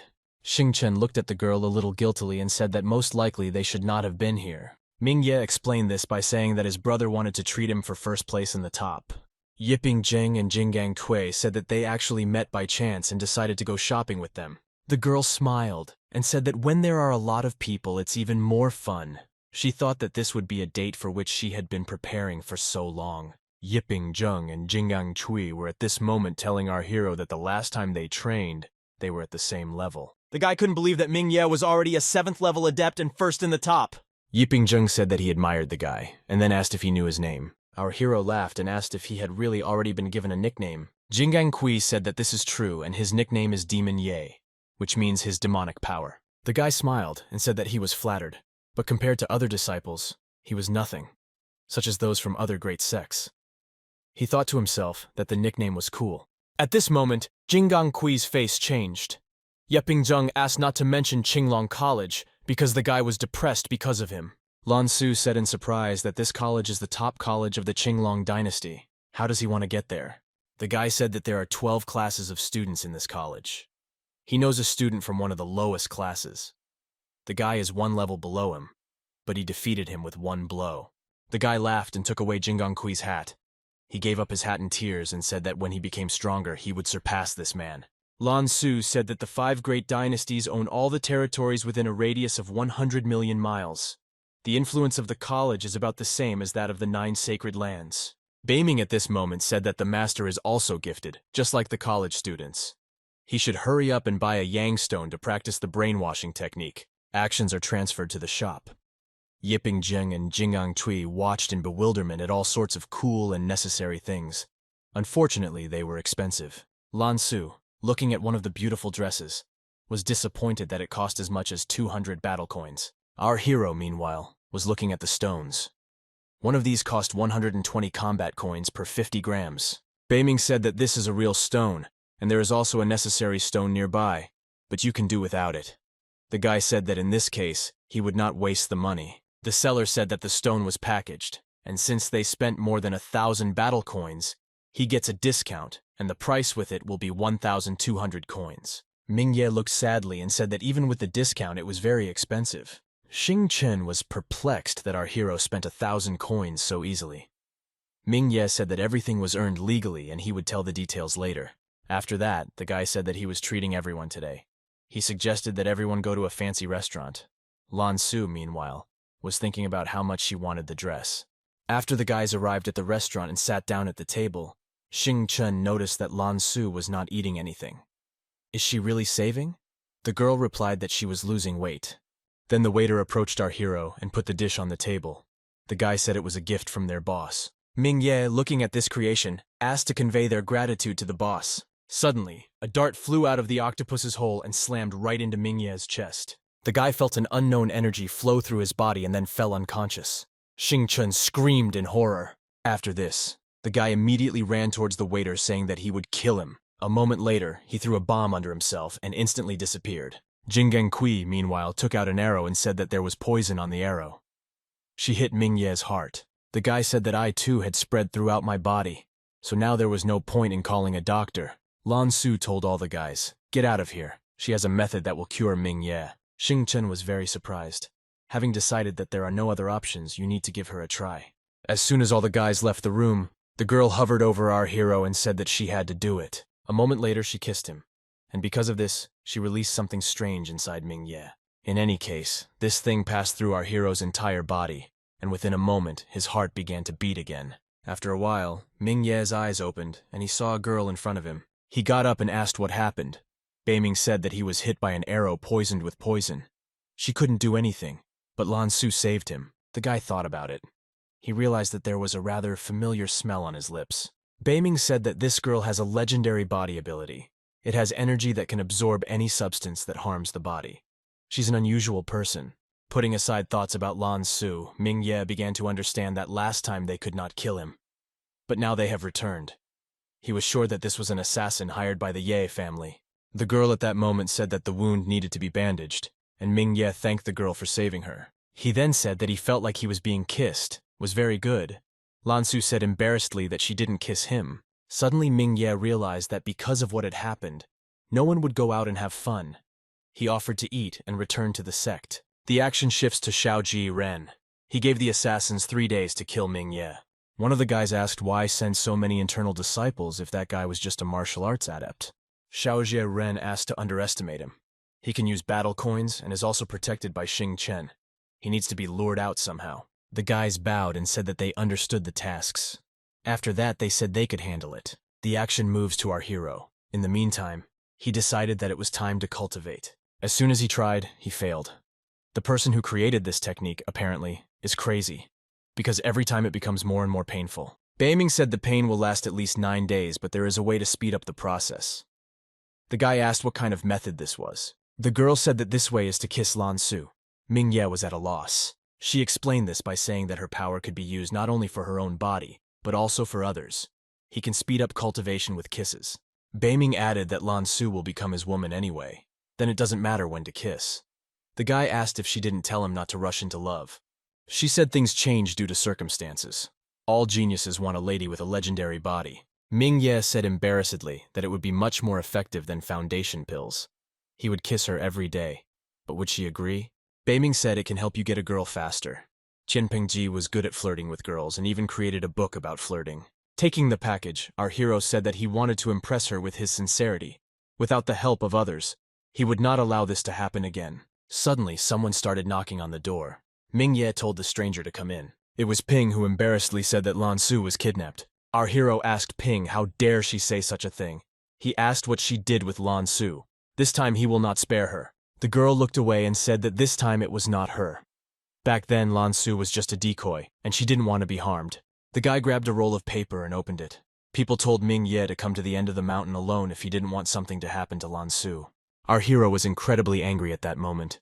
He asked how they dared to steal his beloved. The guy immediately ran out of the house and ran towards the mountain. Beiming said that she felt the 4 inner disciples, 3 warriors of the 5th and 1 4th level. The girl said he shouldn't go there. Our hero asked what about her abilities. Why didn't she say that something happened to the girl? Beiming explained this by saying that they are wearing a divine cloak and do not last long. She couldn't understand then that the masters were being bullied. Our hero asked the spirit to look around and tell him if there was someone nearby. He can't let anything happen to Lan Su.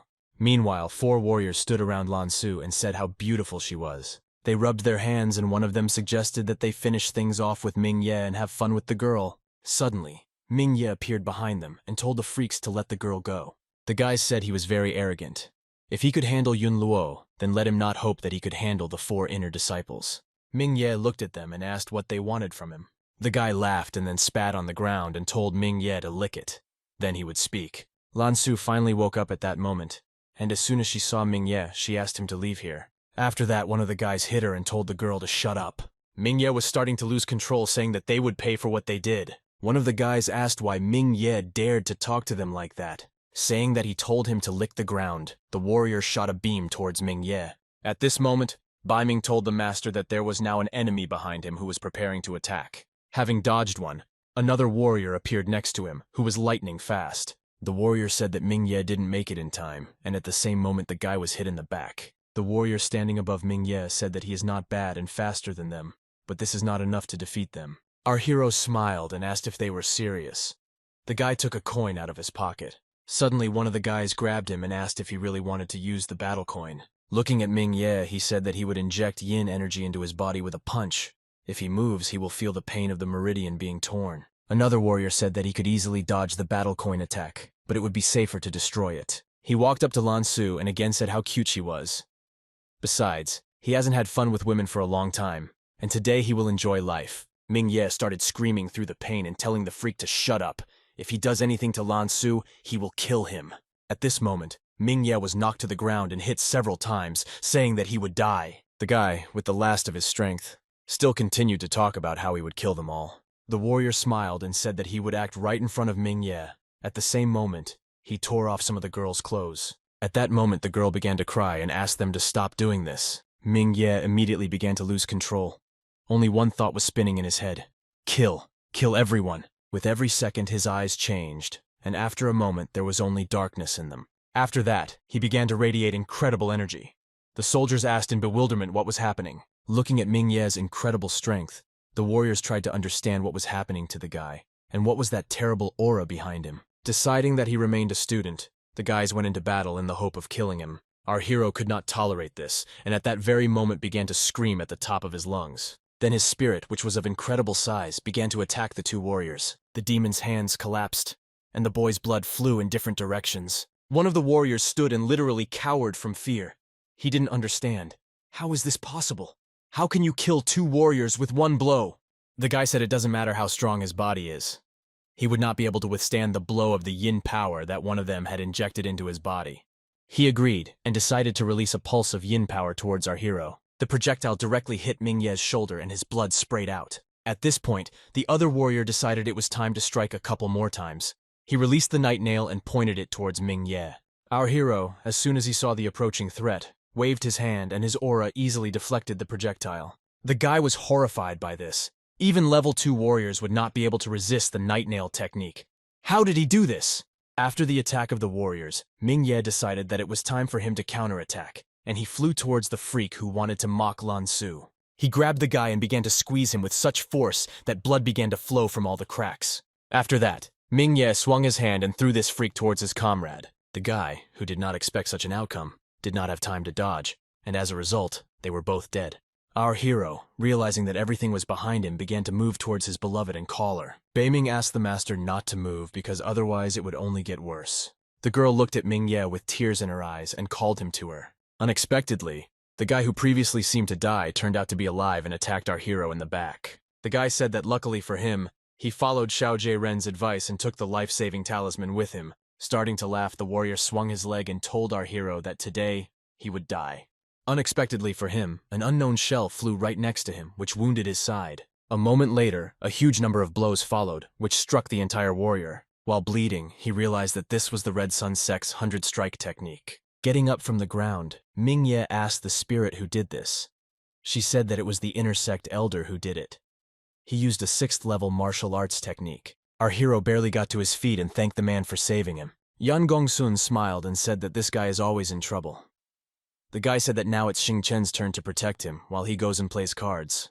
After that, Ming Ye ran to his beloved and began to untie her. The girl asked her savior how he was. Kira said he was fine, and then apologized for getting her into trouble. Lan Su hugged Ming Ye and began to cry, saying that she was grateful for his help and that he did not abandon her. Ming Ye, looking at her, only thought that if it weren't for him, she wouldn't have had problems. Our hero at that moment decided to offer the girl a big step. He invited her to move in with him. She walked away and said that it was too early, to which the guy said that he was worried about her living in the dorm. Beiming was just thinking and said that this was a good chance to kiss. To celebrate, the guy said out loud that this was a great chance. Lan Su blushed at this moment and asked in bewilderment what he was talking about. Ming Ye began to say guiltily that this was not what she thought. He will sleep in the living room and she will sleep in the bedroom. He's not up to anything bad. Lan Su laughed and said that she agreed to live with Ming Ye. The action moves to their home. The girl asked if he wanted her to move in today. Ming Ye said that they will explain everything to the administration later. The guy said he was afraid that she would be kidnapped again. The girl said that she just didn't expect him to defeat the inner disciples. As soon as she sat down on the chair, she decided that to prevent this from happening again, she had to become stronger. Our hero, looking at the girl, realized that there was really a big gap between him and her. He has too many enemies and he won't be able to protect her from everyone. The guy handed her the Tiangang bone and said that she needed to cultivate the bone-strengthening technique. The girl said that she was not surprised that Ming Ye was so strong because it was an additional technique, but it was a little strange, and not like the book. Suddenly our hero embarrassedly told her that this technique was a little strange and that she would have to endure pain. The girl took it in her hands and began to say that this was a good additional skill that was good for cultivation, but it was not so strange. Ming Ye shouted in bewilderment and asked if she had already started practicing it. Beiming said that she has a legendary body, and the circulation of strength in her body is smooth. As he fell to the ground, he realized that it was all because of his body. Beiming asked the master not to compare the ordinary body and the legendary one. 3 days later, our hero completed this bone marrow washing with the yin-yang technique. He was now an 8th-level adept. Then the guy noticed a glow in the next room and went inside. Lan Su was sitting there, who was also cultivating. The guy, in bewilderment, began to say that she spent only 3 days on the bone stage, and he spent 10 days on it and suffered. Beiming said that this was great because most likely her body would become a saint. The better its basis, the greater the benefit will be for the master. Our hero congratulated the girl on finishing bone cultivation, then said that yesterday he bought the yin stone. The guy said that this is a bone marrow washing technique and asked her to use the stone for practice, while he goes somewhere. The girl, perplexed, asked where he was going and why. Our hero began to flex his fingers and said that the Ye family had repeatedly hired assassins to kill him. It's time to sort this out. Wansheng Ye, meanwhile, held a meeting and said that the Blood Cloak Society believed that Ming Ye was protected by very strong people. Otherwise, he would have died from poison. He announced that these people wanted them to pay another 1,500 kilograms of first-class spiritual stones. At this moment, people seemed to have gone crazy and began to say that they could not spend money so stupidly. By paying them, they will starve for a whole year.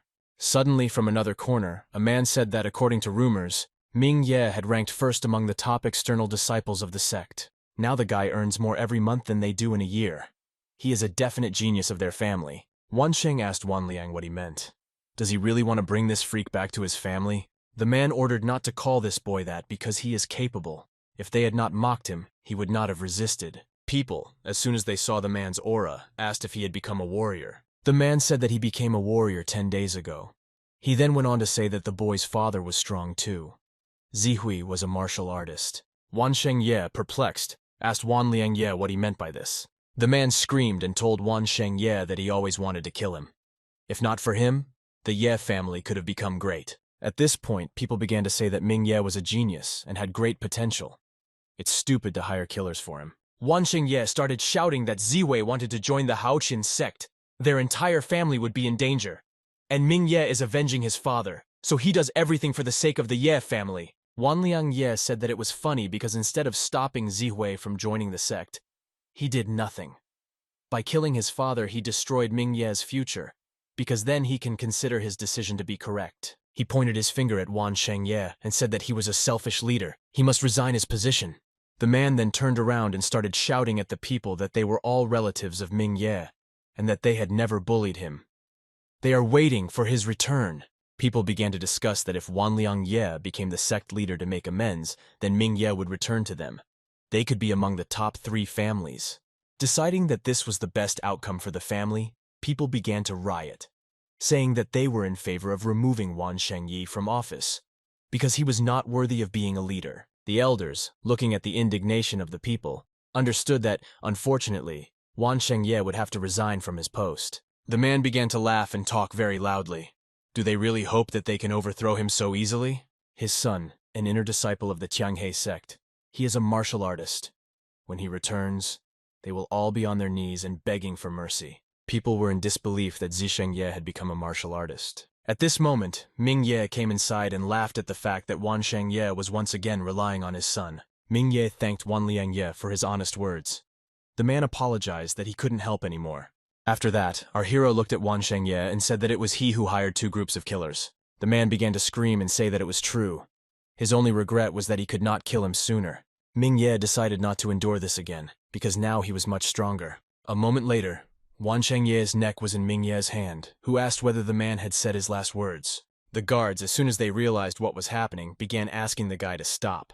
Ming Ye was no longer going to stop because this man had brought too many problems into his life. As soon as the man fell to the ground, people were already flying towards our hero and telling him that he had gone too far. Our hero turned around and with one attack pushed everyone in different directions. Wan Shengye, with all his might, told Ming Ye that he would definitely die, because Zisheng would not let him go just like that. Taking these words as his last, our hero crushed the man's head and blood flew in different directions. Ming Ye said that if someone hadn't gone too far, his parents probably wouldn't have died. He turned to the people and reminded them that they were not related.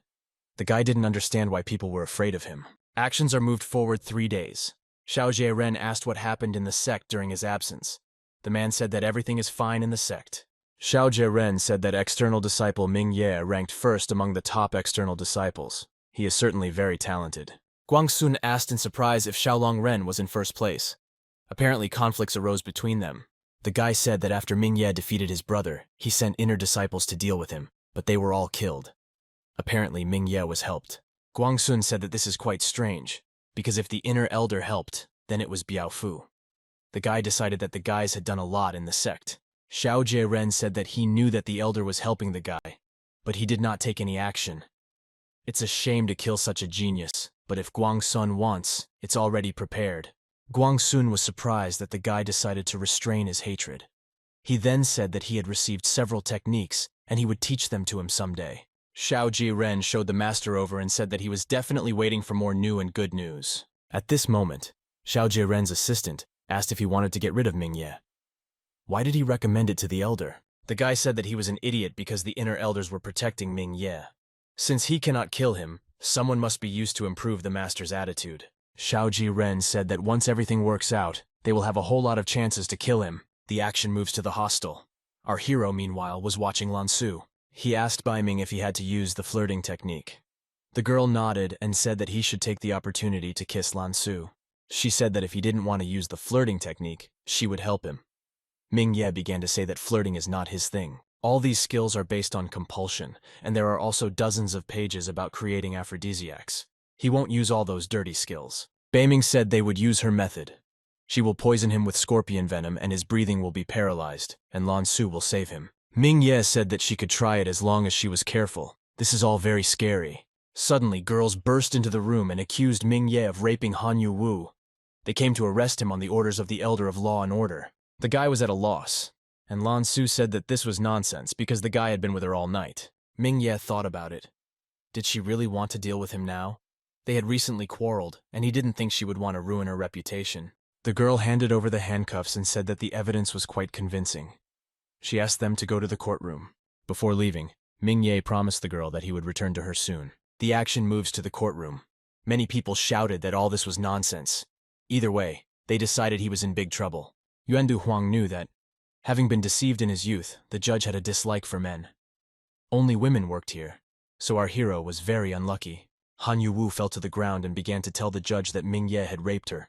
He threatened to kill her and her family if she told anyone. Law Elder Tain Hong Han asked Ming Ye if he knew Han Yu Wu. Our hero, without any emotion, told her that he was not interested in women like her. The judge slapped Ming Ye in the face and said that he should only answer her questions. What is not clear? The woman began to remember our hero's entire past, and eventually led him to join the Sect in order to take revenge on Han Yu Wu. She again asked if he raped her last night, to which she received a negative answer from Ming Ye.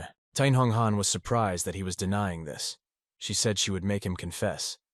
Immediately after this, the woman asked to bring a witness. A crying Ping entered the hall and said how Ming Ye flirted with Han Yu Wu as she passed by. He threatened to rape her too. People started screaming in bewilderment and saying that this was complete nonsense, because she didn't deserve the first person in the top to look at her. Ming Ye, looking at this whole picture, understood that the guys had come up with a good idea with the accusation. The judge again asked in bewilderment whether Ming Ye continued to deny all this. Ming Ye said that he has a witness who can prove that he was at his home last night. Tain Hong Han asked who could prove this and asked to bring her. Ming Ye said that this could be proven by the external disciple, Lan Su. They live in the same house with her. Ping began to deny everything, saying that the guy forcibly took the girl to himself. She justified this by saying that she was not registered in his house. Our hero simply did not have time to do this. Tain Hong Han was incredibly angry at Ming Ye. She said that according to the law, she must kick him out of the sect altogether. A moment later, she jumped out of her chair in order to throw this freak into prison. Xing Chun came to the elders that same day and said that Ming Ye had been imprisoned. Tain Hong Han, as always, is against the male gender. The guy told the elders that they needed to help Ming Ye and get him out of prison. Tai Ma said that things are not as simple as he thinks. It is simply not their jurisdiction to interfere in court matters. Xing Chun asked in bewilderment what he could do.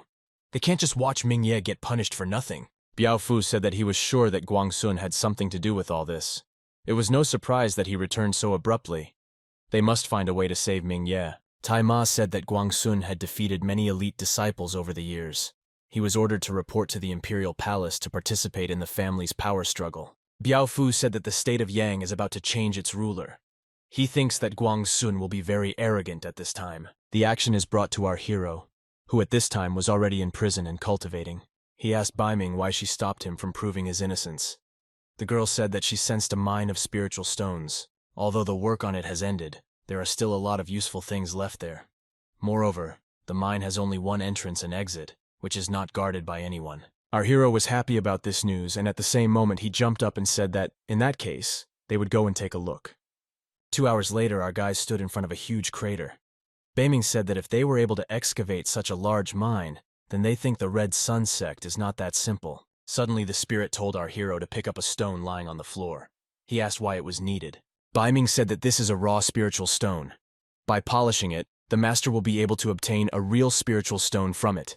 Unfortunately, she doesn't feel them through. Deciding that this was a rather useful thing, our hero took it to the storage facility. 2 hours later, our hero told the spirit that all he found were just raw spiritual stones.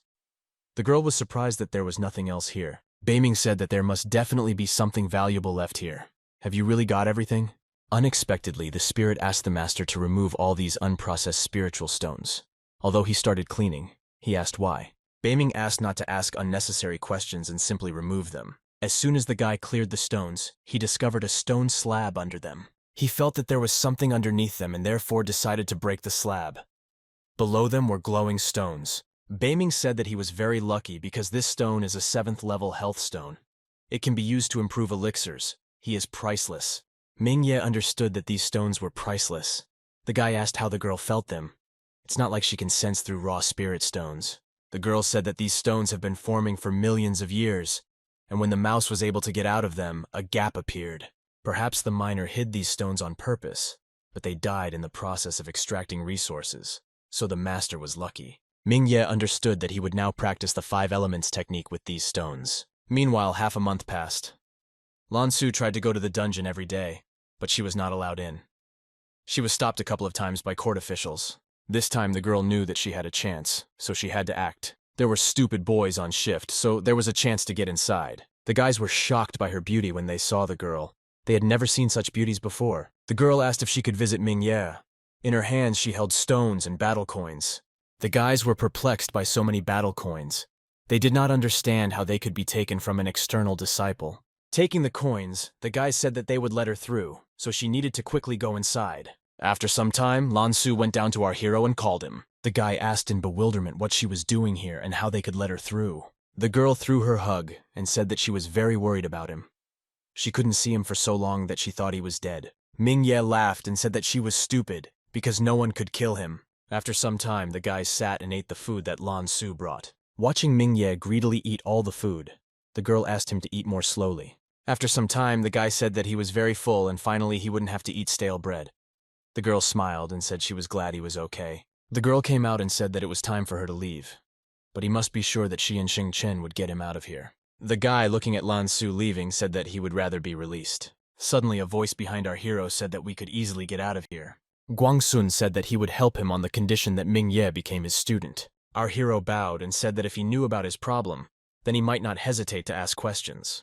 The man introduced himself and said that, as he understood, he liked that girl, and she liked him. If he wants to see her soon, he must become his student. Our hero, perplexed, asked Mr. Guangsun why he needed him. The machine asked the guy not to slow down, because if he chose him, it means that he is very talented and cannot be compared with others. Beiming at this point said that Han Yu apparently did not frame the master out of revenge. Becoming Elder Guangsun's disciple will attract a lot of attention. Mingye thanked him for the praise, but this is a very important decision for him. He asked to be allowed to think a little before he made a decision. Guangsun, in bewilderment, began to say that she personally offered to become his student. How dare he refuse? He said he would teach him a lesson. Mingye asked not to think that he did not appreciate this one. This is a very important decision for him, and he needs to think about it. At this moment, Biaofu stood behind our hero and said that he really needed to think. Guangsun told the elder not to punish his student and not to go where he was not asked. The man asked if he hadn't heard that Mingye asked him to think about it. The guy has not yet become his student. Guangsun decided that the elder wanted to compete with him. In any case, he didn't mind. Biaofu told the man to attack. Suddenly, a red sphere appeared between them. From it, someone asked why they were screaming in the middle of the night in the dungeon. Once the sphere dissipated, the man asked if he could join them. The man looked at our hero and said that Elder Biaofu had previously talked about him. Taking the guy by the hand, he told Mingye that he was talented. After that, he asked him to hit him with all his might. Our hero used the shaft fist technique and directed all his power towards the man. All the energy hit the man, but his shield successfully held everything back. As soon as the attack ended, the guy said that Mingye's impact force was 15 tons. He is truly talented. Mingye looked away a little embarrassedly and said that he was flattered. After that, the man extended his hand and said that this was the main pass, especially for Mingye. With it, he can get to any place of the sect, including the library, the Cave of Spirit Power, Kamikaze Valley, and the Magical Peak. Only one person had previously received such a pass, and those were the elders. The man said that the pass only gives the opportunity to enter, and in order to practice there, you will have to pay deposits with points. Our hero bowed to the elder and thanked him. The man, meanwhile, turned around and told Mingye to go change clothes and then come to his temple. Actions are transferred to the place where the trial previously took place. Hanyu and Ping were sitting on the carpet in front of the elder. The man said that he had gathered everyone so late to discuss something related to Mingye. He looked towards Elder Tainhong Han and asked if she was handling the affairs of Hanyu and Mingye. The woman said that's true, and she thinks the guy is guilty. Of course, she wasn't entirely sure about that, so she just locked it. The man then looked at the purple-haired girl and asked if she was Hanyu Wu. The girl said it was so. He said he read the girl's statement. She wrote that Mingye was harassing her. He asked how far the guy had gone.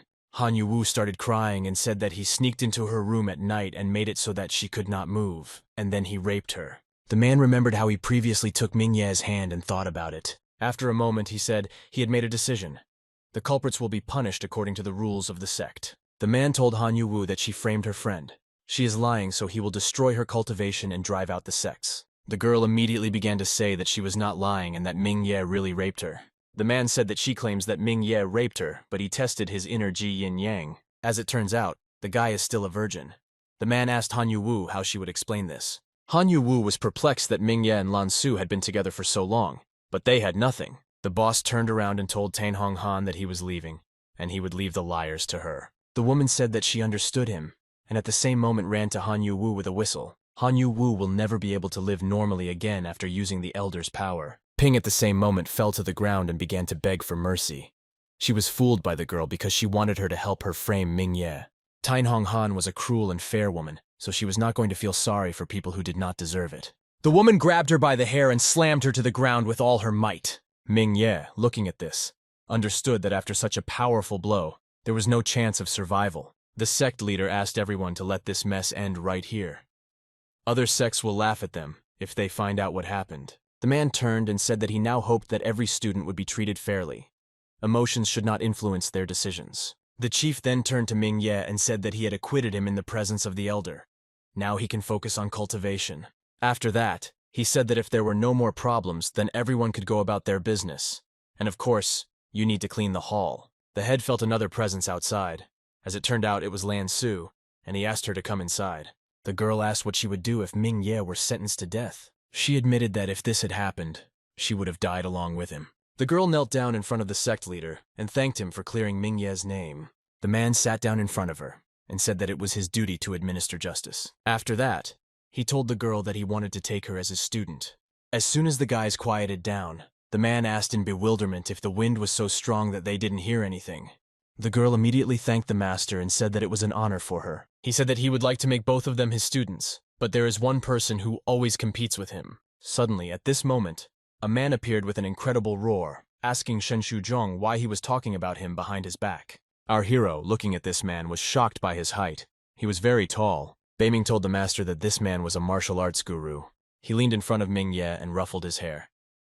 After that, he said that he was a good fellow, and then asked to call him master. Shen Shuzhong told our hero that this was his friend Feng Xiangao. He joined the sect and is now its inner elder. Feng Xiangao immediately said that he did not expect to take on anyone as an apprentice in this state, so he did not prepare a gift. He asked me to take this. The guy asked Shen Shuzhong to take care of his student. He just received a letter and needs to deal with the rebels from the Yin-Yang sect. He also turned to our hero and told him to train with Shen Shuzhong. Suddenly, he turned around and said that if Ming Ye progressed slowly, he would show him what the supplement was. Beiming congratulated our hero, but he was interested in the meaning of the word additive. Shen Shuzhong put his hand on Ming Ye's shoulder and said that his master is always calm and decisive. It takes some getting used to. While at home, the guys opened the box that Feng Xiangao gave to Ming Ye. Beiming said that his master has a good position in the Yin-Yang sect. The girl said that this sect has two unique skills: great skill and skill in swordsmanship. Only sect disciples are allowed to practice them. Ming Ye, looking at the technique, said that the master is very generous. He gave him a lot of good things. After the guys pulled out the scrolls, they began to take out the contents further, and Ming Ye asked in surprise what it was. The girl said it was a banknote. The denomination of each of the 5 banknotes is 10,000 first-class stones. Ming Ye realized that one banknote was worth 6,250 battle coins, and 5 such banknotes were already more than 20,000. The action moves to Yuandu Huang. Qianzuo came to him with news that Ping had been killed, and Han Yu had been deprived of cultivation and expelled from the clan. Yuandu Huang sat down on a chair in bewilderment and tried to understand how this could happen. Qianzhou said that Han Yu Wu is now on the side of the road. The inner disciples laugh at her. He decided that she needed to be taken somewhere. Yuandu Huang asked him not to contact her for now. She needs some time alone. Actions are transferred beyond the gates of the sect. Han Yu Wu was depressed and lay on the grass. Suddenly, she heard someone's footsteps and turned her head. Ming Ye and Lan Su were there. The girl said that she knew that they could not leave her like this. Han Yu asked to get her out of here. Our hero said that since she wanted to kill him, she was not worthy of his mercy. He'll just pass by. The guy gave her a cape and said that they should break up and never meet again. Meanwhile, the guys set off further on their journey. Ming Ye escorted Lan Su to her new home, and they were both amazed. This place was incredibly beautiful. Their eyes ran in different directions. The woman at the entrance said that the head had ordered the creation of an excellent courtyard for the new student. Ming Ye said that this was all great, but he was wondering what his master would have in store for him. Lan Su was embarrassed that such a big house was allocated for her. Mingye looked at the girl and said that the head has no other students. Of course she will own a big house. The girl hoped that Mingye would react differently and ask for her. She called him a fool and asked him not to come here anymore. Beiming decided to save Mingye's situation and explained that the girl wanted him to move in with her. Our hero smiled and told the girl that he understood everything. He ran to collect his things and would come soon. The action moves to the dining room. The guys decided to celebrate all the events, and Mingye thanked Xing Chen for taking care of him. Suddenly, an unfamiliar guy burst into the building looking arrogant. Xing Chen said that his name is Rishin Zhao. He is the third in the top internal disciples. He likes to come here to eat for free, and it is also said that he received lunches from people who were ranked first and second on the internal list. Suddenly, the guy noticed a large feast and decided that the dishes there were good. He sat down at the table and told Mingye that he had heard about the guy moving to a big house. He congratulated him. Our hero said that this is the privilege of the head's disciples, and he gets this privilege because of Lan Su. While the guy was eating, he talked about how a magic competition would open in more than 2 months. He wondered if Lan Su would be sent there. Mingye asked in surprise about the competition on the River of Spirits and asked to tell him more about it. Ritian Zhao said that the Spirit River Magic Region is a cave space created by an ancient great power. His goal was to educate students. The magical area opens every 30 years and is said to contain countless treasures. The deeper you are, the more valuable treasures you can receive. Of course, there is danger there too. To get the treasure, you need to beware of ancient magical beasts. There will also be competition between Sect students. Every time hundreds of people are sent there, and only about 10 people come out alive. Mingye decided that there was really a lot of competition. He was wondering what the limit was on the number of participants from their sect. Rishin Zhao said that there are actually no special restrictions on the number of people. Ordinary people won't get there, so sects will send new talents there. Mingye was interested in this. He began to wonder who would be chosen to represent their sect this time. Ritian Zhao said that this area is very dangerous. If he still decides to go there, he should consult with the head. He was one of 7 people who came out alive. Mingye thanked Rishin Zhao for the advice, while he continued to eat. After a while, Ritian Zhao ate almost all the food. He thanked the guys and told them that they would see each other again. Suddenly, someone patted our hero on the back.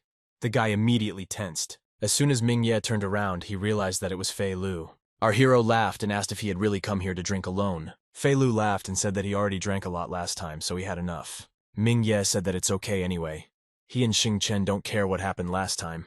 The guy said that was good, and then added that he heard Mingye talking, and that he wanted to go to the magic area. Our hero said it was true. Fei Lu leaned over to the guy and said that he had a very necessary thing for him. This is a map of the area. Does he need her? Beiming, meanwhile, was also whispering in our hero's ear. She said that Fei Lu is very cunning, so you need to be careful with him. Mingye decided to first ask Fei Lu where he got it from. The guy said that those who came out of the magical region of the River of Spirits alive got together and drew a map from the memory of the survivors. His uncle was one of them. Mingye, looking at the package, asked if he really wanted to sell him this card. Fei Lu said that he wanted to give it just like that, but on one condition. He wants the guy to help him get something from there. His uncle found the treasure there, but was not sure he had the strength to keep it with him. He decided to leave the treasure and send a student there after 30 years. The uncle was killed by a traitor, but fortunately he managed to tell Fei Lu about everything. The guy said that this treasure is small, so it can be easily carried. The location is marked on the map. Mingye knew that the situation sounded good, but he shouldn't rush to conclusions. He will make a decision after studying the situation. Our hero said that he would try to take him away. It's dangerous there, but he will do everything in his power to get this treasure. Fei Lu handed the card to Mingye and said that if he managed to take it, he would reward him.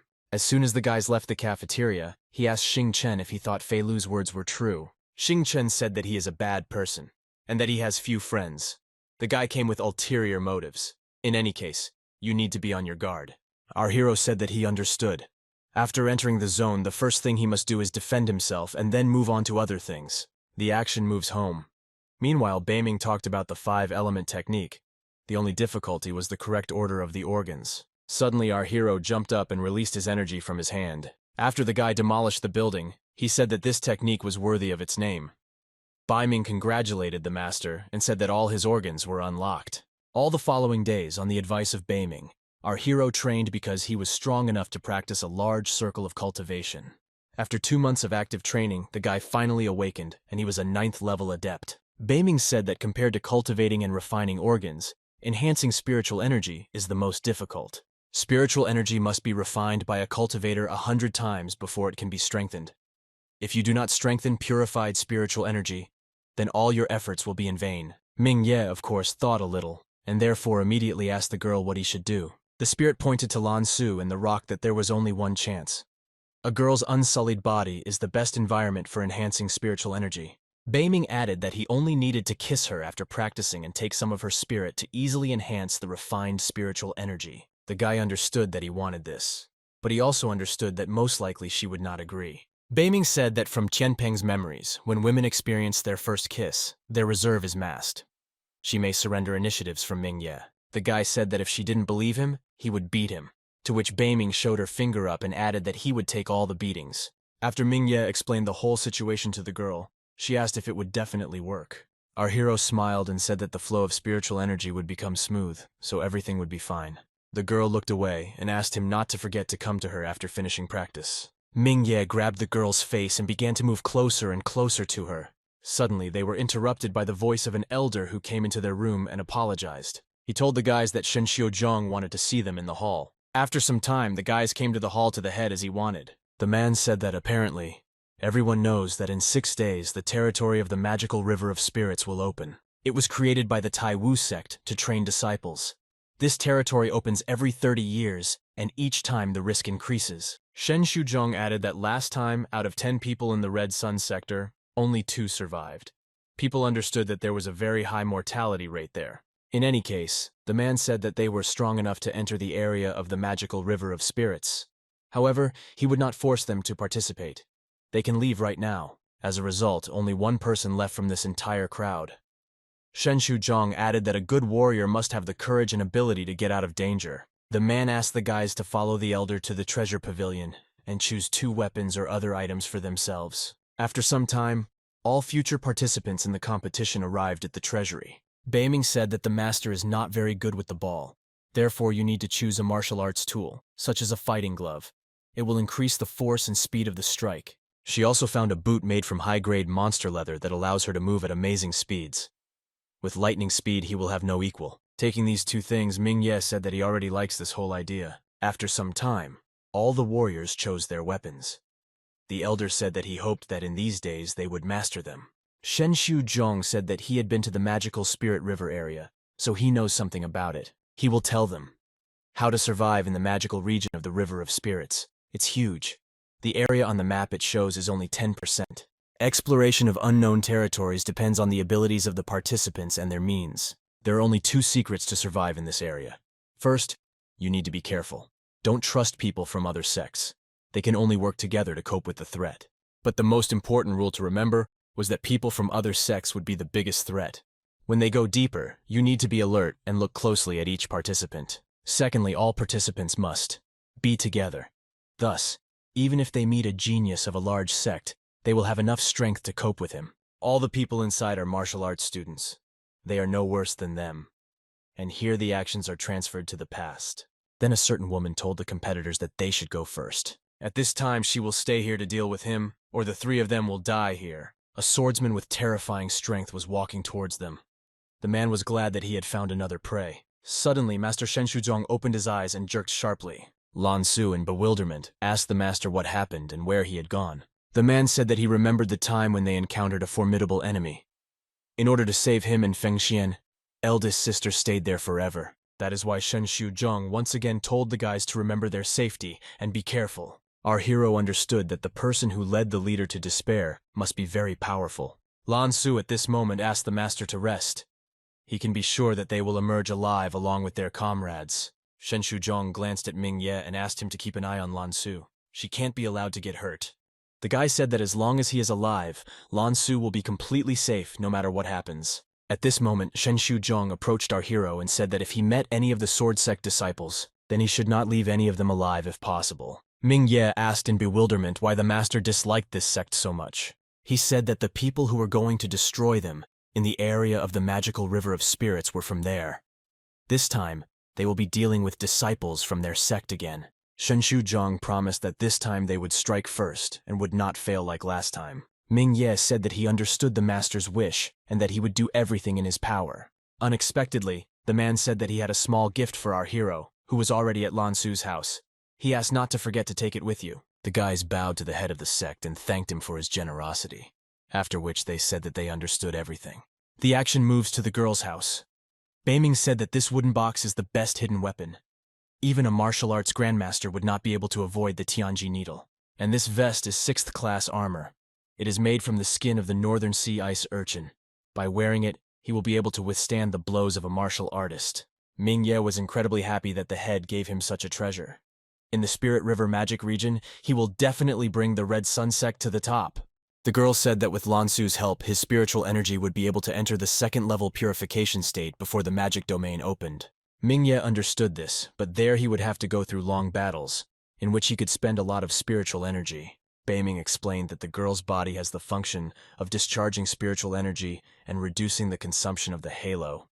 All you have to do is kiss the girl at the end of the battle. Ming Ye floated away from his fantasies at that moment. One fight, one kiss, it was perfect. Uncomprehending, Lan Su grabbed Ming Ye by the ear and asked what he was thinking about. She told him to go refining spiritual energy. Actions are postponed for 7 days. Today is the opening day of the Spirit River magic area. Shen Shuzhong was glad that people decided not to retreat after deliberation. He said they could reorganize their equipment here. Later, he will take them to the magical region of the River of Spirits, where they will learn to fly. He then called Ming Ye and Lan Su over, saying that he had something to tell them. Sitting on the fence, the man asked if they had taken the treasures that he had sent them. As soon as he heard a positive answer, he told them that one equipment was for attack, and the other for defense. They must be used in case of danger. Ming Ye bowed to the head and thanked him. After that, he said that he would not let him down. Shen Shuzhong asked at this moment, "Does our hero remember about the sword sect that he mentioned earlier?" The leader of the sword sect is Zhan Fengwei, who killed 8 of his comrades just in the river area. This time he sent his inner disciple to the area. After leaving the area, he not only became the leader of the sword sect, but also joined the sword pool, one of the 9 holy places, and became an inner elder there. Shen Shuzhong said that although these guys became 9th level adepts, he heard that this is the minimum to become a disciple of Zhan Fengwei. The man said that it would be a very dangerous journey for them. If something bad happens to them, he will feel guilty. Ming Ye said that he went through many trials to become what he is today. If he were a person who feared death, he would most likely be a servant in his hometown and would not have a chance to see Lan Su and Master Shen Shuzhong. At that moment, the man smiled and said that he and his brother had made the right choice. It makes him feel more relaxed. Suddenly, he shouted to all the participants that it was time for them to follow him.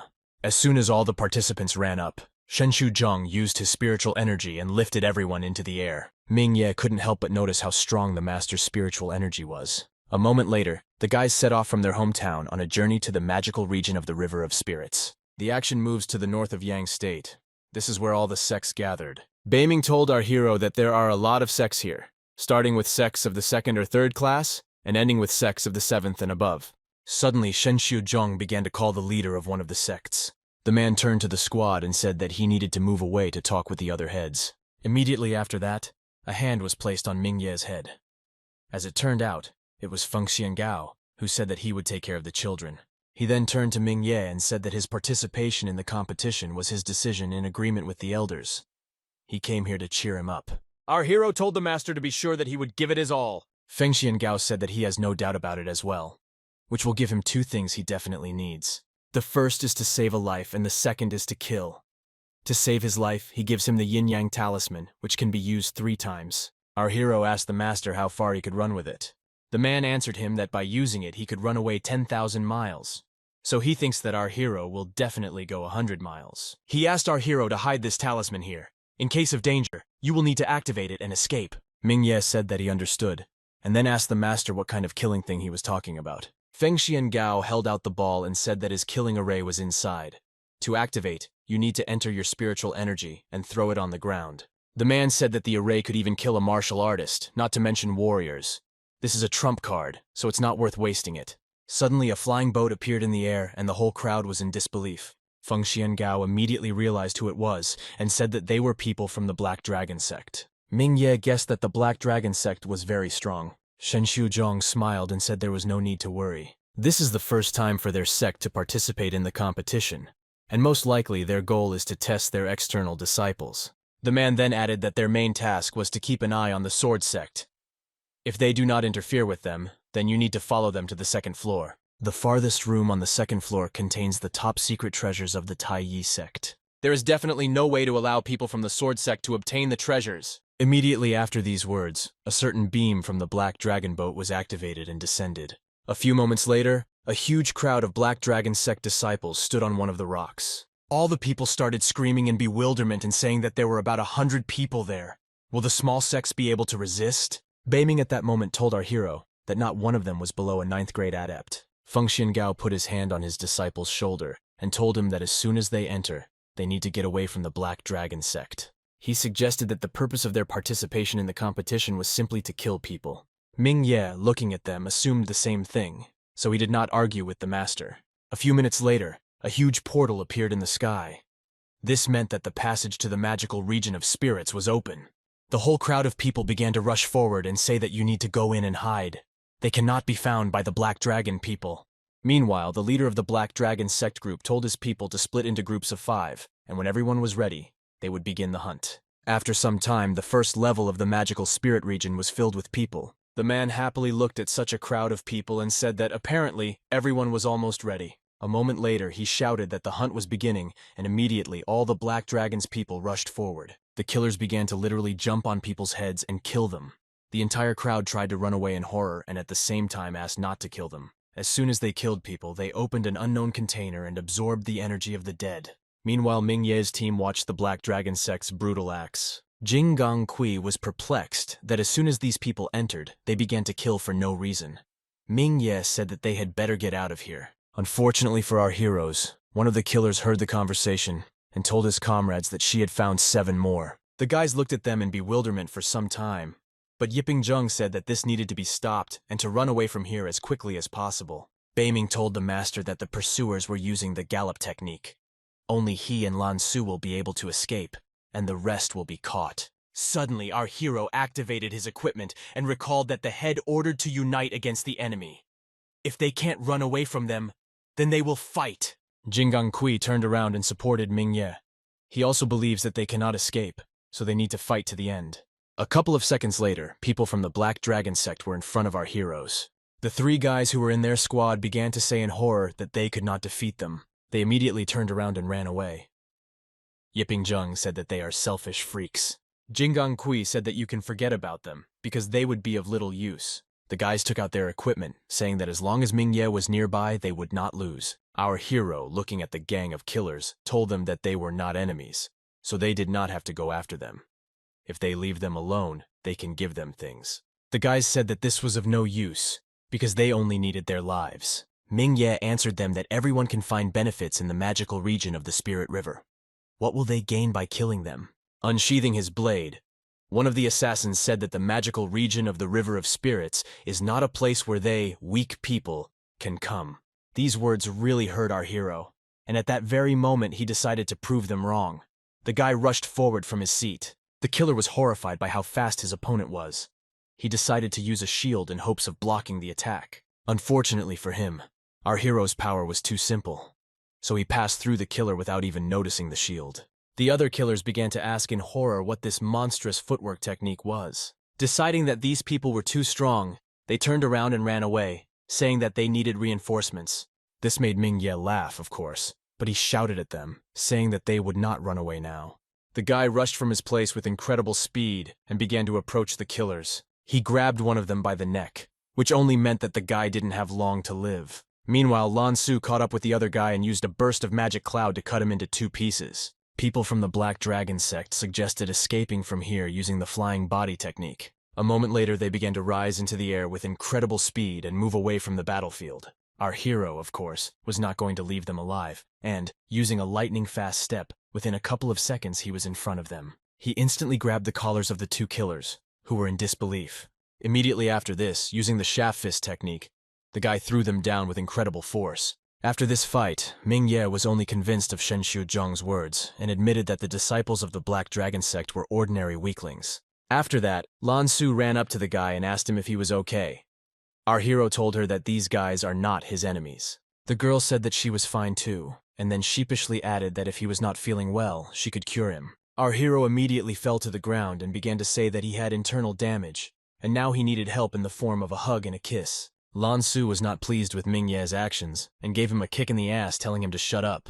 Jingang Kui and Yiping Zheng, meanwhile, cried while watching this sweet scene. Looking at Ming Ye, who was running away from Lan Su, the guys said that they had never seen them like this before. A few tens of minutes later, people from the Black Dragon sect arrived on the scene. The man told the head that he had checked everything. Their men were killed in one blow and there was no sign of resistance. The man smiled and said that the journey would be much more interesting than he expected. The other guys began to guess who it was. One of them said that it could be people from the Sword Sect, but the other said that he didn't think so. 4 of the 5 were killed by the inner spiritual force, and only 1 was killed by the sword spirit.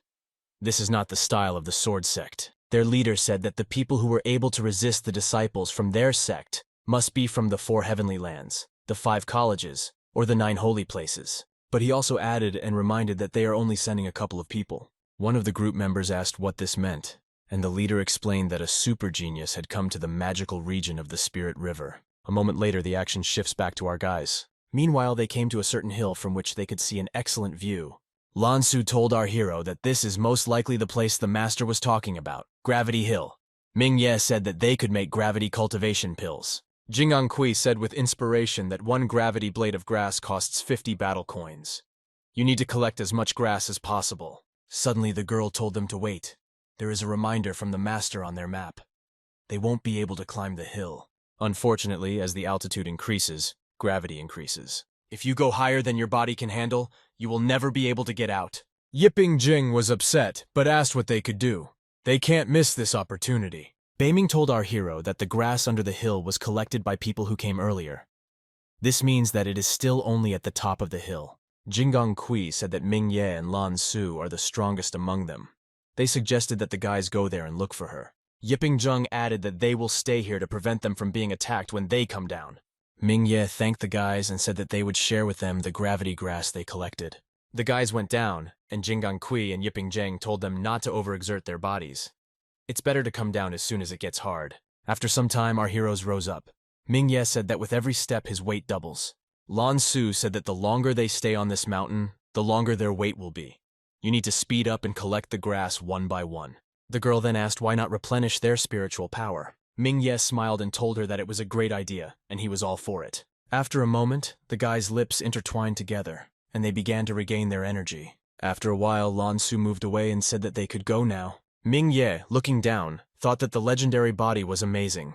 This feeling of empowerment gives him energy, and he feels better than before. The guy immediately began to walk forward, saying that today he would definitely climb to the top of the gravity hill. After about 15 minutes, our hero realized that the force of gravity was 20 times greater. You will need to use spiritual energy to rise. Beiming said that he would spend a lot of energy, and the hill was only 300 steps away.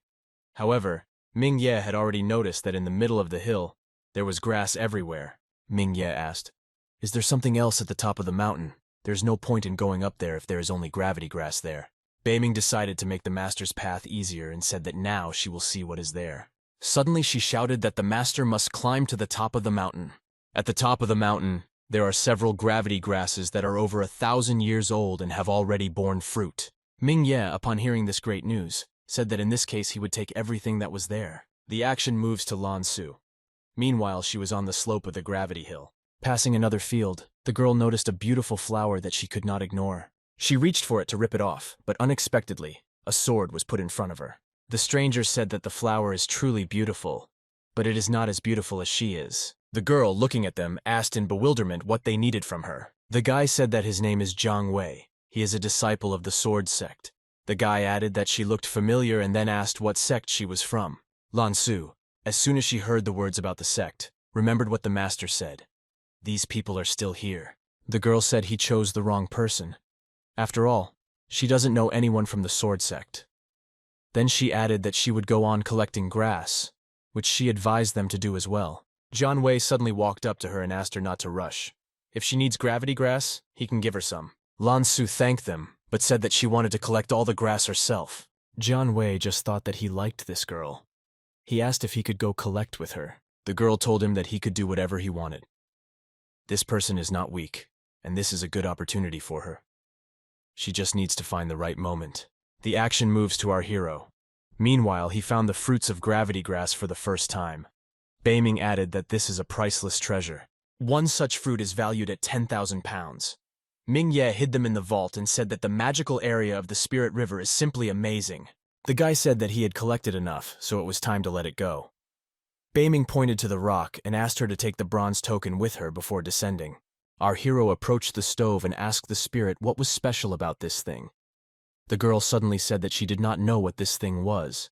Either way, it exudes ancient spiritual energy, almost as ancient as the Spirit River magic domain. Mingye took the token in his hands and said that in this case, he would take this thing with him. Suddenly, this thing activated and began to emit a large amount of light. Beiming asked the master not to panic. She said he activated the power multiplying spell stored in the token.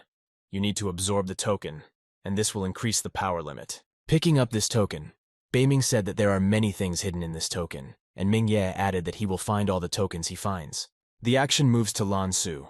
Jianwei said that the further they go, the more dangerous it becomes. He invited the girl to go with him. She thanked him for the offer, but said that she already had a companion. The guy asked in bewilderment who it was.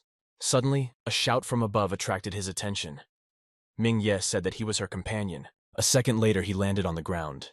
Lan Su asked if he found something, to which our hero told her that he was very lucky. He then brushed the dust off his pants and asked who this guy was. Jian Wei introduced himself and said that he was the son of Jian Fengwei, the head of the sword sect. Then he asked our hero who he was. Hearing only the name of the sect leader and the sect itself, Mingye grinned very slyly. He was just about to look for him himself, and the guy came to them. Lan Su noticed at this moment that the glove was accumulating power, which meant that he was about to attack. The girl decided that in this case she should help her partner and took out the weapon that the master gave her. At this moment, Beiming told our hero that that guy had 4 8th grade martial arts weapons, and the sword in his hand was a 4th grade weapon. He will lose if he decides to fight. Suddenly, our hero became kind and greeted Jian Wei. He said that everyone knows that the sword sect is the best sect. The guy laughed and said he was insightful. The prestige of the sword sector is not inferior to the great sects. Mingye said that his master Bionde Xia and his father are friends. He once told him that his father was a very big shot. Jian Wei doesn't remember his father telling him this, but it doesn't matter. He just wants to be with Miss Su. The guy immediately recognized him as Mr. Xia's student and said that he was pleased to meet you. Mingye told him that they would need his protection. The guy agreed to study the territory together, and he himself thought that he would create trouble for Mingye. In turn, he would save the beauty as a hero, and Lan Su would be his. Mingye asked in surprise whether the Golden Family was really powerful. Even the top-class sword sect is afraid of her? Jian Wei said that the Golden Family can be compared to a religious sect. Young masters are the talents in the family, but they like to be alone, so they won't do anything to them. Mingye thought that this guy would say anything to please Lan Su. He then asked what the sword sect's plan was to reach the second tier. The guy said that in